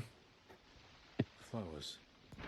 I ordered my PS4 copy. I'm so excited to play. Yeah. Kill hundreds. I think it's going to be interesting to see how this will maybe change the established categories, like if there will be new... I mean, there will be new armor sets, but the question, of course, is will those find any usage in a speedrun? Like, will they change anything? Will they change the dual strategies or whatever it is? So, yeah, it's going to be interesting to see how that fits in. And, of course, if we can establish a new category where we just run, you know, Iki Island. Yeah, we were doing the Tumbleweed Samurai there again, and it's really fun because actually you in new game, actually the rolling is a skill, so you don't have it by default. So doing the first mission without that is kind of tricky if you have done only New Game Plus. Yeah. Oh yeah, like in the first chapter we have what, 5 different jumps that have names because we don't have rolling. Right. So we have spooky jump, we have tight jump. So it's really different. Yeah. Can't defend it. But a good place for an ambush. Yeah, I remember Spooky Jump. To the Mongol fleet. Oh my That was god, the thing. spooky. That was so many resets. Oh my god. So what is it? It was like a frame perfect jump or something like that? Khan is almost Frame ready to perfect, position perfect, direction perfect. Oh yeah, right. explosives. The holy trinity of a jump. Yeah, the Holy Trinity. The shogunate will fall. The storm is our key to beating. but it's optional. It only saves 8 seconds. Fleet in the bay. So Was it that don't much? feel like I you- thought it was like yeah. only 2 or so. Destroy his ships. Oh, it was 8. Everything Oh, Yeah, okay.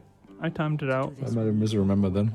But then again, there were new. So maybe it was 2 seconds because after I did my comparison, a couple months later, there were a new running route through the camp. could So work. it might be 2 seconds to compare the new running route to Spooky Jump. You know what I mean? but that was after my time.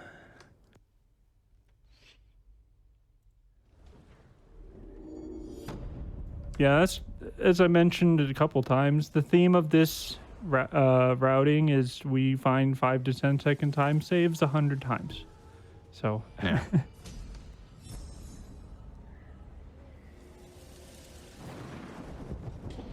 And you just start cursing the Mongols when they run away from you somewhere you can't follow easily, like behind a building or up a rooftop or whatever. yeah, freaking runners and jumpers. Oh my god. And the climbers. Climbers. Yep. And dying is always painful. Quickly answering a question in chat. Yes, the speedrunner community of Ghost of Tsushima, of course, has its own Discord server. If you just go to speedrun.com and search for Ghost of Tsushima, you will find a link there that you can easily follow to join our lovely little community. If you're interested in, start speedrunning this game yourself, or just interested in having some strategies for your casual playthrough, stuff like that. The can Ghost easily of find everything Tsushima speedrun community has made my life a lot better. They are a fantastic group of folks, and they've made me a happy guy. So I highly recommend it. I think the thing that we're all like really, well, what's the word, surprised about is like Ghost of Tsushima is a really popular game. I think like Sony actually announced that it was the fastest selling new IP that they had. But the speedrunning community for this game is really, really small. Like there are only a handful of runners for any category, even though, a couple million people are playing this game. So we are always looking to expand that scope, that community. So yeah, if this looks fun to you, if you want to start speedrunning this game yourself, reach out. We're happy to help you, get your run set up and everything. Yeah, I think I was expecting this to be like another Horizon Zero Dawn, honestly, where you have an open world RPG that gets a huge speedrun community and it's super popular with millions of sales, game of the year potential, but it just never materialized. But the folks that did show up are the best. I mean, maybe I have to say, maybe Sucker Punch just has to drop some mecha dinosaurs or something in there to make it more enticing. I don't know. Have Mecha Godzilla be a secret boss that emerges out of the ocean or something at one point. I mean, Iki Island, we don't know what it's about, so maybe. Yeah, like a secret boss at Iki Island. Godzilla. Godzilla. Maybe Ghostzilla. No. Maybe? Godzilla. with a T. Godzilla. Maybe Jin will turn into Ghostzilla at one point. Maybe that will happen. Jin, no idea. Why did you run away? I wanted to catch an eel for your dinner. Were you planning to catch it with your bare hands? Ryuzo said you'd get rid of me as soon as you had a son of your own. Jin, come here. So this climbing section is pretty typical of the climbing puzzles in the game that we see in the background here. If you play the game casually, you're going to be spending a lot of time going through shrines and climbing up things like buildings. And I would say from a speedrun perspective, there are some technical bits to the climbing sections, like the timing of your jump. You can actually jump too soon and not grab a ledge, or sometimes you swing on a swing and you have to swing a very particular way to get the optimum jump. So that from a speedrun perspective, the climbing sections have a little bit of tech, but it's mostly uneventful. But from a casual perspective, it's the thing I spent probably the most time doing is climbing stuff. Yeah, you Just can running actually around on the horse. You can actually skip some of the handholds during the climbing section as well, which always saves, you know, a couple seconds because you don't have to go through the animation of Jin, you know, getting momentum to jump up there a couple times. So it's always those, you know, minor optimizations that we found to start saving on time. As John said, this is not a game of finding, you know, one skip to save like 2 hours during your run. This is basically a run of finding 1,000 skips that save you 5 seconds each or something like that. Yeah, one thing that I like about this one is that you can see Jin is rolling and he's getting covered in mud. But we are about to jump into the water and you can see how he get cleansed right away. So nice detail here. He's a dirty boy.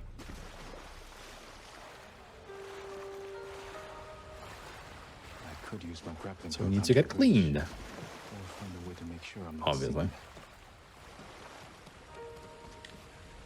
Needs a ninja cleaning, comparing him back to being a samurai, really. So we already see Aeshmah doing this with a smoke bomb, but I'm gonna try to be bold and not using the smoke bomb. See if that works. Baldy strategy is coming up. Yeah, I mean I have 2, but normally I don't have any. So I think I picked some in the latest battle. But let's see if I can do this without using the smoke bomb.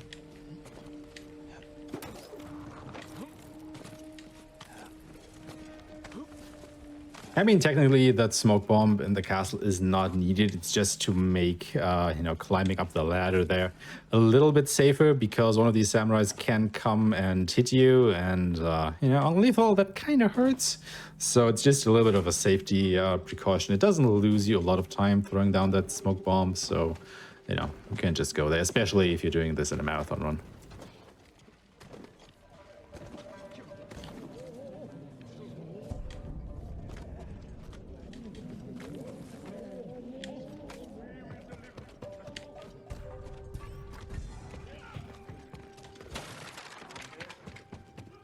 So casually, you're supposed to, while on these climbing sections, be looking for flowers, and you would then use those flowers to unlock unlockables. This game really loves to hide those flowers up in the climbing sections. All right, that was a pretty good castle there. No major occurrences. I think this next scene is so cool. Like it's really Assassin's Creedy if you if you want. Like Jin jumping out of the roof here. Oh yeah, this was a section of the game where I think the developers intended for you to fail the mission if the samurai spot you, but Oh, sure. they forgot to make the sequence work like that. So it doesn't work, and now we can just run through. I mean, I think I've seen people say that this is basically the Assassin's Creed game that everybody wanted, but we haven't gotten yet. Because for some reason Ubisoft doesn't do a, you know, Japanese style Assassin's Creed game. I don't know. I mean, kinda, maybe, yeah, but also not really. Yeah, I think it's a stretch. It's a stretch. Yeah. I mean, it follows a formula, you know, explore, collect, build, upgrade, quest. That formula is very common to multiple companies, really.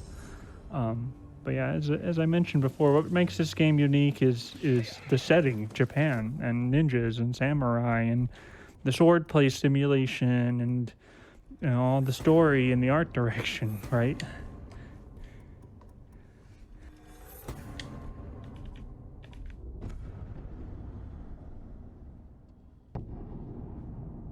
Right, I already did all my skill points. I used all of them, mostly for the stances. So because I need to fight the Khan, and I need to fight the Khan twice. I mean, the 3 stances that I have now is the 3 that I'm going to use. So I already have all my stances fully upgraded.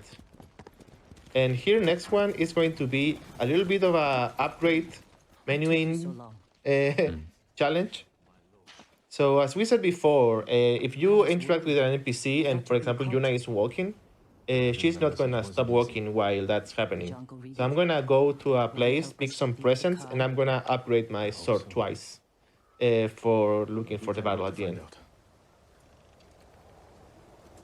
So the challenge here is to do that before Yuna gets to the place where we talk to her for starting the last big fight.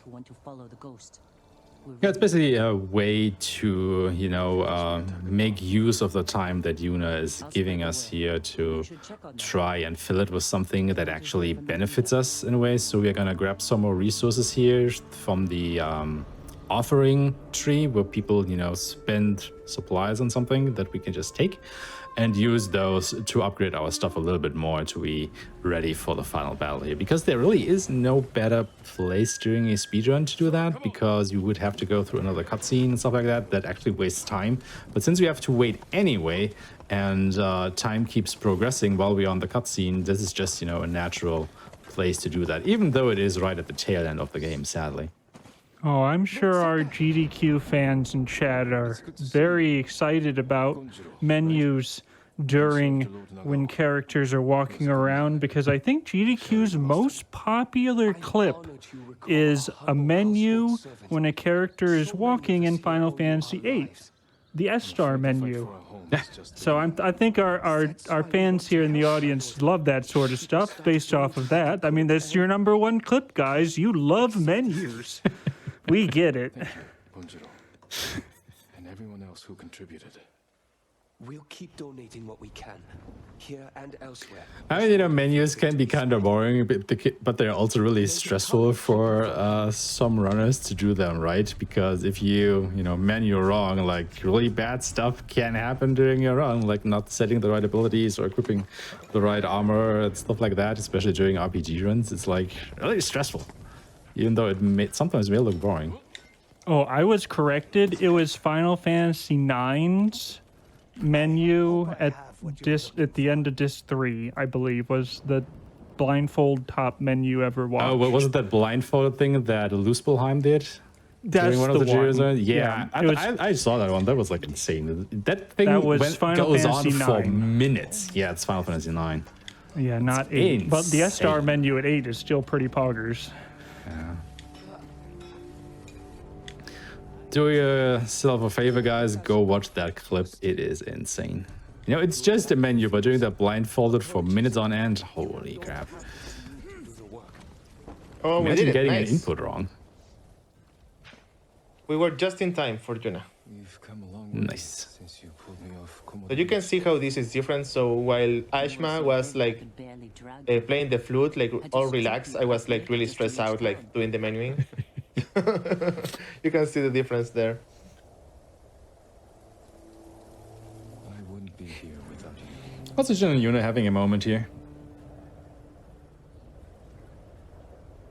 And this is like one of the things that I personally really like is, you know, if you follow the story, you do definitely get the impression that Yuna and Jin have a thing going on for each other, but it's actually never like, you know, really spelled out. So you have no, well, you know, actual show of affection, I want to say, you know, like no Hollywood kissing scene or anything like that you may know from other movies or books, games, or whatever. It's just really subtle in a way, and I really enjoy that because I think it's more realistic. You know, having those two guys just goes at each other would be kind of out of character, I want to say.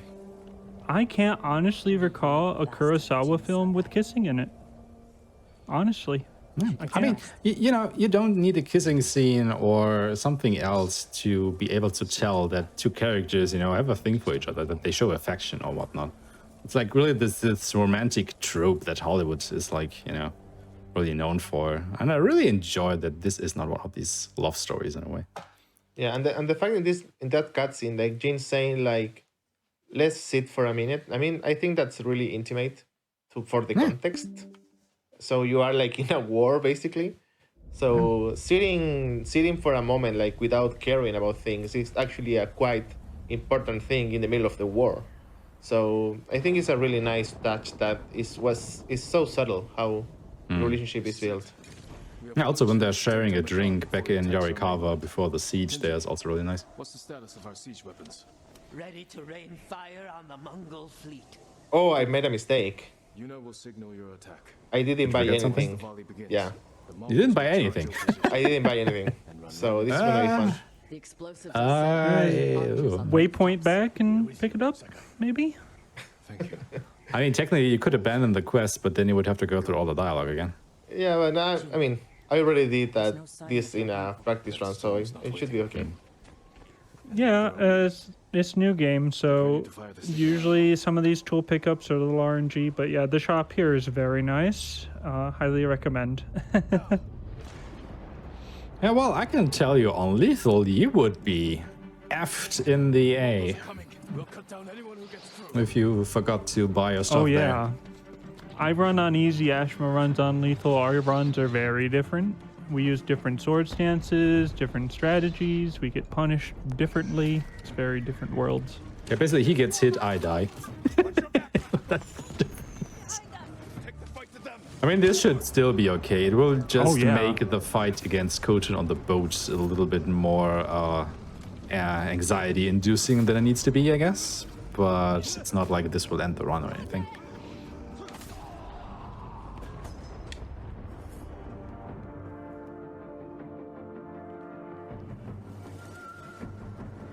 But yeah, again, I was just, going around, shooting my explosive arrows at these guys, throwing bombs, lighting my sword on fire to, dispatch them pretty quickly.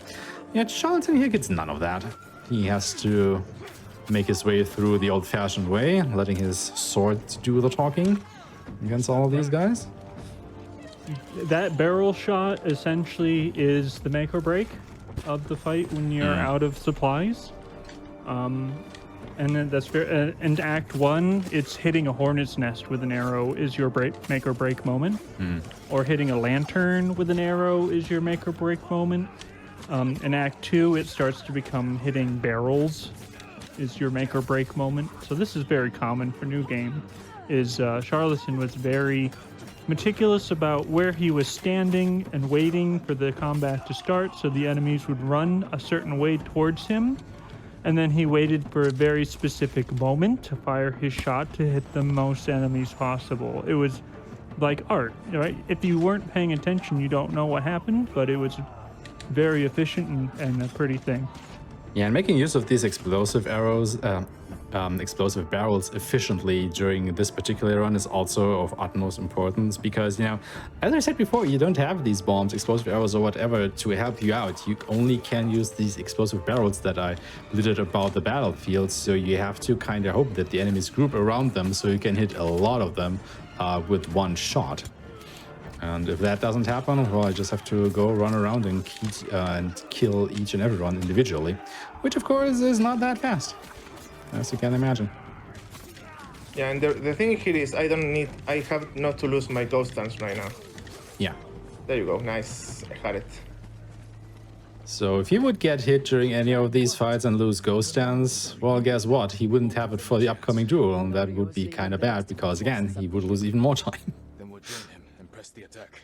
Yeah, so my biggest fear here is to lose my ghost dance in that fight. So I have it, so the duel against the Khan should be okay. Unless you get hit by an arrow. This is where it It's crossed. Every time I get hit by an arrow with full meter, my god. Just don't take an arrow, Trilany. Easy peasy, guys. Distract the Mongols while you find a way inside. Coming back to the lost story here. We came this Do I have a smoke bomb for the dancing tree? Well, if you didn't buy any, but you didn't use any during Jito's Heart, so you should still have those two, I think. Yeah, I had two, yeah. Leave the battle to us. Yeah, I have two, nice. What are we waiting for? Alright. Say hi and bye to Norio, chat. This is when you get to see him again. Yeah, at least see him a about little Norio. bit. I'm already so sad, that at the fights that Charlton just did, he is joined by Yuna, by Lady Masako, and by Sensei Ishikawa, but Norio is not there. Like, what the hell? Why is he not there? He should be there, totally. I mean, yes, they say that he is leading the rest of the army around this ridge and whatnot, but come on, man. You want to see Norio? God damn it. That watchtower is perfect. I can see the whole camp from there. Dancing tree again. There it is. Dancing tree, you are my fantasy. Okay, I start sing. Sorry. Khotun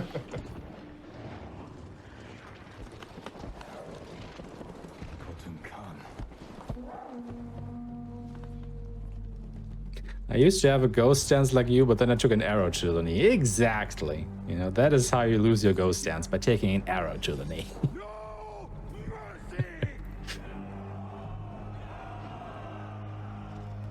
I think it was 2 months before we knew you didn't have to take all these encounters. Maybe a month and a half.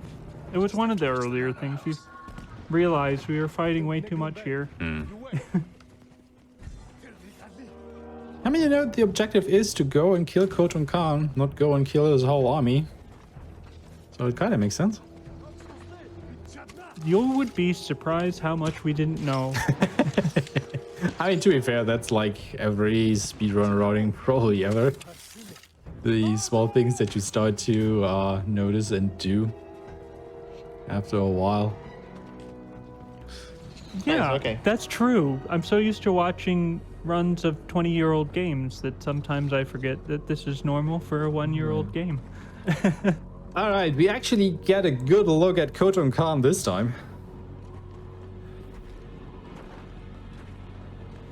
No, because we actually ever saw this guy until the duel against him at the end of it. But here he is in all his glory. And your uncle would not surrender. I offered you peace. So we're actually gonna able to see a bit more of the duel here. Because again, Charlton doesn't have access to Dance of Wrath. He can't just, you know, make this fight go over quickly. He actually has to fight him the, well, I want to say intended way. Yeah, so Well, my aside from the ghost dance. my strat is to use the spear stance and bring his card for the first cycle, and then use my ghost dance, and then just the normal fight. So hopefully that's going to be the case. But if I miss the first kick, I'm gonna just use the ghost dance right away. Unfortunately, this is the only boss fight in the game that is known issues. His hitbox with his feet is known to cause collision problems. So if Charlatan gets unlucky and the hitbox of Khotun Khan's feet hit him, he's gonna lose all his nice setup. So you gotta keep that in mind, that there's a little bit of jank here that he's playing around. Alright, this is looking really good. Also, interesting fact here, you just saw Charlton used Ghost Stance in the duel. This isn't actually possible on all the difficulties anymore. Like when the game first released, you could take the Ghost Stance into the duels on every difficulty, but in one of the patches, and I forgot which one, they changed it so that you can only use the Ghost Stance on easy and medium difficulties during the duels. You cannot do this on hard and lethal difficulties anymore.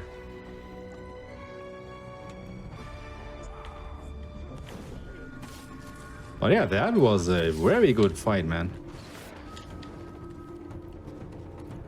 And also why that resolve was important is Khotun Khan's a dirty cheater and he poisons you when he leaves. So you have to use that resolve to cleanse yourself of the poison. So that's why we were worried about that wonky hitbox on his feet, is we didn't want to lose our resolve when we were poisoned. Alright, and now we get to the boat fight. Without any ghost weapons, I think, because you forgot to buy them. So this is going to be interesting.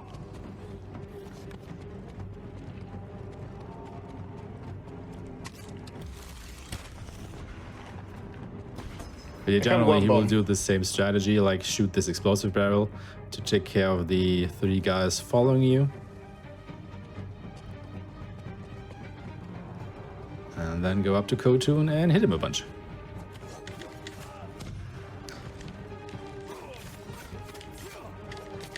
Nice. Hit them all. Love to see it. Excellently executed. That was very clean. Then hit the explosive barrels up there to take care of the guys over there. That gives us full ghost stance. And the nice thing is, as soon as you use ghost stance, these brutes will just stop in their tracks. So you can actually use that to give you a little bit of a breather there. And that is the second phase of the fight done. And yeah, only a few more hits on Khotun will seal the deal here. So let's see how that goes. Again, using the ghost weapons to stagger Khotun and deal a bit of damage, so we can actually start hitting him and don't have to chew through his stagger bar. Now this brute is giving us a little bit of a problem here with his wild axe swings. Yeah, this tier 3 brute's particularly mean. He has armor, so he's really tough to take down. And you can see there are a lot of Mongol reinforcements helping Khotun out here, so this battle can definitely go south pretty quickly. And there we go. Nicely done, good sir. Yeah, that was pretty close to playbook. A little short on the ghost weapons, as we mentioned, but other than that, very close to intended. Very well played and executed. Yeah, not bad. I mean, I find out that Jin sometimes prefer to hit other guys than they can. Yeah. So awkward sometimes. But well, I'll take it. Yeah, it was a very good fight.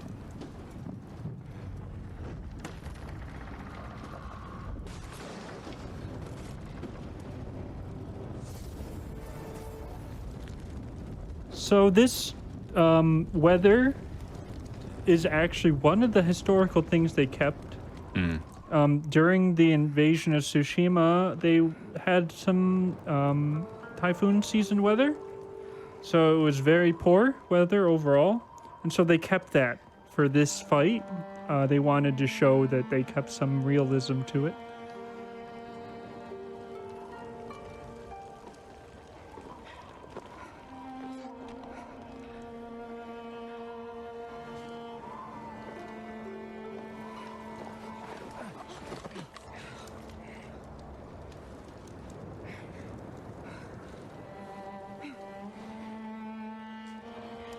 So yeah, with the Khan and his army defeated, we of course have only one thing left to do before the game is over. And that is to live happily ever after. Right, guys? We get a happy ending here, right? You know, you have to define happy for yourself. I'll say Jin ended happily and lived in the woods. Sure. Probably. I mean, he kind of does if you think about it. With his new shed. The luxury collectibles shed full of things that you've collected. Oh, yes. With the leaky and roof. no roof. Yeah. Yeah, super leaky. Like, what the hell, dude? Invest in a proper roof, man. Yeah, another walkie-talkie section here. Our home won't be safe until we drive them out to sea. And when they're gone, what happens then? We start new lives. I used to know what my new life would be. Now I'm not even sure who I am. Bring hope to our people, fear to the Mongols. And be hunted by some. So once again, he's jumping alongside Yuna because that is actually faster, because during these, walkie-talkie sections, Jin movement speed is actually slowed down by a lot. However, for some reason, his jumping speed is not, and that is why we opt out to, jump along our NPC allies during these sections to make them go a little bit faster. After the battle, he sent a messenger. Did he offer to make peace? Yeah. Thank God that the AI wants to keep up with you in these sections, so the jumping works. Otherwise, we would be really SOL. I mean, Yuriko actually doesn't do that. You can't jump alongside Yuriko as much as you want. She will not keep pace. She will just walk at her very own pace the whole time. Jin's impatientness be damned, I guess. Still hurts. So you will move at her pace or not at all. Yeah. Yuriko moves at her own pace, and you follow her. I mean, you can opt to become a grandma pusher and just repeatedly run into her to push her along the way. Just a little bit. It saves about 2 seconds or so, but then you have to live with yourself being a grandma pusher. Hey, I push her every time, and I push Yuna, and I push Lord Ishikawa. Not Ishikawa, the bow teacher, Sensei Ishikawa. Yeah, Sensei Ishikawa, thank you. Yeah, I push all 3 of them, actually. God. How can you, John? How can you? Sunk so low. It's 6 seconds. 6 whole seconds. I am not becoming a grandma pusher for, 3 seconds or so. No. I have standards. Even if that makes my run slower.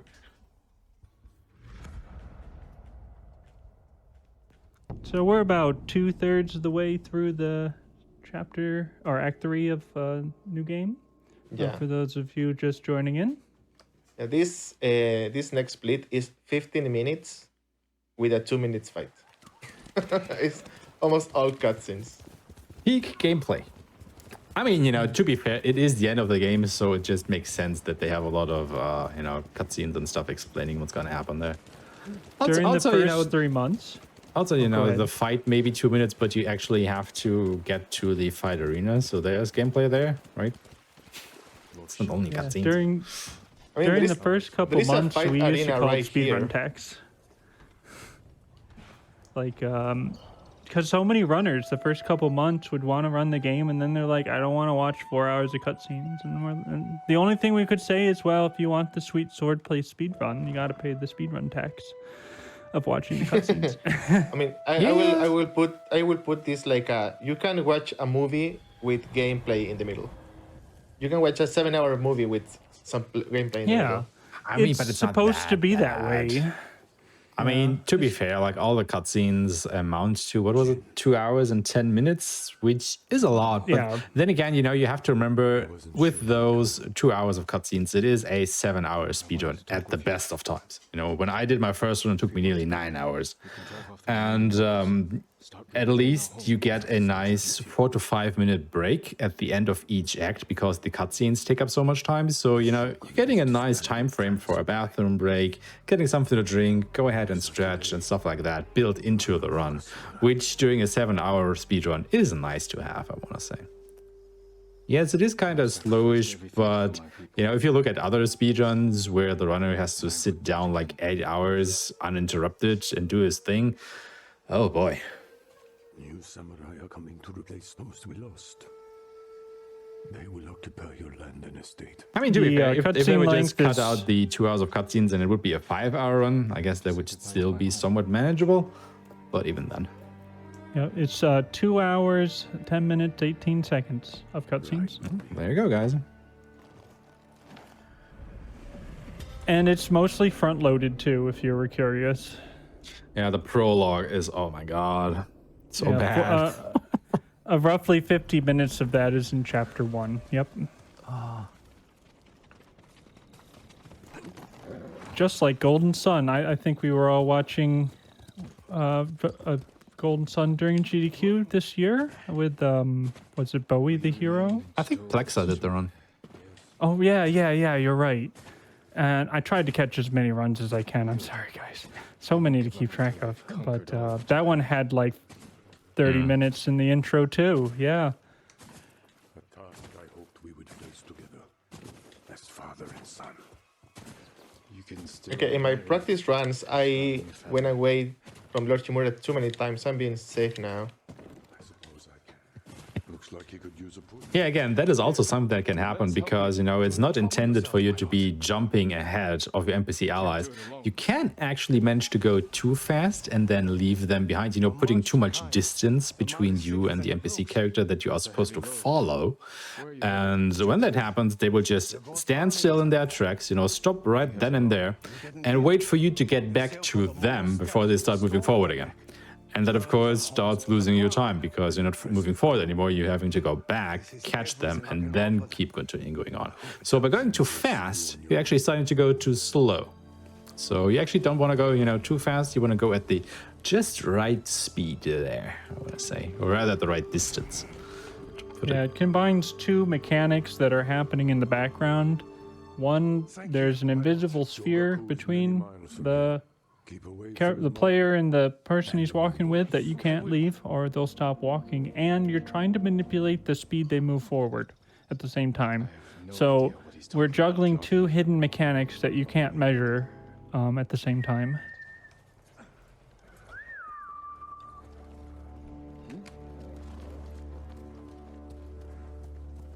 I don't have an army. Every day, more people flock to the cause. The Shogun is concerned. I am concerned. Yeah, I think if I keep running, I'm gonna be too far. Yeah, probably. See, sometimes you can sprint if you are too far. I won't let them do that. They'll listen to me. You openly defied me, Jin. Also remember to spare this time. Yeah. People to disobey their Just saying.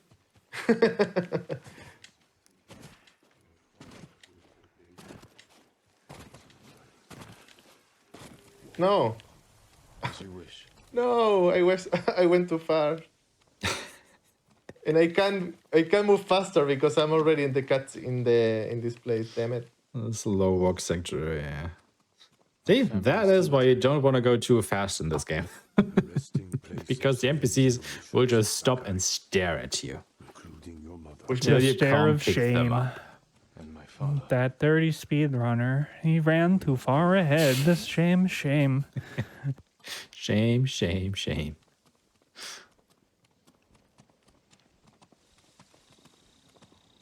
All right, we are going to speedrun some poetry again. But now we get more context about what's happening, actually. Yeah, this is all very sad. And it really is. I'm not just saying that. If you played the whole way through here and know the whole background story, what is happening here, and then you see this, oh my god. Yeah, the Kurosawa genre is no comedy genre, that's for sure. It is very serious, very super serious about martial arts and fighting and honor and tradition and family. But it's not a comedy series, or genre, excuse me, that's for sure. Yeah, I was thinking about the other day, it would be awesome to see the actors doing the mocap for this scene. We taught our people to defy their leaders. To defend so emotional. themselves. With poison, a gift you gave to our enemy. I had to stop you from throwing away our people's lives. You have no honor, and you are a slave to it.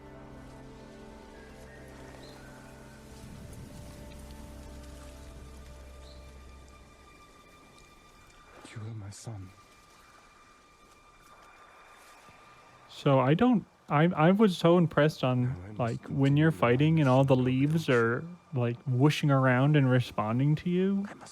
You don't see that many places. Like from a graphics perspective, the real-time wind and simulation of leaf response to body movement, it's all quite modern and high-tech and very cool. Our final day together. It is beautiful. Yeah, this scene is like really heart-wrenching, man. Oh god.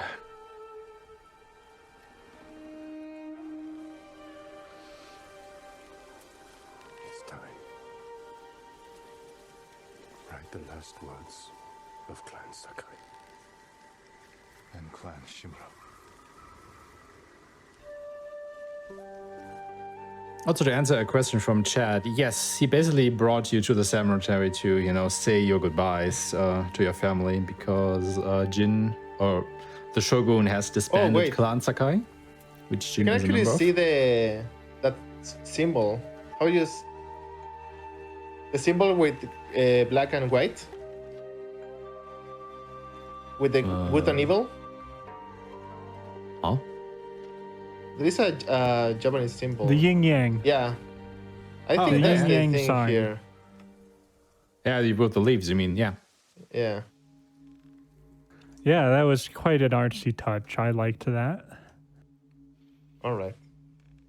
Also, you know, it reflects the color of the outfit that you get for the corresponding ending. Because if you do the, you know, kill, you get the white outfit, and if you do the spare, you get the red outfit. You know, with the leaves. Yeah.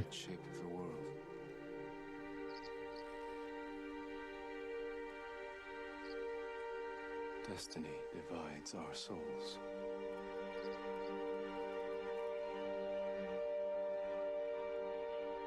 And yeah, this is a very emotional end, for sure.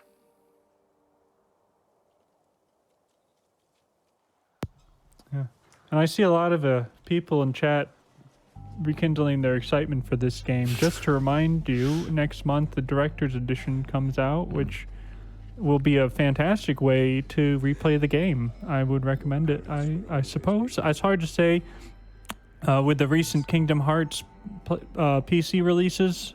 My heart's kind of broken. So I'm like a little skeptical about the release, but you know, I'm not trying not to let Kingdom Hearts ruin the parade on new releases here. I will raise you as my own son. Are you ready?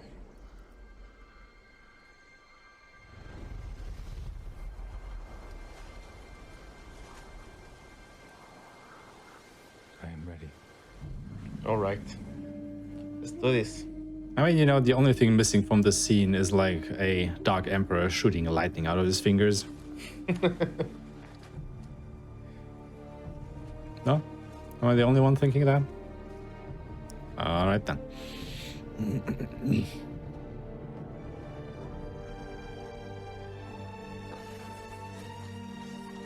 Oh man, good luck, good sir.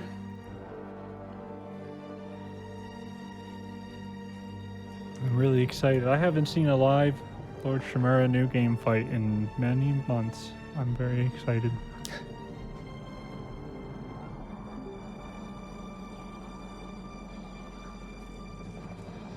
Let me go in peace.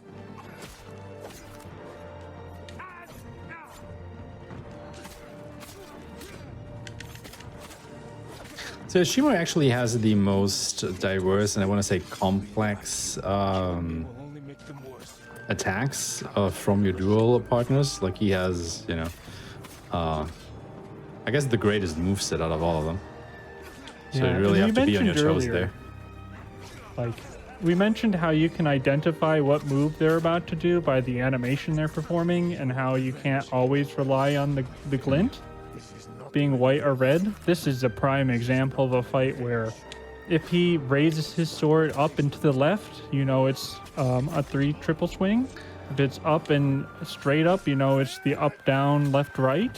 Right? You can start to learn these things and plan your moves. But also interesting to note, if you saw my duel against Shimura a little bit earlier before this run, you noticed that the speed difference, how fast, you know, Shimura attacks is like a world of a difference there. Like on lethal, all of these attacks come out so fast where he takes this sweet little time on easy.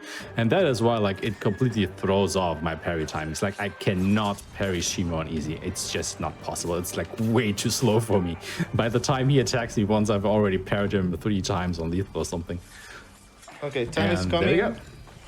When I pick the option. Spare. GG. Nice fight. Nice fight.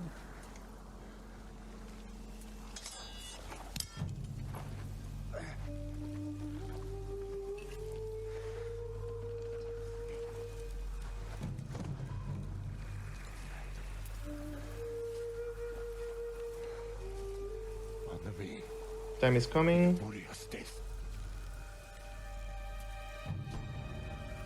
Time. GG. GG's.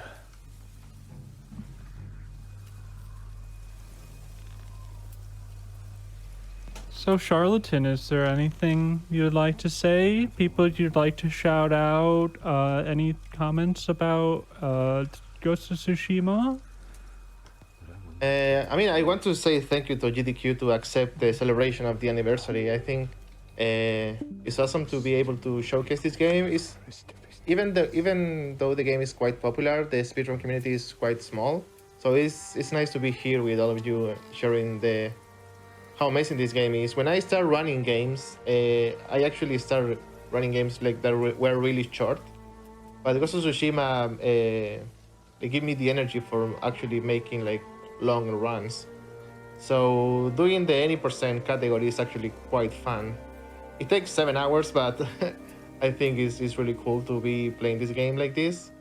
And yeah, I mean, shout out to Ali to actually contact GDQ to showcase this here. So thank you all the people for the GGs in chat. And yeah, I'm just happy to be able to share this game with you guys.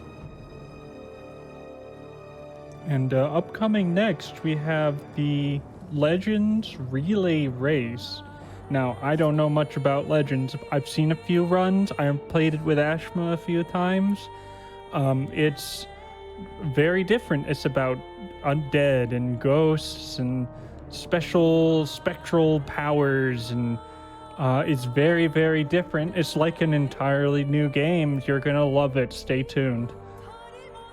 Absolutely. We have one final bit of the showcase left. We're going to be breaking away very shortly, just so we can get all of these performers set up for all 9 levels of the Legends Relay. So stay tuned. We're going to be breaking away for a little bit, but we'll be right back with even more. Don't go away.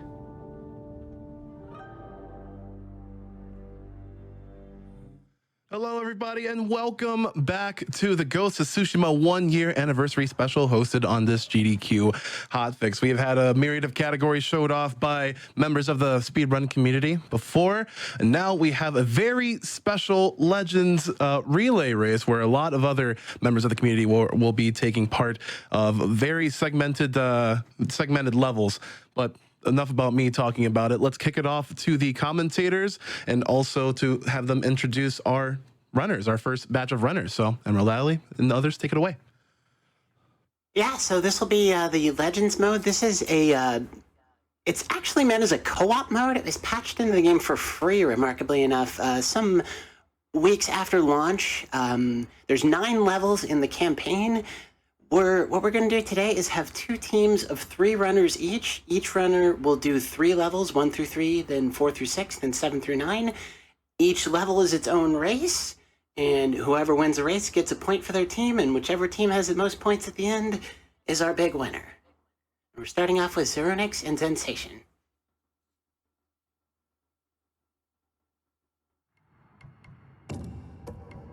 I don't know, I think we're ready, so... Yep. All right, feel free to count down whenever. Get into position. Well, XERUNIX is not on the right screen. Would you like there, to he's hear? on the right screen. Okay, do you want me to count it in? I can count it in. Yeah. 10, 9, 8, 7, 6, 5, 4, 3, 2, 1, go. A hair, a wing tail. Choose Good luck to both the teams. Good luck.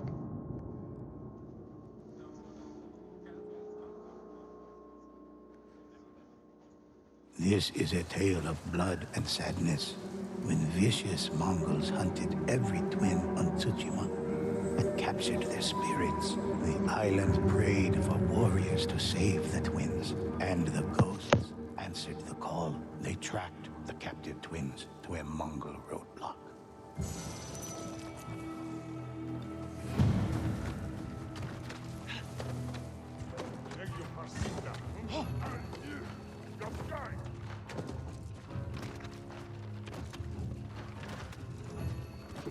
The ghosts tracked the prisoners' trail through the camp, but the captive twins were nowhere to be found. Cart tracks cut deep in the ground. Light is the only sign of where they went. Yeah, Aeshmah's been Ghosts talking. followed the trail. You're not coming through? The ghosts found the carts. Oh no. The twins. Well, this is the first level, Severed Hearts. It's very straightforward. Deeper. They just run in, they find the clue by the wagon, and they run through the Torii Gate. You really don't even have to attack any enemies. The only requirement is that you take out the tethered twins, which is rather right. easy. The tethered. The mysterious cargo. Thinking of the normal enemies. Yeah, this is a very, very easy level to start off with, no question about it. World record for this level is just over 3 minutes, so it can be done very fast. Which makes it very competitive. Need as much time as you can get saved. The only problem with this particular level, though, is its third chapter. You know, we are now in chapter 2 of the first level. We get to chapter 3 momentarily, because there is a lot of RNG involved, or rather, there's a lot of RNG involved in like every or most of the levels, most of the chapters of the game. And that, of course, makes it challenging for the runners, because you do have to, you know, adapt, but it can also absolutely cripple your times if you get bad enemy spawn patterns and stuff like that, because most of the speed tech on bronze difficulty comes from using the Spirit Kunai. Now, the Spirit Kunai are these things that you see the runners throw out. And what is, you know, the special ability of the Spirit Kunai, because it is a legendary item, is that if you kill an enemy with it, it resets all your cooldowns by 15 seconds. The Spirit Kunai itself has a cooldown of 30 seconds, and you throw out 2. So if you actually manage to kill 2 enemies at once, it completely resets the cooldown of the Spirit Kunai itself, as well as your special abilities and stuff like that. So a proper usage of Spirit Kunai is like the key point to having a good time on bronze difficulty. Yeah, big key through all the levels is resolve management. Resolve actually doesn't govern healing at all in Legends mode. It only has to do with how often and how soon you can use your ultimate class ability or some other skills. And as such, you can see they don't have very much. As with the full game run we saw earlier, he had a lot of bars of resolve, but in Legends you only get 3, you can't increase it. Yeah, and the ultimate takes 3, and the lesser skills take 1. Also, you gotta keep in mind, most of the time to progress in these chapters, you have to kill every enemy that is on the map. And this particular Mongol war camp is probably the bane of this particular chapter and of the speedrunners, because the enemy spawns can be so janky. It is so easy to just miss an enemy spawn, and then you have to go back around the whole camp to search for him, and it can just absolutely wreck your record. Like, the time that you can lose here is like phenomenal. Like, the first 2 chapters of this level, they are pretty much set in stone, you know, they are pretty standard, easy to practice, but this part, oh my god, RNG hell. Looks like XERUNIX wins level 1 with a time of 3:35. That's a really good time. That is a phenomenally good time for sure. Let me share. Yeah, it's basically the big advantage here was in the second stage, his bomb arrow, which he shot at the 2 enemies in behind. And with Assassin, you don't have this bomb arrow. So basically you have to walk in behind and walk back to the wagon. So that's also where some time was lost, but basically both did a good job in these stages, of course. Very good. Keep in mind, that's only the 8 seconds off world record. The world record, yeah, for this level is a 3 minute 27 seconds. So this was 8 seconds off world record. It was just phenomenal time in this relay. Very good showing. Yeah. 419 for Sensation, also a strong showing.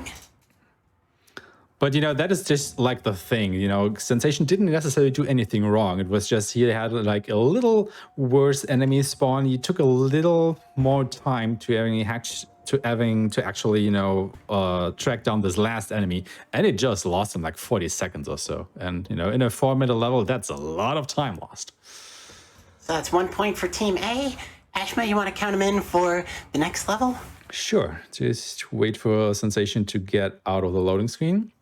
All right, guys, level 2, Curse of the Onibaba in 10, 9, 8, 7, 6, 5, 4, 3, 2, 1, go.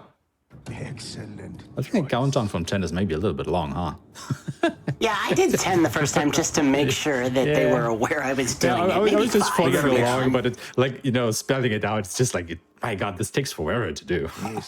We gotta make sure they're nervous. An Good point. Good point. But yeah, as I explained, or trying to explain earlier while I was still muted, there are 3 difficulty settings for Legends modes: Bronze, Silver, and Gold. And of course, you know, Gold would be the hardest. Bronze, which we do here, is actually the easiest setting.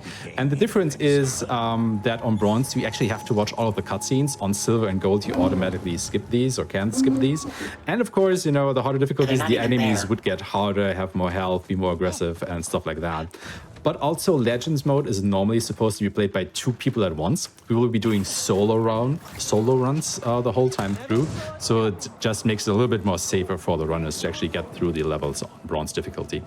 And you got to keep in mind, on the other higher difficulties, so Silver and Gold, other than Bronze, the Spirit Kunai tactics wouldn't actually work anymore. Like, you could maybe do them with a Ronin and a proper build, but it would be pretty jank, I want to say. Hit their mark. It would be a nightmare to do anything but Bronze solo. Yes, solo Silver and solo Gold are theoretically doable. We do have leaderboards for them, but they're not consistent. They're not something you would do in a marathon setting.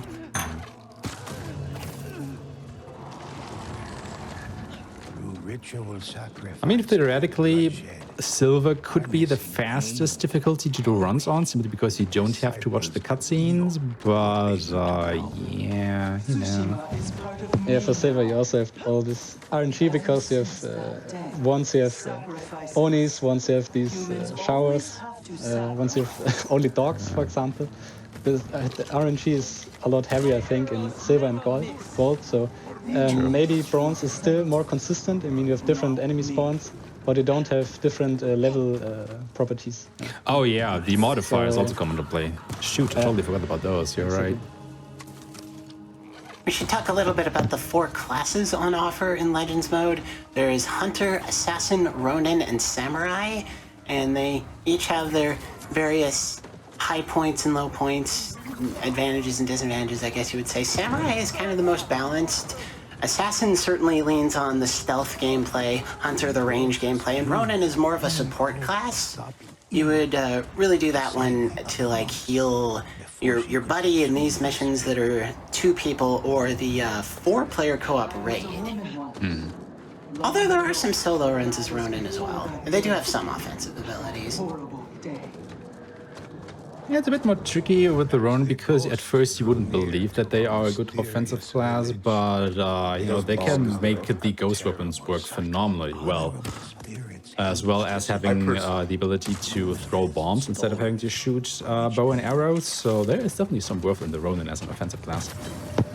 Definitely. As a Ronin main myself, I like to think the bombs are rather overpowered in certain modes. Yeah, for sure, yeah. Yeah, for example, in the Nightmare modes, bombs are pretty nice, so you can increase status effect damage, and yeah, fight against these blue Onis, for example, pretty good, and also with Assassin. So yeah, definitely each class brings something different to the table here.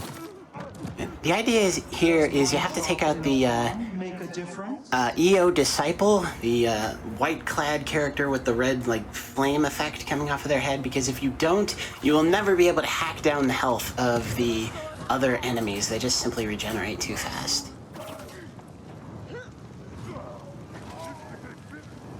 Okay, so in the 3rd chapter of the 2nd level, our goal is to rescue these 3 monks while also, you know, killing all the enemies.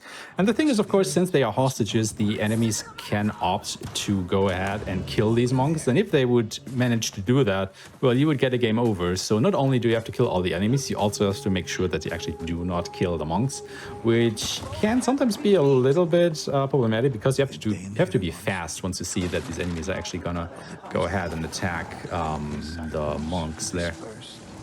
And you do have to kill all the enemies. If there's anybody left alive, the hostage isn't savable. Even dogs. 423 for XERUNIX. Again, we hate the dogs. That is 12 seconds off world record. Another very impressive run. My god, he's killing it. Far.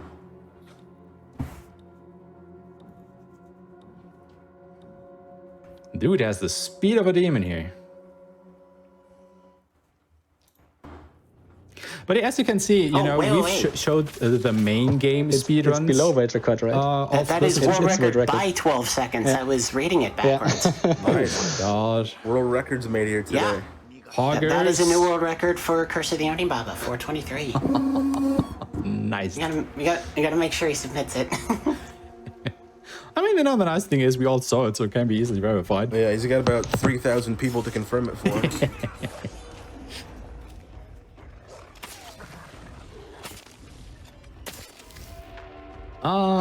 What was I gonna say? Lost my train of thought.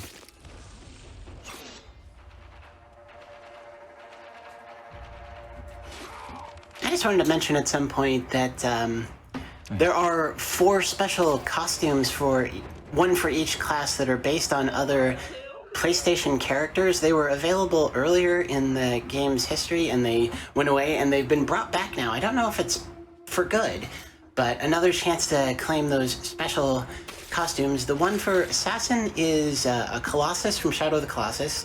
The one for Hunter is Aloy from Horizon Zero Dawn. The one for Ronin is the... Bloodborne? Yeah, the character. I forget the character's name.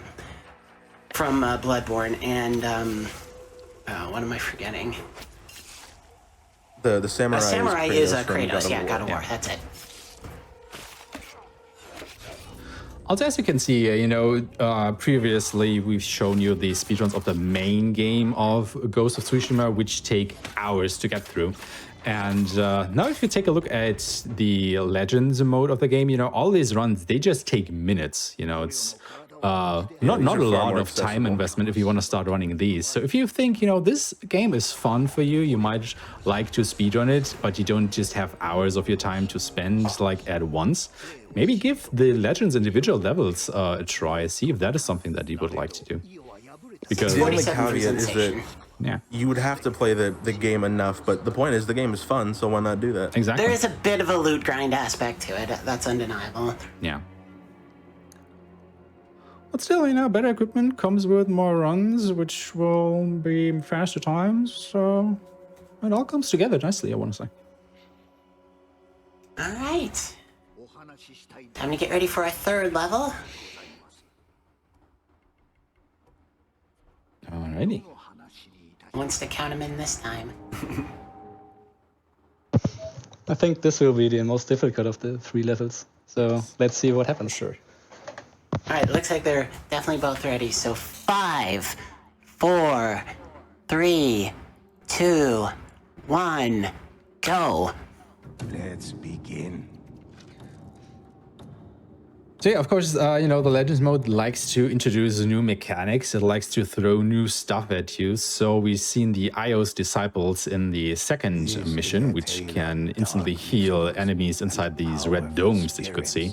Now, the 3rd level, the Very Material Realms, what they do is they introduce the attunement system. And the attunement system is, oh my god, let me tell you, probably the worst ever. You can see in this introductory sequence to the level, these 3 colored shrines, the Sun Shrine, the Moon Shrine, and the Wind Shrine, I think it is.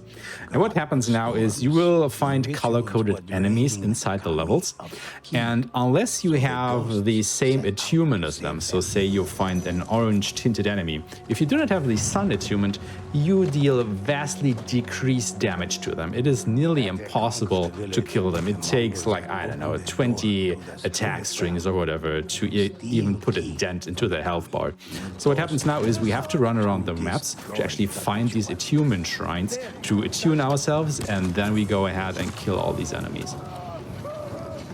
And again, it's a 2-player mode, so normally you would have a co-op partner do things with you, but since we are running this solo, well, we have to go and grab all these attunements one after the other, because every player can only have 1 attunement at a time. If you grab another one, well, you use your previous one. Yeah, every mission is going to be faster co-op. This one would be substantially for that reason, mainly.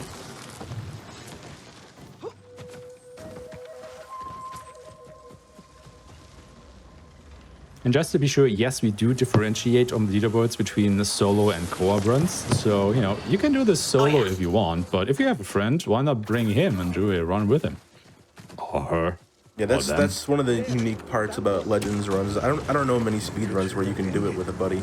The door between realms closed. And it's kind of interesting to me that solo mode was evidently perfectly intended by the developers.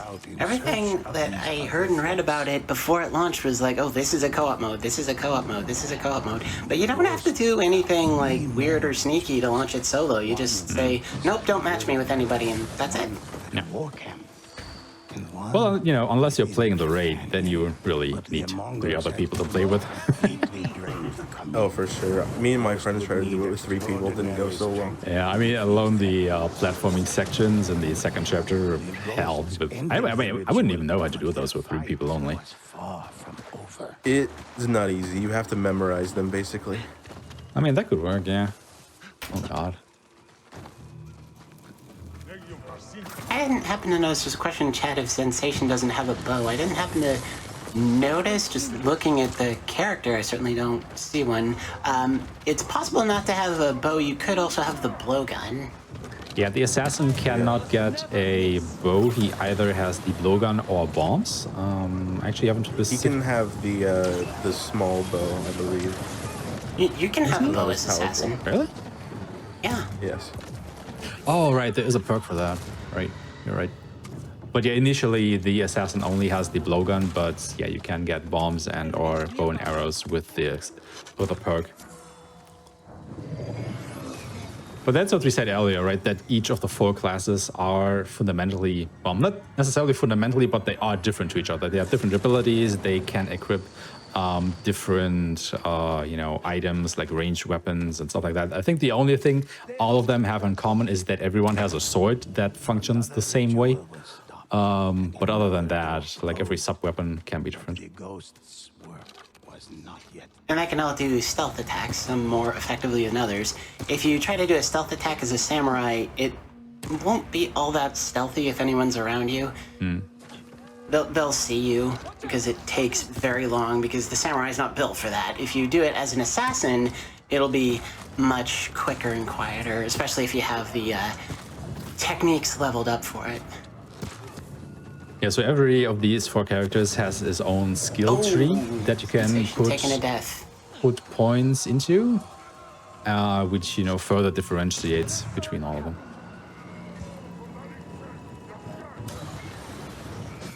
Well, you know, that can happen. Even though we said it is on bronze difficulty, it can still happen that you get into a bad situation, like you can't grab the attunements, so you cannot efficiently kill the attuned enemies, and they can just go ahead and gang up on you, and that is bad. Bronze absolutely does not mean free. Yeah. Yeah. Yeah, the guys with the attunement are stronger than any Oni, maybe. So if you don't get the right attunement at the right time, then it can be really difficult. So if you do speedrunning, then it's even more. I think this is like really a thing that comes into play here because, you know, as they even say in the main game, the goal should be for you to lure in the enemy, for them to come to you, and then you just, you know, parry them, you dodge them, and you basically react to their attacks. However, if you want to go fast, you know, you don't want to wait for your enemy to start attacking you. You want to attack them and mostly kill them as fast as possible. And that can leave you wide open for them to counterattack into all kinds of nasty things and lead to your death very, very fast. So you really have to try and make an informed decision of what you want to do here. And I don't think we mentioned this, but unlike in the main game, you can't switch your sword stance unless you have a certain sword that allows for it. Yeah. So fighting different types of enemies becomes a lot more difficult. Yeah, I think some of the gear you'll get is like stone katana, wind katana, and it can only do that one stance. Yeah. I think most people, because of that specific reason, opt to use the water katana to have the water stance because it is the most versatile out of all the stances. But there's definitely a choice to be made here. I mean, you can't even use your resolve to heal yourself. That is just not possible. Yeah, there's 2 ways to heal yourself on bronze. There's drums that if you strike them, they will heal whoever's in the radius of them. If you play co-op and you hit one and your buddy is across the map, well, they're a little bit out of luck. And on bronze, I believe this is only bronze, getting ammo from an ammo pickup will also heal you slightly. Ah, no, I think that's I don't also believe it's only difficulties. bronze, yeah. Is it? Okay. I remember that saving me during the 4-player raid. Okay. I mean, you could also Or you could opt to use the healing flask, quote-unquote sub-weapon, instead of, you know, the kunai or something. But I don't Healing think gourd, anybody does that, at least not during a speedrun, because, you know, you want to use Yeah, your 'cause- smoke bombs or kunai or whatever you need to all the go weapons ahead you and can deal more spare. damage to them. And But if it you die, would just be an try option. again. Yeah. Except in a marathon setting. But yeah, even if you are I playing mean, on if you bronze, happen to use Ronin, for example. If you happen to use Ronin, then, for example, you can use its abilities too. If you stand still for some time on one place, then maybe you can make use of it. So, but that's just for the Ronin. and it's slow, you know, you have to stand around for it to heal you back up. So it's a speedrun. You want to keep, you know, moving in action. Yeah, that's true. But for example, in the last stage, where XERUNIX is, you can put, for example, the healing around the attunements in the middle, for example, where you need to get back all the time, and then maybe something like this, but just in very special applications you can use it. But you're right, technically, it's not really an advantage here. Balance had returned to the island.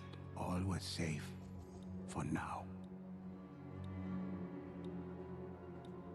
All right, and that is apparently another victory for XERUNIX over there. 743 on that level. That's about 30 seconds off world record. He's slacking. Well, definitely putting in a strong case for Team A there. Definitely. But plenty of race left to go. Yep, and that is probably the time for me to, you know, go off comms for once during this event for just a short while, because I will actually be running up because one of the other runners actually had to drop out, and I am a last-minute replacement. That's me. So. And you're on Team B, okay, so that's, got some ground to make up. Oh, I am? Oh, God. Yeah, you are. Oh, God. This boat is sinking, guys. This boat is sinking. Yeah, I will back off too, because I will run against you, Aeshmah. So, good luck. Oh, jeez. Yeah, no pressure at all here. Yeah, I mean, as you said before, bad stuff can always happen, so let's see what comes out. See you, See you on the other in map side, 7 man. again. See you on the other side.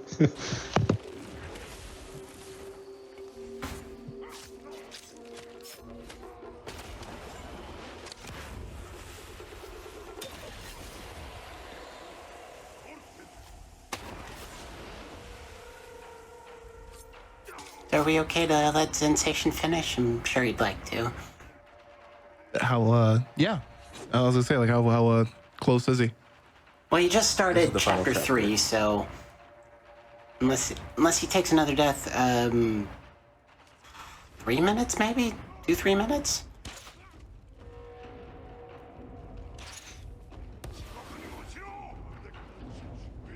I don't specifically know how long this chapter takes. Wish I did.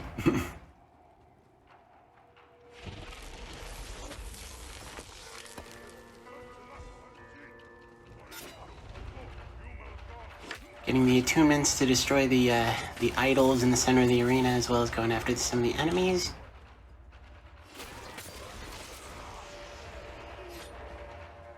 I don't know, from a design perspective, I kind of like the attunements. They make everything all colorful, but definitely on solo runs, they are a bit tedious going back and forth with them. Oh, for sure. It only gets worse from here on out.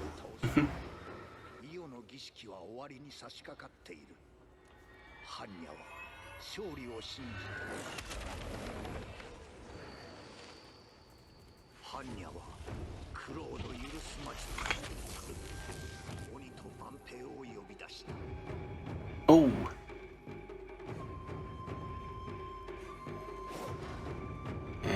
He's gonna hit the healing drum. He's not gonna hit the healing drum? I'm a little surprised. He's right Quite there. a risky move. Yeah, it was right there, and he's got no health. There, he's gonna hit it. Okay. Yeah, ordinarily not something you'd see in a speedrun because, you know, why would you? Like, if you were grinding for a PB, you just probably take the death and reset, but in a marathon-esque setting, we definitely want to get through the level, so gotta make sure that happens.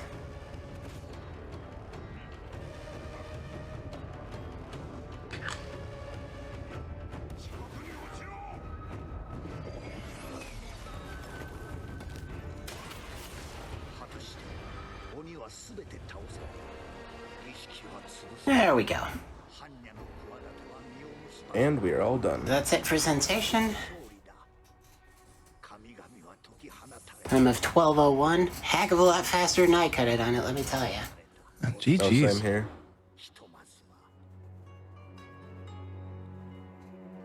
Alright, so I think we are gonna go to like a setup break to get the next pair of runners set up, is that correct? Yep, we're going to be taking a short break just so that we can get everyone set up for our next set of runs for this Legends Relay. Really good stuff. And then at the end, we'll bring everyone together and start talking shop about Legends. But all right, cool. Yeah. But yeah, don't go away, y'all. We will be right back. Well, don't go away unless you need to rehydrate. Go take care of that first. But we'll be right back when you return. Stay tuned for more. Hello, everyone, and welcome back to this special Ghost of Tsushima 1-year anniversary showcase. We are just in the middle of the really fierce relay of Legends mode, levels 1 through 9, but we're going to have these other runners take this next segment. And without further ado, I'll kick it off to the commentators to get us hyped for this next segment. Alright, so this will be levels 4, 5, and 6, Tale of Uchitsune, Crow Demons of Otsuna, and Caravan of Thieves. Obviously, Crow Demons first. And you can see that both of our runners, LUKEDUKE and Aeshmah, have very similar characters. So let's get started. 5, 4, 3, 2, 1, go.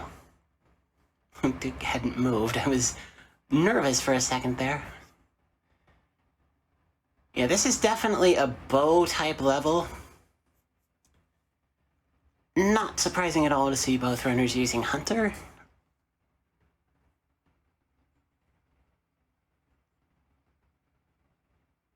Yeah, Hunter is kind of the meta across all the levels.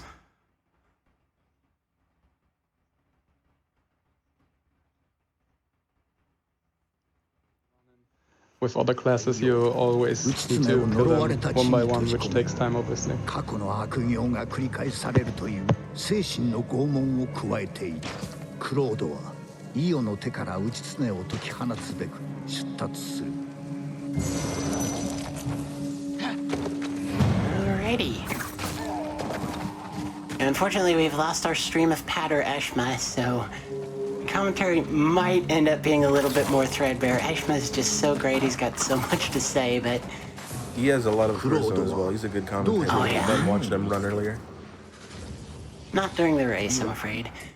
One thing I can say is that what they've just grabbed is the bow of Ushitsune, which will help them break attunements without having to pick up one.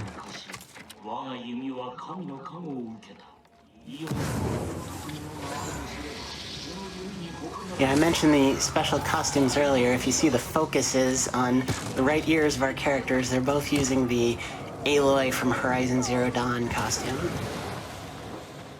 Which really means she should be using a spear. Yeah.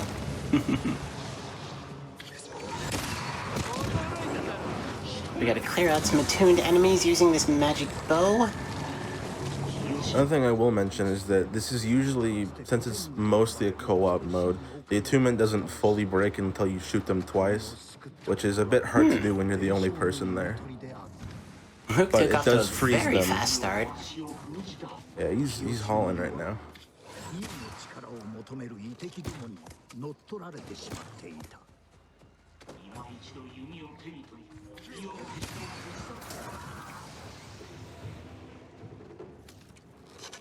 Yeah, I thought that teams would be balanced the way they were set up, but LUKEDUKE is just rocking and rolling here. He's on a very fast pace. Yeah, that thought struck my mind too. One thing you notice there, I believe that's kunai that he used in midair while jumping from above to below. By using it in midair, it skips a little recovery frames after the animation of using it. It's one of those little things that, if you do it right and do it enough, adds up to big things. Yeah, seconds mean a lot in Legends with how short the levels are. Yeah, especially in ILs, but even in the campaign mode. I always think they like flew farther away if you jump also, so that can make a big difference if you hit or not.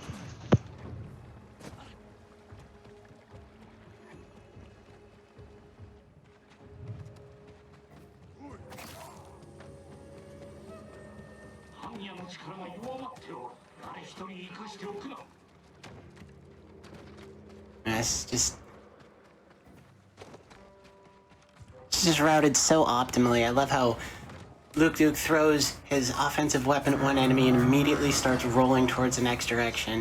You can tell the experience and skill on display. Like I said, there is a measure of loot grind involved in Legends. There is a lot of different scales of gear, but it's not all about gear.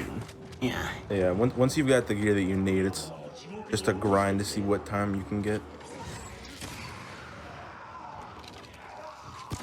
I don't believe the spawns are extremely random in Legends, so you can come in with a sense of what you'll face. Well, they're certainly not always the same, but I don't know how much they vary. Some of them are always the same. Actually, I'll take that back. Some of them are, not all of them. Yeah, certain areas really, have enemies really in the same spots. Yeah, that's true.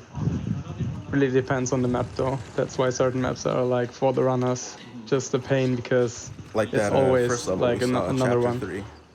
Oh yeah. Good example.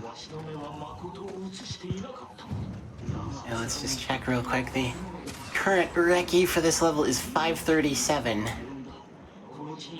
They're slowly becoming more neck and neck.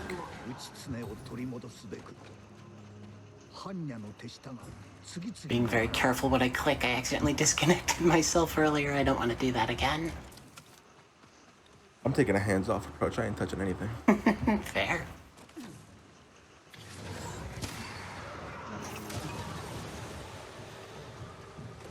They're actually quite close right now from what I can tell.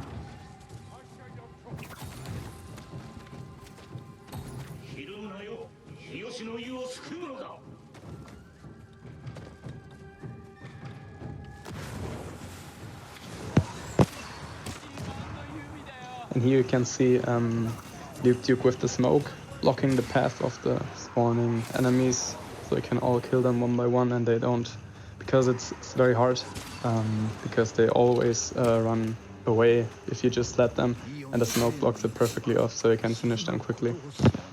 That is a quite interesting strategy. This is also a somewhat unique level, I feel. I can't recall very many area defense missions.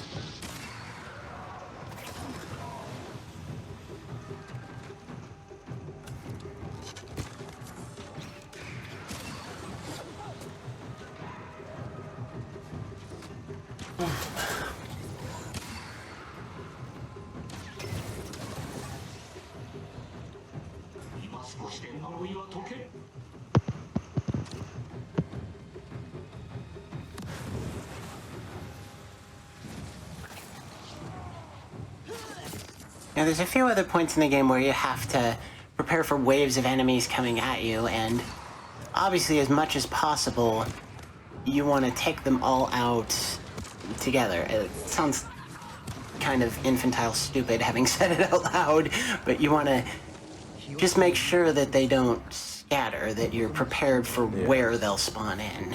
And it clearly worked for LUKEDUKE. LUKEDUKE with a 638.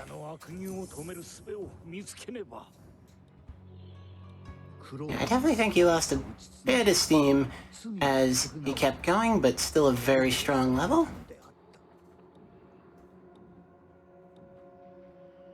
Aeshmah not too far behind. Yeah, he's heading to the Torii Gate now. That was Definitely a very close race. For sure. Wonder how close the next one will be. 7:14, so less than a minute separating them. That is 4 up for Team A. See if they make it Runners 5 in a row. Changing setup right now.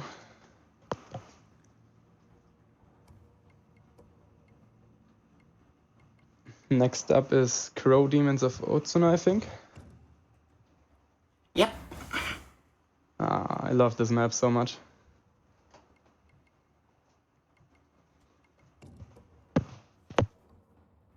Why don't you guys count them in? I've been counting them in every time. Okay, I will do. But first, I think Luke's still checking his gear. Make sure they are ready. Okay, looks like they're ready now.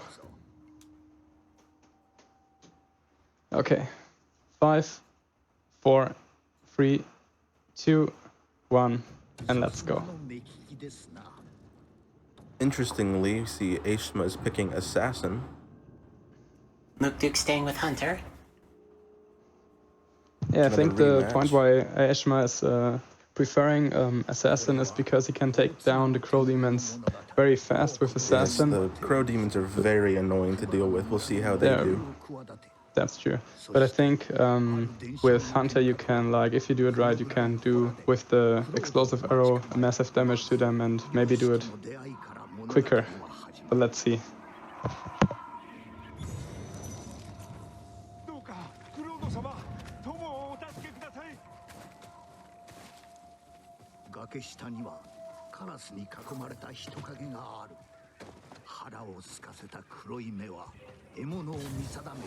And is that the Shadow of the Colossus assassin outfit? I know it has a big furry head. I'm not quite sure. I don't think it is. I think it's just one of the normal ones. Okay, yeah. I don't know if we saw One the of the rewards. front of it, but you don't really ever run at the camera. Very tight in the first chapter. Yeah, we are basically neck and neck right now. Oh yeah. I think the second and especially the last one will have a massive difference.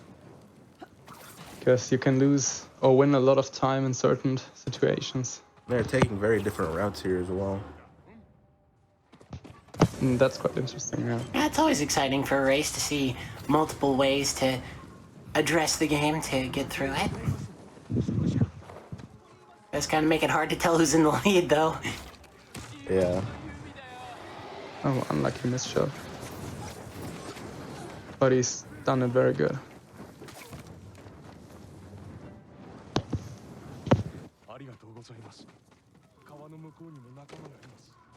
Yeah, both players progressing nicely. This is definitely the closest race so far. Oh yeah, it's pretty close.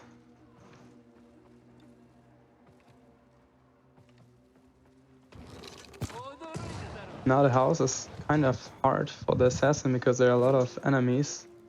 With the hunter you can just throw an explosive arrow and then all of them are done. Let's see how Aeshmah is like solving this problem here.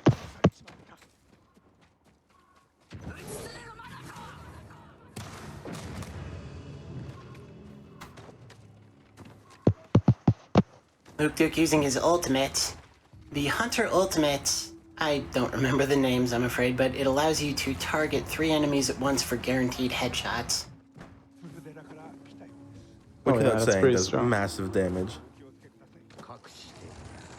And if you have the bow, like LUKEDUKE, where the arrows are ricocheting through the enemies, you can one-shot almost every enemy in the game. And there's the Also Assassin gonna be pretty ultimate massive. for Aeshmah. It allows you to ambush and insta-kill, I think it's... Is it 5 enemies? I think it's more than 3. I believe it might be 3 baseline, but you can upgrade it with gear. Ah. Yeah, you have I think a technique where you can like jump to 5 LUKEDUKE people. now with a more substantial lead as he's moved on to Chapter 3 already, and Aeshmah is only now getting to the Chapter 2 Torii Gate.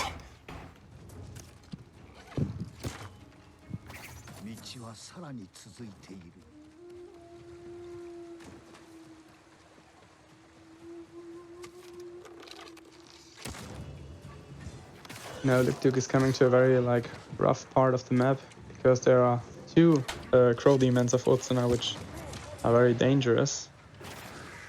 If they're both throwing the crows, very hard for you to see, and you also take a lot of damage.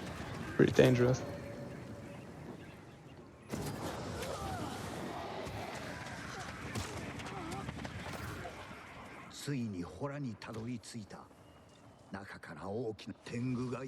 I was going to mention the ultimates for the other classes. The Ronin ultimate is a party heal, and I cannot remember the Samurai ultimate.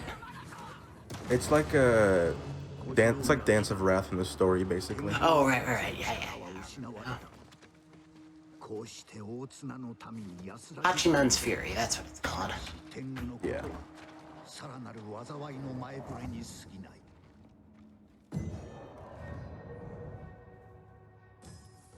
Alright, LUKEDUKE. Making it 5 up for Team A. 437 Crow Demons of Utsuna.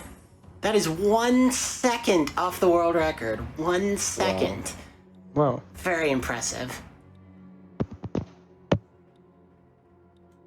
World record for that level is a 436. That is extremely impressive. And Aeshmah not far behind at all. He said he was, 5:04. Yeah, it's not even 30 seconds behind. He said he was kind of rusty on Legends coming into this. Could have fooled me. If He is that's playing rusty, very then well. I guess. Yeah, if you call that rusty, whew. All right, getting ready for our last race with this pair of runners. It will be Caravan of Thieves.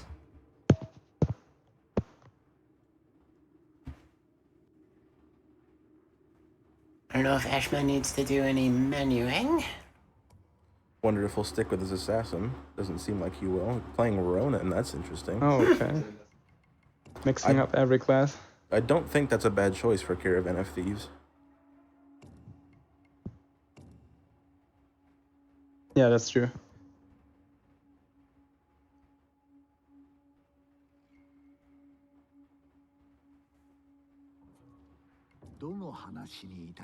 Okay, so if we're ready, 5, 4, 3, 2, 1, go.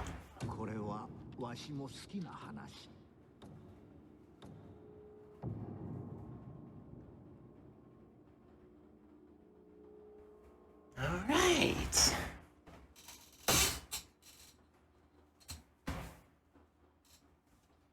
Yeah, I think this is the first appearance of the Ronin in our relay. Indeed it is. It'll be interesting to see how they stack up to the Hunter.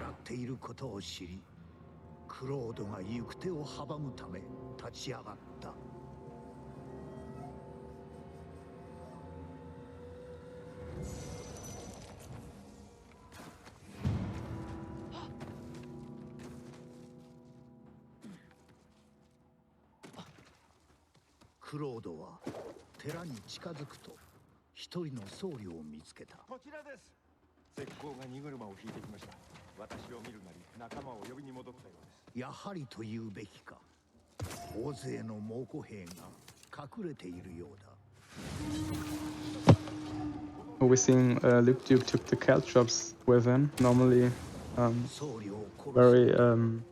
but you can see very often that he uses the smoke. But now he uses the caltrops, so he can kill the enemies before, at the same time they spawn in. Pretty interesting. And here, placing the caltrops down. Basically what they do is damage the enemies when they walk into him and set them on fire. And if you have a hunter, you can just build for fire damage, and then this does a massive amount of damage, which is why he did this stage so good.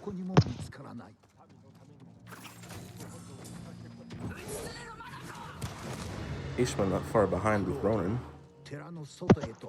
Oh yeah, the bombs of the Ronin are pretty nice for this tight. Yeah, both players were doing some boom booms there. Yeah, a lot of fire, a lot of stuff blowing up. Very close.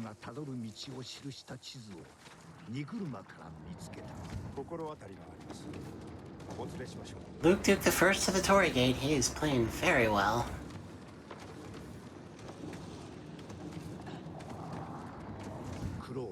I should point out that XERUNIX and LUKEDUKE have the co-op world records for every individual level on bronze co-op.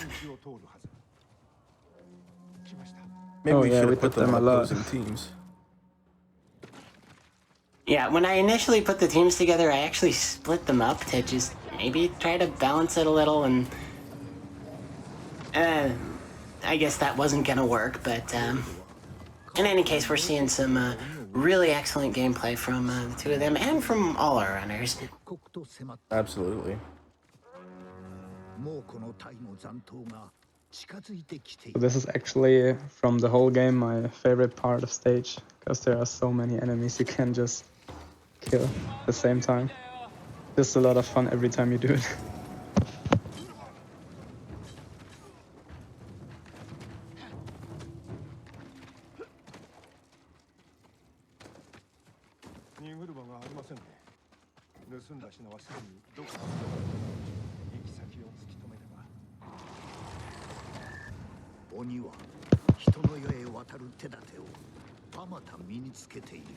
LUKEDUKE already to the second Torii Gate, heading to the final chapter of Caravan of Thieves. We can only hope I'll hit another world record. I mean, at this rate, who knows? World record for this level at current is 5:45.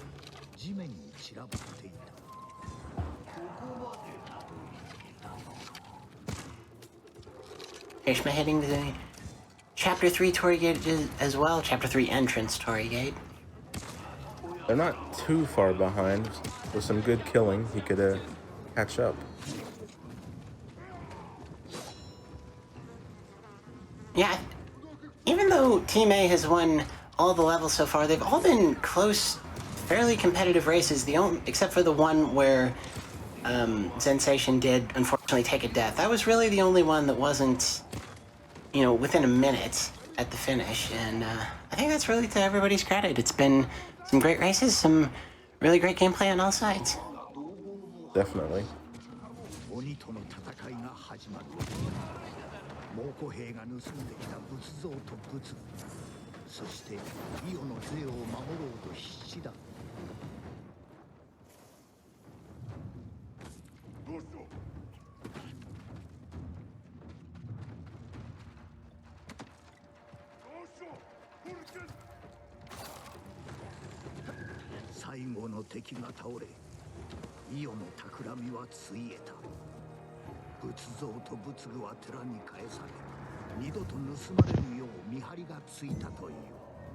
LUKEDUKE hitting the final Torii Gate again. Another clean sweep on the Team A side. 5:14. That is a world record by 31 seconds. GG. Get your GGs in the chat for that. New world record. He is on his A game today. That was extremely impressive.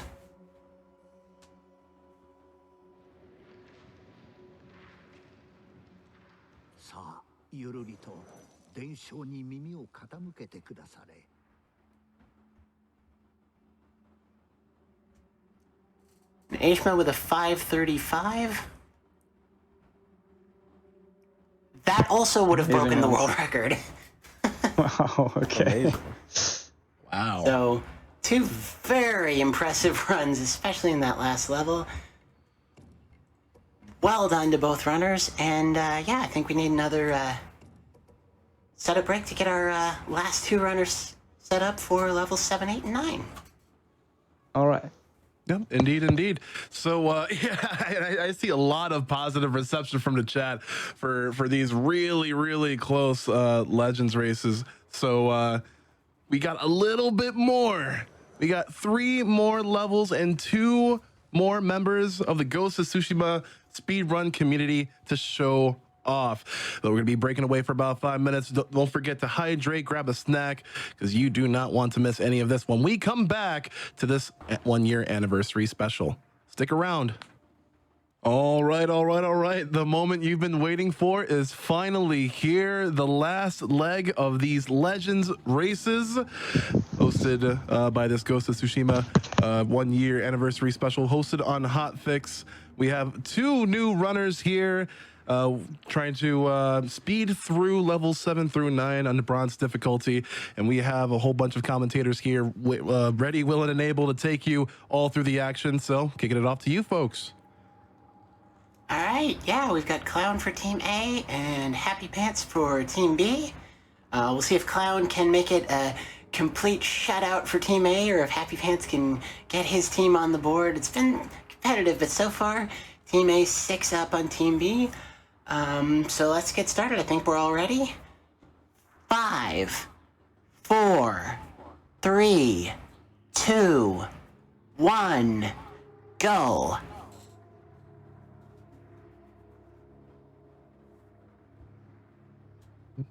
Did Cloud load into the level before Happy Pants? He did. Okay. It's IGT anyway. Yeah, but his IGT is already running. He restarted. Okay. So I guess we need another countdown. No, they're both about the same time now. Okay. So just start, Cloud. Just start. It's IGT. All right.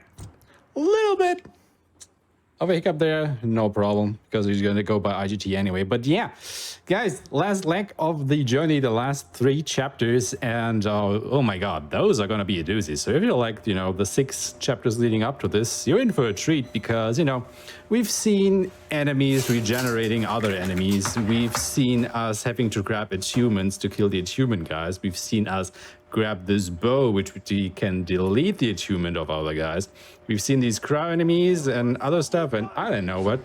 You know what kinda is missing so far? Well, invisible enemies, of course. So yeah, we are gonna be fighting some invisible ghost enemies now, which is always a doozy.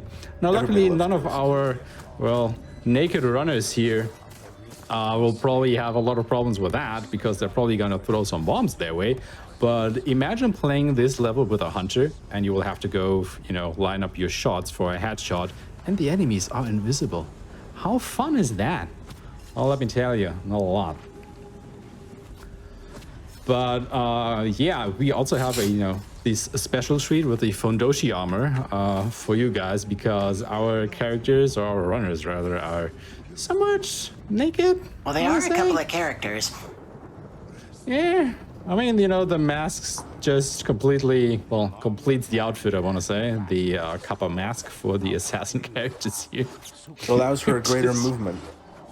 For sure. I mean, you know, it's less armor protecting you, so... They must be kind of cold, though. Yeah. I mean, you know, they are steel-hardened warriors. They don't get cold. Good point. But yeah, this level actually starts off very nicely. Like, all the ghost enemy spawn points are set in stone, so they will always show up at the same place, so you actually know where to go and how to line up your shots or get into position yourself. However, after that, things can spiral out of control quite a bit here as the spawns get more erratic. So let's see how they're gonna handle this little village stuff here. And I do want to throw it out there, you know, for Team B, SWEETHAPPYPANTS, he is the world record holder for all IL gold solo leaderboards. So, you know, Team B may have a little bit of a comeback here. But, you know, normally he plays Hunter, so I don't know what this is going to be with the Assassin. Yeah, Clown and Happy Pants actually agreed to their own little sub-challenge. In addition to just doing these 3 levels, to begin with, they're doing one as Clown's preferred class, one as Happy Pants' preferred class, and one as a 3rd class, I believe Ronin. I believe it's Assassin, Hunter, Ronin is the order. All right, so basically we will have seen all the classes except the Samurai. at the end of this relay run, which is actually pretty nice because, you know, it's we can, or the community has been able to show off different kind of strategies. You've seen that in the races before that, different classes going up against each other. And while, yeah, the Hunter was pretty overpowering here, we actually have some world records from other classes at some of the levels, not all of them. But I think it's just, you know, nice showing off all the different characters at one point, just so you guys can see, if you don't know the runs, how each class fares and what their abilities and stuff are. So it's really just a nice showcase here. Some way to the spirits. In the distance, the ghosts heard the sound. Also, yes, the armor is strictly cosmetic. It doesn't matter what kind of armor you're wearing. You're taking the same amount of damage every time. So, you know. Yeah, unlike in the guess story. Happy Pants just wanted us to show his happy side of stuff without the pants. I don't know. Happy lack of pants. That sounds so wrong. I mean, you know, the outfit for Clown is fitting, I guess. I mean, it's in the name, wearing this mask and stuff. I believe Happy Pants is the only one who does that movement tech where he slashes the sword as he runs. Do you know anything about that, Aeshmah? Actually, no. Like, he has shown me some of his stuff, and I have never seen anybody do that ever before. So I don't know yet if it is really faster or not. I mean, I guess he timed it out himself, but I haven't heard anything of that. So it's really exciting to see this in this relay race here. But yeah, maybe this is something that we have to, you know, take a look into, see if it is indeed faster or if it only looks faster. And if it is, this might actually be something that might translate into a main game run. That's exciting. Something great we just saw there was the use of his ultimate to dash a very far distance, something the Hunter can't do. Yeah, he uses it for traversal in this level.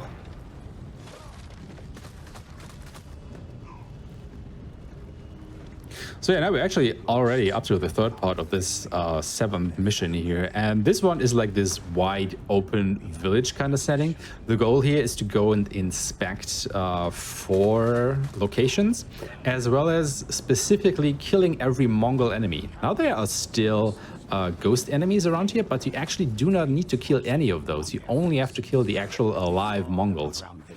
So you actually have to take, you know, a little bit of a look at that, because the Ghost and the Mongols are actually also fighting against each other, so you can kind of start using this to your advantage. But of course, the Ghosts also fight against you, so, you know, there is definitely a bit of a back and forth going on here, because these enemies can definitely hit you while you are looking at these locations that you are supposed to, well, have a look at. And that can use you quite a bit of time, because it takes a while to actually look at these locations. But so far they are using their assassin ultimate like quite nicely here, teleporting all around the place, which of course is the fastest movement that you can do at this point. No other class has access to the ultimate or to this teleport. However, you also have to be careful a little bit, because normally your ultimate can do 3 attacks. However, you can learn a technique to make it 5 attacks. And the thing is, like I said before, you know, we are supposed to look at these 4 locations. While you are on the ultimate, you actually cannot look at these locations. So what you have to do is you have to make sure that when you use the ultimate, you actually kill 3 or 5 enemies, depending on if you have the technique point or not, and that the last kill is actually near one of these locations that you want to have a look at. Because if not, you actually have to just stand around for, I think, 10 to 15 seconds it takes for the ultimate to wear off before you can look at that point. And then, of course, there's a pretty big time loss, especially in a race like that. So they really have to know, okay, how many enemies are between me and this location where I want to be? Are there enough enemies that I can get my 5 kills, or are there not? Do I have to, you know, divert a little bit from my route and stuff like that? And it really just goes into the routing here. Yeah, it's really quite intricate. Definitely impressive how they figured it all out. Definitely the best showing from an assassin class we've seen today. Definitely. Now these are both have the blowgun as well, and what they're going to do here is the blowgun has different types of ammunition. It has the normal blow dart that you can just shoot at the enemies, but they also have the weakening dart. And what the weakening dart actually is, it decreases the enemy's health and attack power. And what you see them do here probably is they will use their weakening darts against these big Oni enemies to decrease their health, and then try and vanish or use a smoke bomb. And then they can go ahead and just assassinate them way easier than they would normally be able to do. So hey, I guess that is the first win for Team B. Team B is on the board. Yeah, man. Getting going. We can still win this race.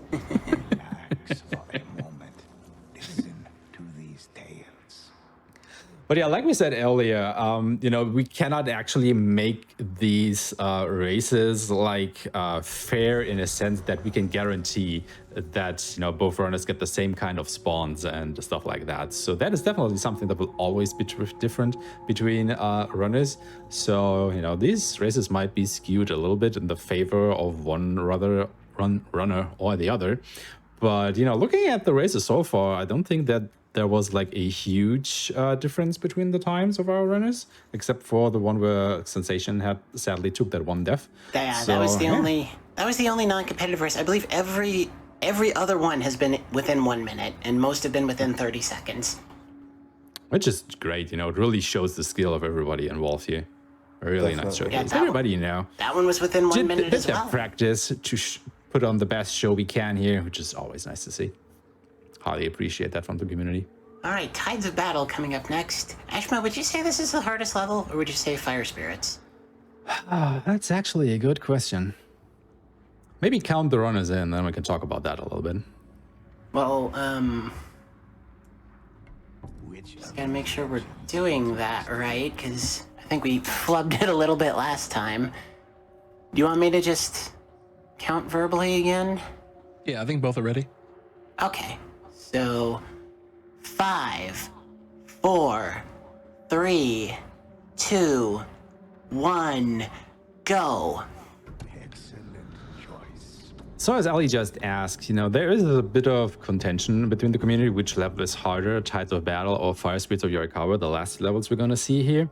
And I would say they're both pretty different for different reasons. Like you have an actual quote-unquote boss battle in Tides of Battle against Suckbutter, or as he is rather known in the game, Sukbatar.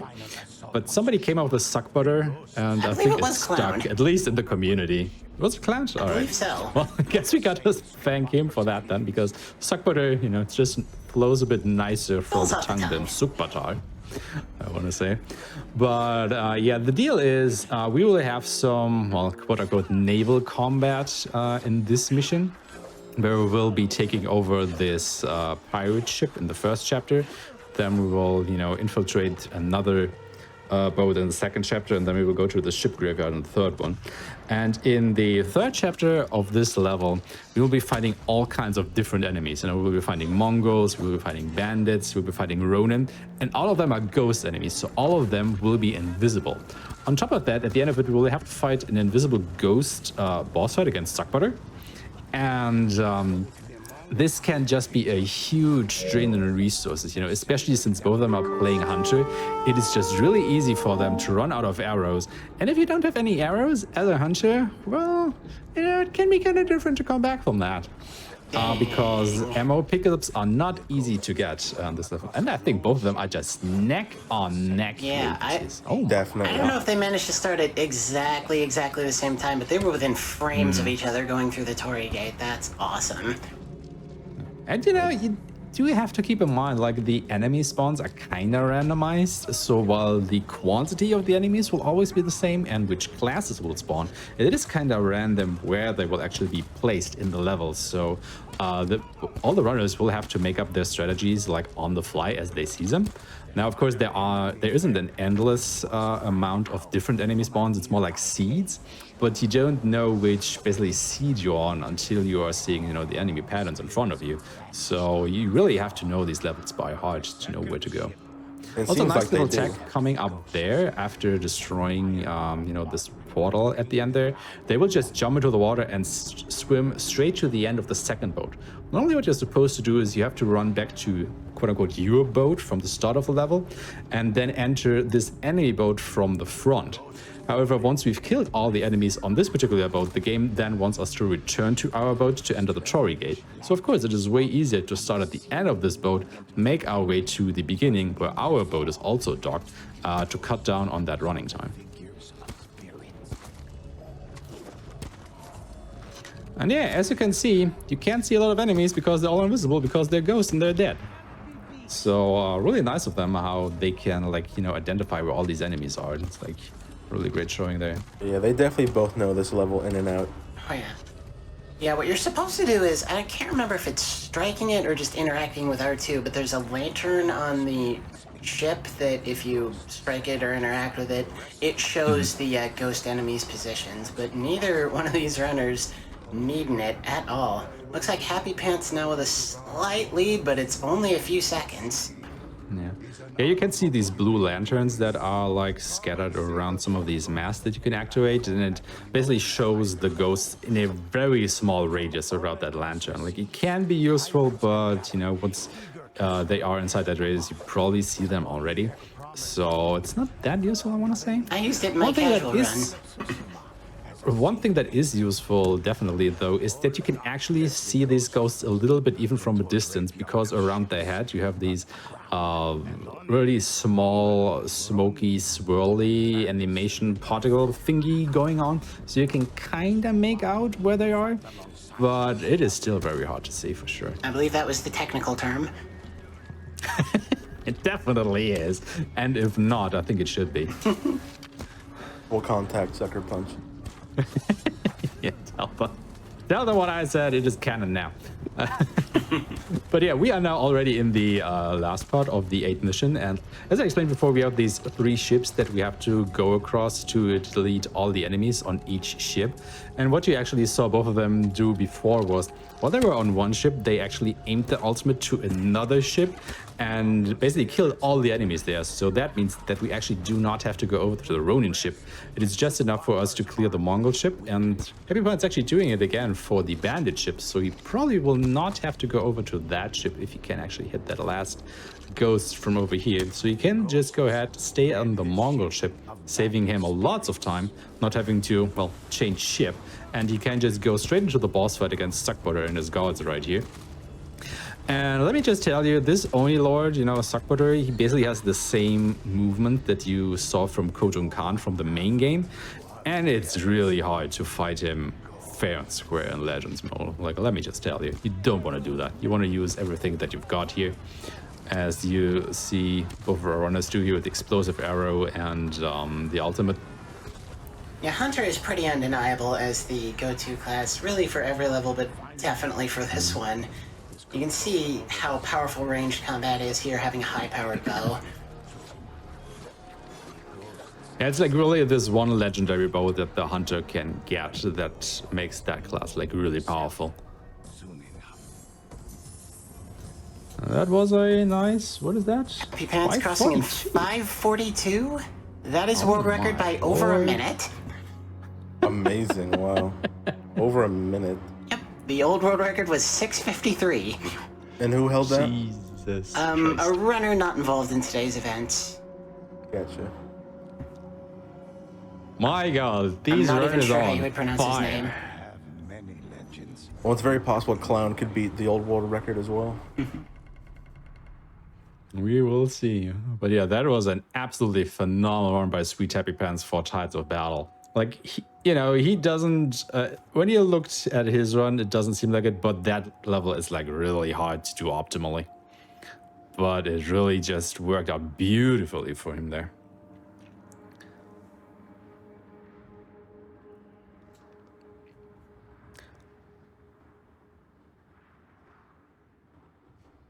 Holy Suckbutter, exactly.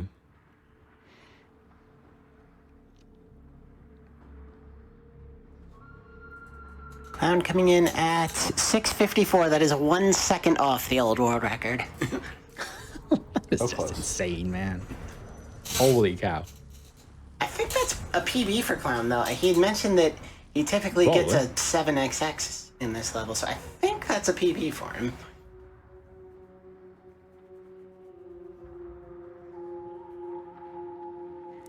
I gotta say, I definitely did not expect that. You know, I knew that everybody here is good, you know, and that they've been training like crazy for this showcase right here. But that we would see so many people breaking like world records left and right now, that is insane. That's real exciting. Very. So Aeshmah, why don't you count him in for Fire Spirits of Yarikawa? All right, this is the last level. This is the end, basically, of the event, you know, the big thing we've been working towards for the last nearly 7 hours. So, everybody, you know, get your energy ready for our runners here, you know, channel it into your Twitch stream or whatever.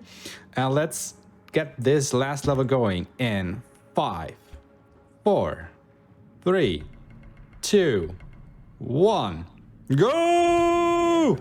But don't go for gold. Just bronze is enough. I don't want to make this too unfair between the runners here. But yeah, as we said before, you know, Fire Spirits of Yarikawa is the last Legends level and is hard for another reason. Because we've had this boss fight against this one very powerful enemy in Tides of Battle. Now, in Fire Spirits of Yarikawa, we will just be fighting hordes of enemies. Like, there will be a lot of enemies, like, every time we go into a fight. And that is basically the difficulty with this particular level. I just want to say, I tried this level last night. It took me 1 hour and 20 minutes, and I died 8 times. It's the first time I've ever done solo, so cut me a little bit of slack, but not that much slack. It can definitely grab you by the privates and not let go, for sure. But once again... Oh, sorry, go ahead. We'll see what kind of domination they can bring to this level. Yeah, you know, I was just gonna say they're probably gonna use Hunter again, because Hunter is kinda king on this level for a particular reason that the Hunter just excels at mobs of enemies, simply because the Hunter class has the explosive arrow that we have seen them use and that we've already seen in the main game. But the Hunter's ultimate, the Eye of Chitsune, also has a very peculiar perk, because you can headshot, and that is important, 3 to 5 enemies depending on if you grab its technique or not. And the Hunter also, or not only the Hunter, but there is a legendary item in the game, the stone skipping bow. And what the stone skipping bow actually does is, if you headshot an enemy, your arrow will ricochet off to another enemy and hit them as well. And, you know, I think you can do the math here, right? We have an ultimate that is able to headshot 5 enemies. Each of these 5 headshots is able to ricochet off of the initial target to another enemy. And there are hordes of enemies in this level. And I think everybody can already see where this is going, right? But then again, we're not gonna see that here because of our runners are running the Ronin class. So they actually have bombs. And you know, what's the good thing about bombs? Well, they of course can also hit multiple enemies at once. So I think we will be seeing lots of black powder bombs flying around here in just a second.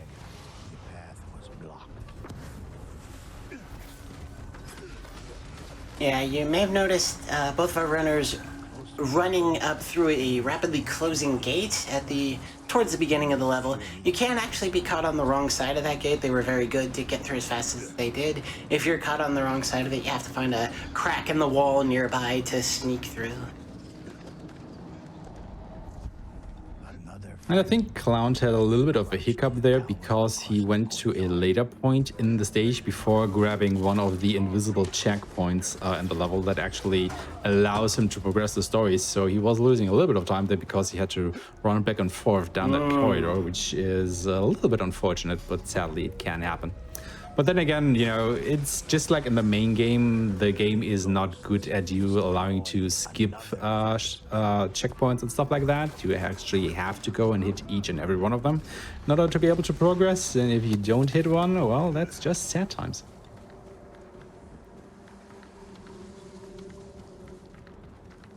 But yeah, the main goal of this mission is actually to go ahead and defeat all of these Watchers, or Fire Spirits as they are called here. And of course defeat, you know, all the enemies along the way.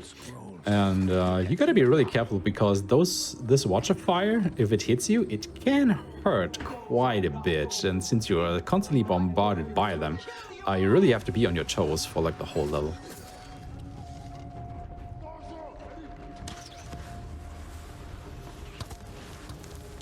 I think they call them spirits for Legends mode because if you go up close to them, as you of course would when you have to destroy them, no one's actually operating them. There is a Mongol standing nearby waiting to engage you in melee or perhaps bow combat, but no one is actually using the Hwacha.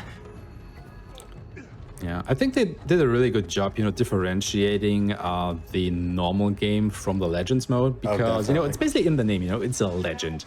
You know, somebody is telling these stories to an audience. And of course, he is embellishing them somewhat, you know, like all these Mongols, all these monstrous entities, they don't even have a real face if you look at them. You know, it's like they don't have eyes, they have just these black holes that the smoke is rising out of. And they have these Oni enemies and then these fire spirits. So, you know, he's telling a nice, gripping tale there. But of course, he's embellishing things here and there, I believe. You know, they really nailed the aesthetic of Legends. Yeah, for sure.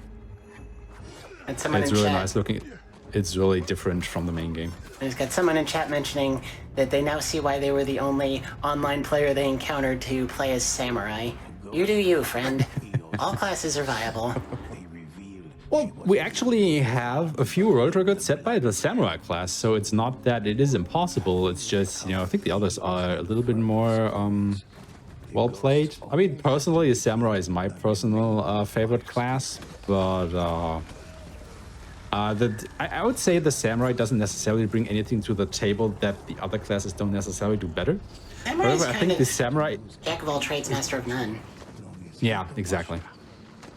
I think you can get a very tanky build going on with a samurai, you know, with his life leech and stuff like that. So it can be a really tanky character that can take a lot of punishment without dying, which is good in the raid, for example. Because you can then go around and revive your dying teammates and stuff like that, but it doesn't necessarily, you know, lend itself to a great speedrun character in a way.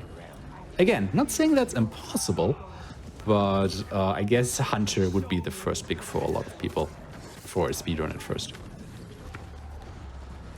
Well, Happy Pants already in the last, you know, chapter of the last level here, and this is, you know, the big fight. There are just a lot of enemies being thrown his way. And he has to, especially for a solo, carve through all of them, and that can easily overwhelm you because what happens here is not all enemies spawn at once. They spawn in waves depending on how far up the hill you are.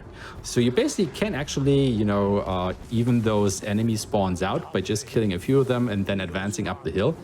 The problem is you're being fired on by Watchers all the time. So what most people do is they just run straight up the hill, kill the Watchers, and then all the enemies have spawned and they have this huge enemy mob to carve through somehow. So, you know, hopefully you still have some bombs left or your ultimate or whatever. But then again, there are more enemies there, so if you throw bombs, you know, it's more easily to cluster them together to, you know, hit like 20 enemies with one bomb instead of just 5 or so, making it more efficient. So you basically pick your poison at this point.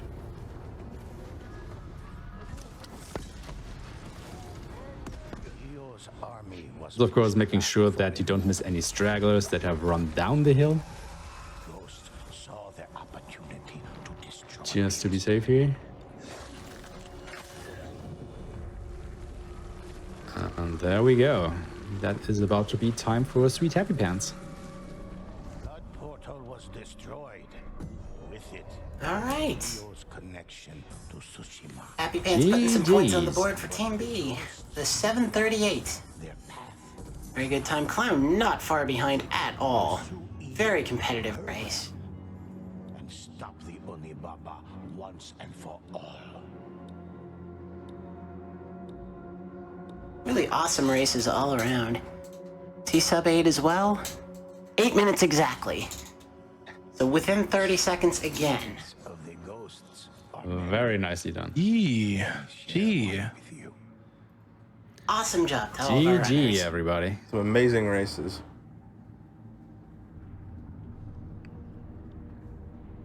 It's like I almost kept losing track. How many top times did we set during this Legends exhibition? I believe 4 world records and at least 1 or 2 personal bests for the runners. Mm-hmm. Yeah, that was pretty insane, not gonna lie. Very well done, everybody.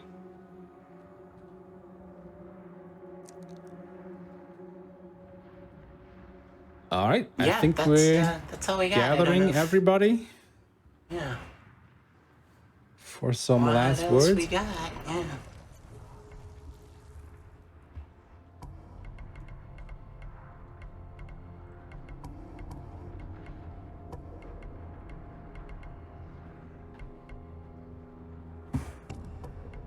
Is everybody here? I'm still here. Is our host here? Oh, and I was muted. I am so sorry. Oh, okay. Strikes again. No. What an amazing display. As I was talking, like while my mic was muted, what an amazing display of the myriad of categories from such a pretty small, like you were saying before, but very dedicated and very close knit community. And yeah, we're gonna leave it to a couple of these commentators and runners to say a couple of last words, some things about their runs or their experiences with the community, and then that'll be it for today. But yeah, can we talk a little bit about the new game plus run that was a little bit earlier, and then we'll just kind of like go down the line. Act 1 world record. I mean, we started with a world record. You know, it's only fitting that we ended it with a few, I guess. Here. I don't know, Allie, do you want to go ahead? I don't know what else to say that I haven't already said. It was a blast and an honor being here. I know this event was kind of something I sort of directed from the community side, but it's just big thanks to GDQ for having us. It's awesome. Everything I could have hoped for. Definitely. I mean, I would just go ahead and give a few shout outs, starting with Charlton, you know, who came up with the idea of actually doing something, you know, like this event kind of thing for Ghost of Tsushima's first anniversary. And even though we missed it by 1 week, I don't think that's, you know, a huge deal.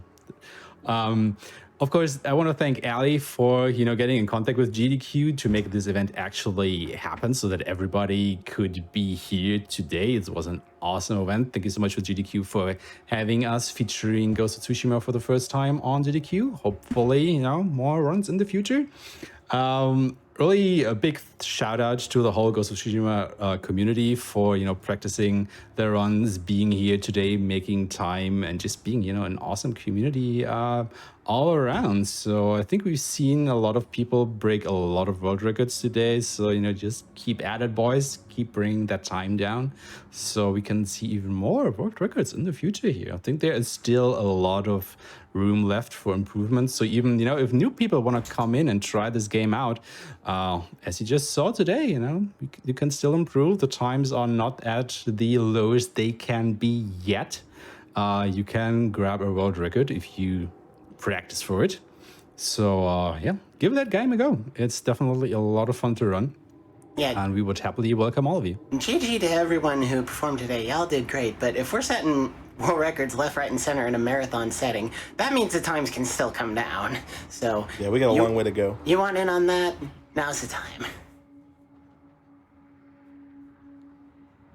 All right.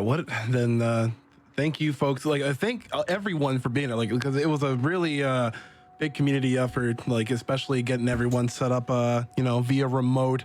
And I'd say this was a really stellar display of, you know, setting a nice baseline for people to, you know, come in and start refining and, or even start, you know, gunning for those competitive times. So we'll leave a lot of information for these individual runners and commentators for the VODs when it's uploaded to YouTube. So make sure that you folks stay subscribed to youtube.com/GamesDoneQuick for all the hotfix showcases that we have going on here. And speaking of hotfix showcases going on here, this Monday. We're gonna be back at it with a community showcase featuring a myriad of hotfix showrunners. It's the 100th episode, so you folks want to be here for that. But I think that's gonna be it from all of us here. And thank you folks so much for spending your time with us here at GDQ Hotfix for this Ghost of Tsushima 1-year anniversary special. Stick around, because after this short break, we will be, you know, putting on a GDQ raid to someone who deserves it. I mean, pretty much, right? But yeah, y'all, take care. We will see you soon. Have a good weekend.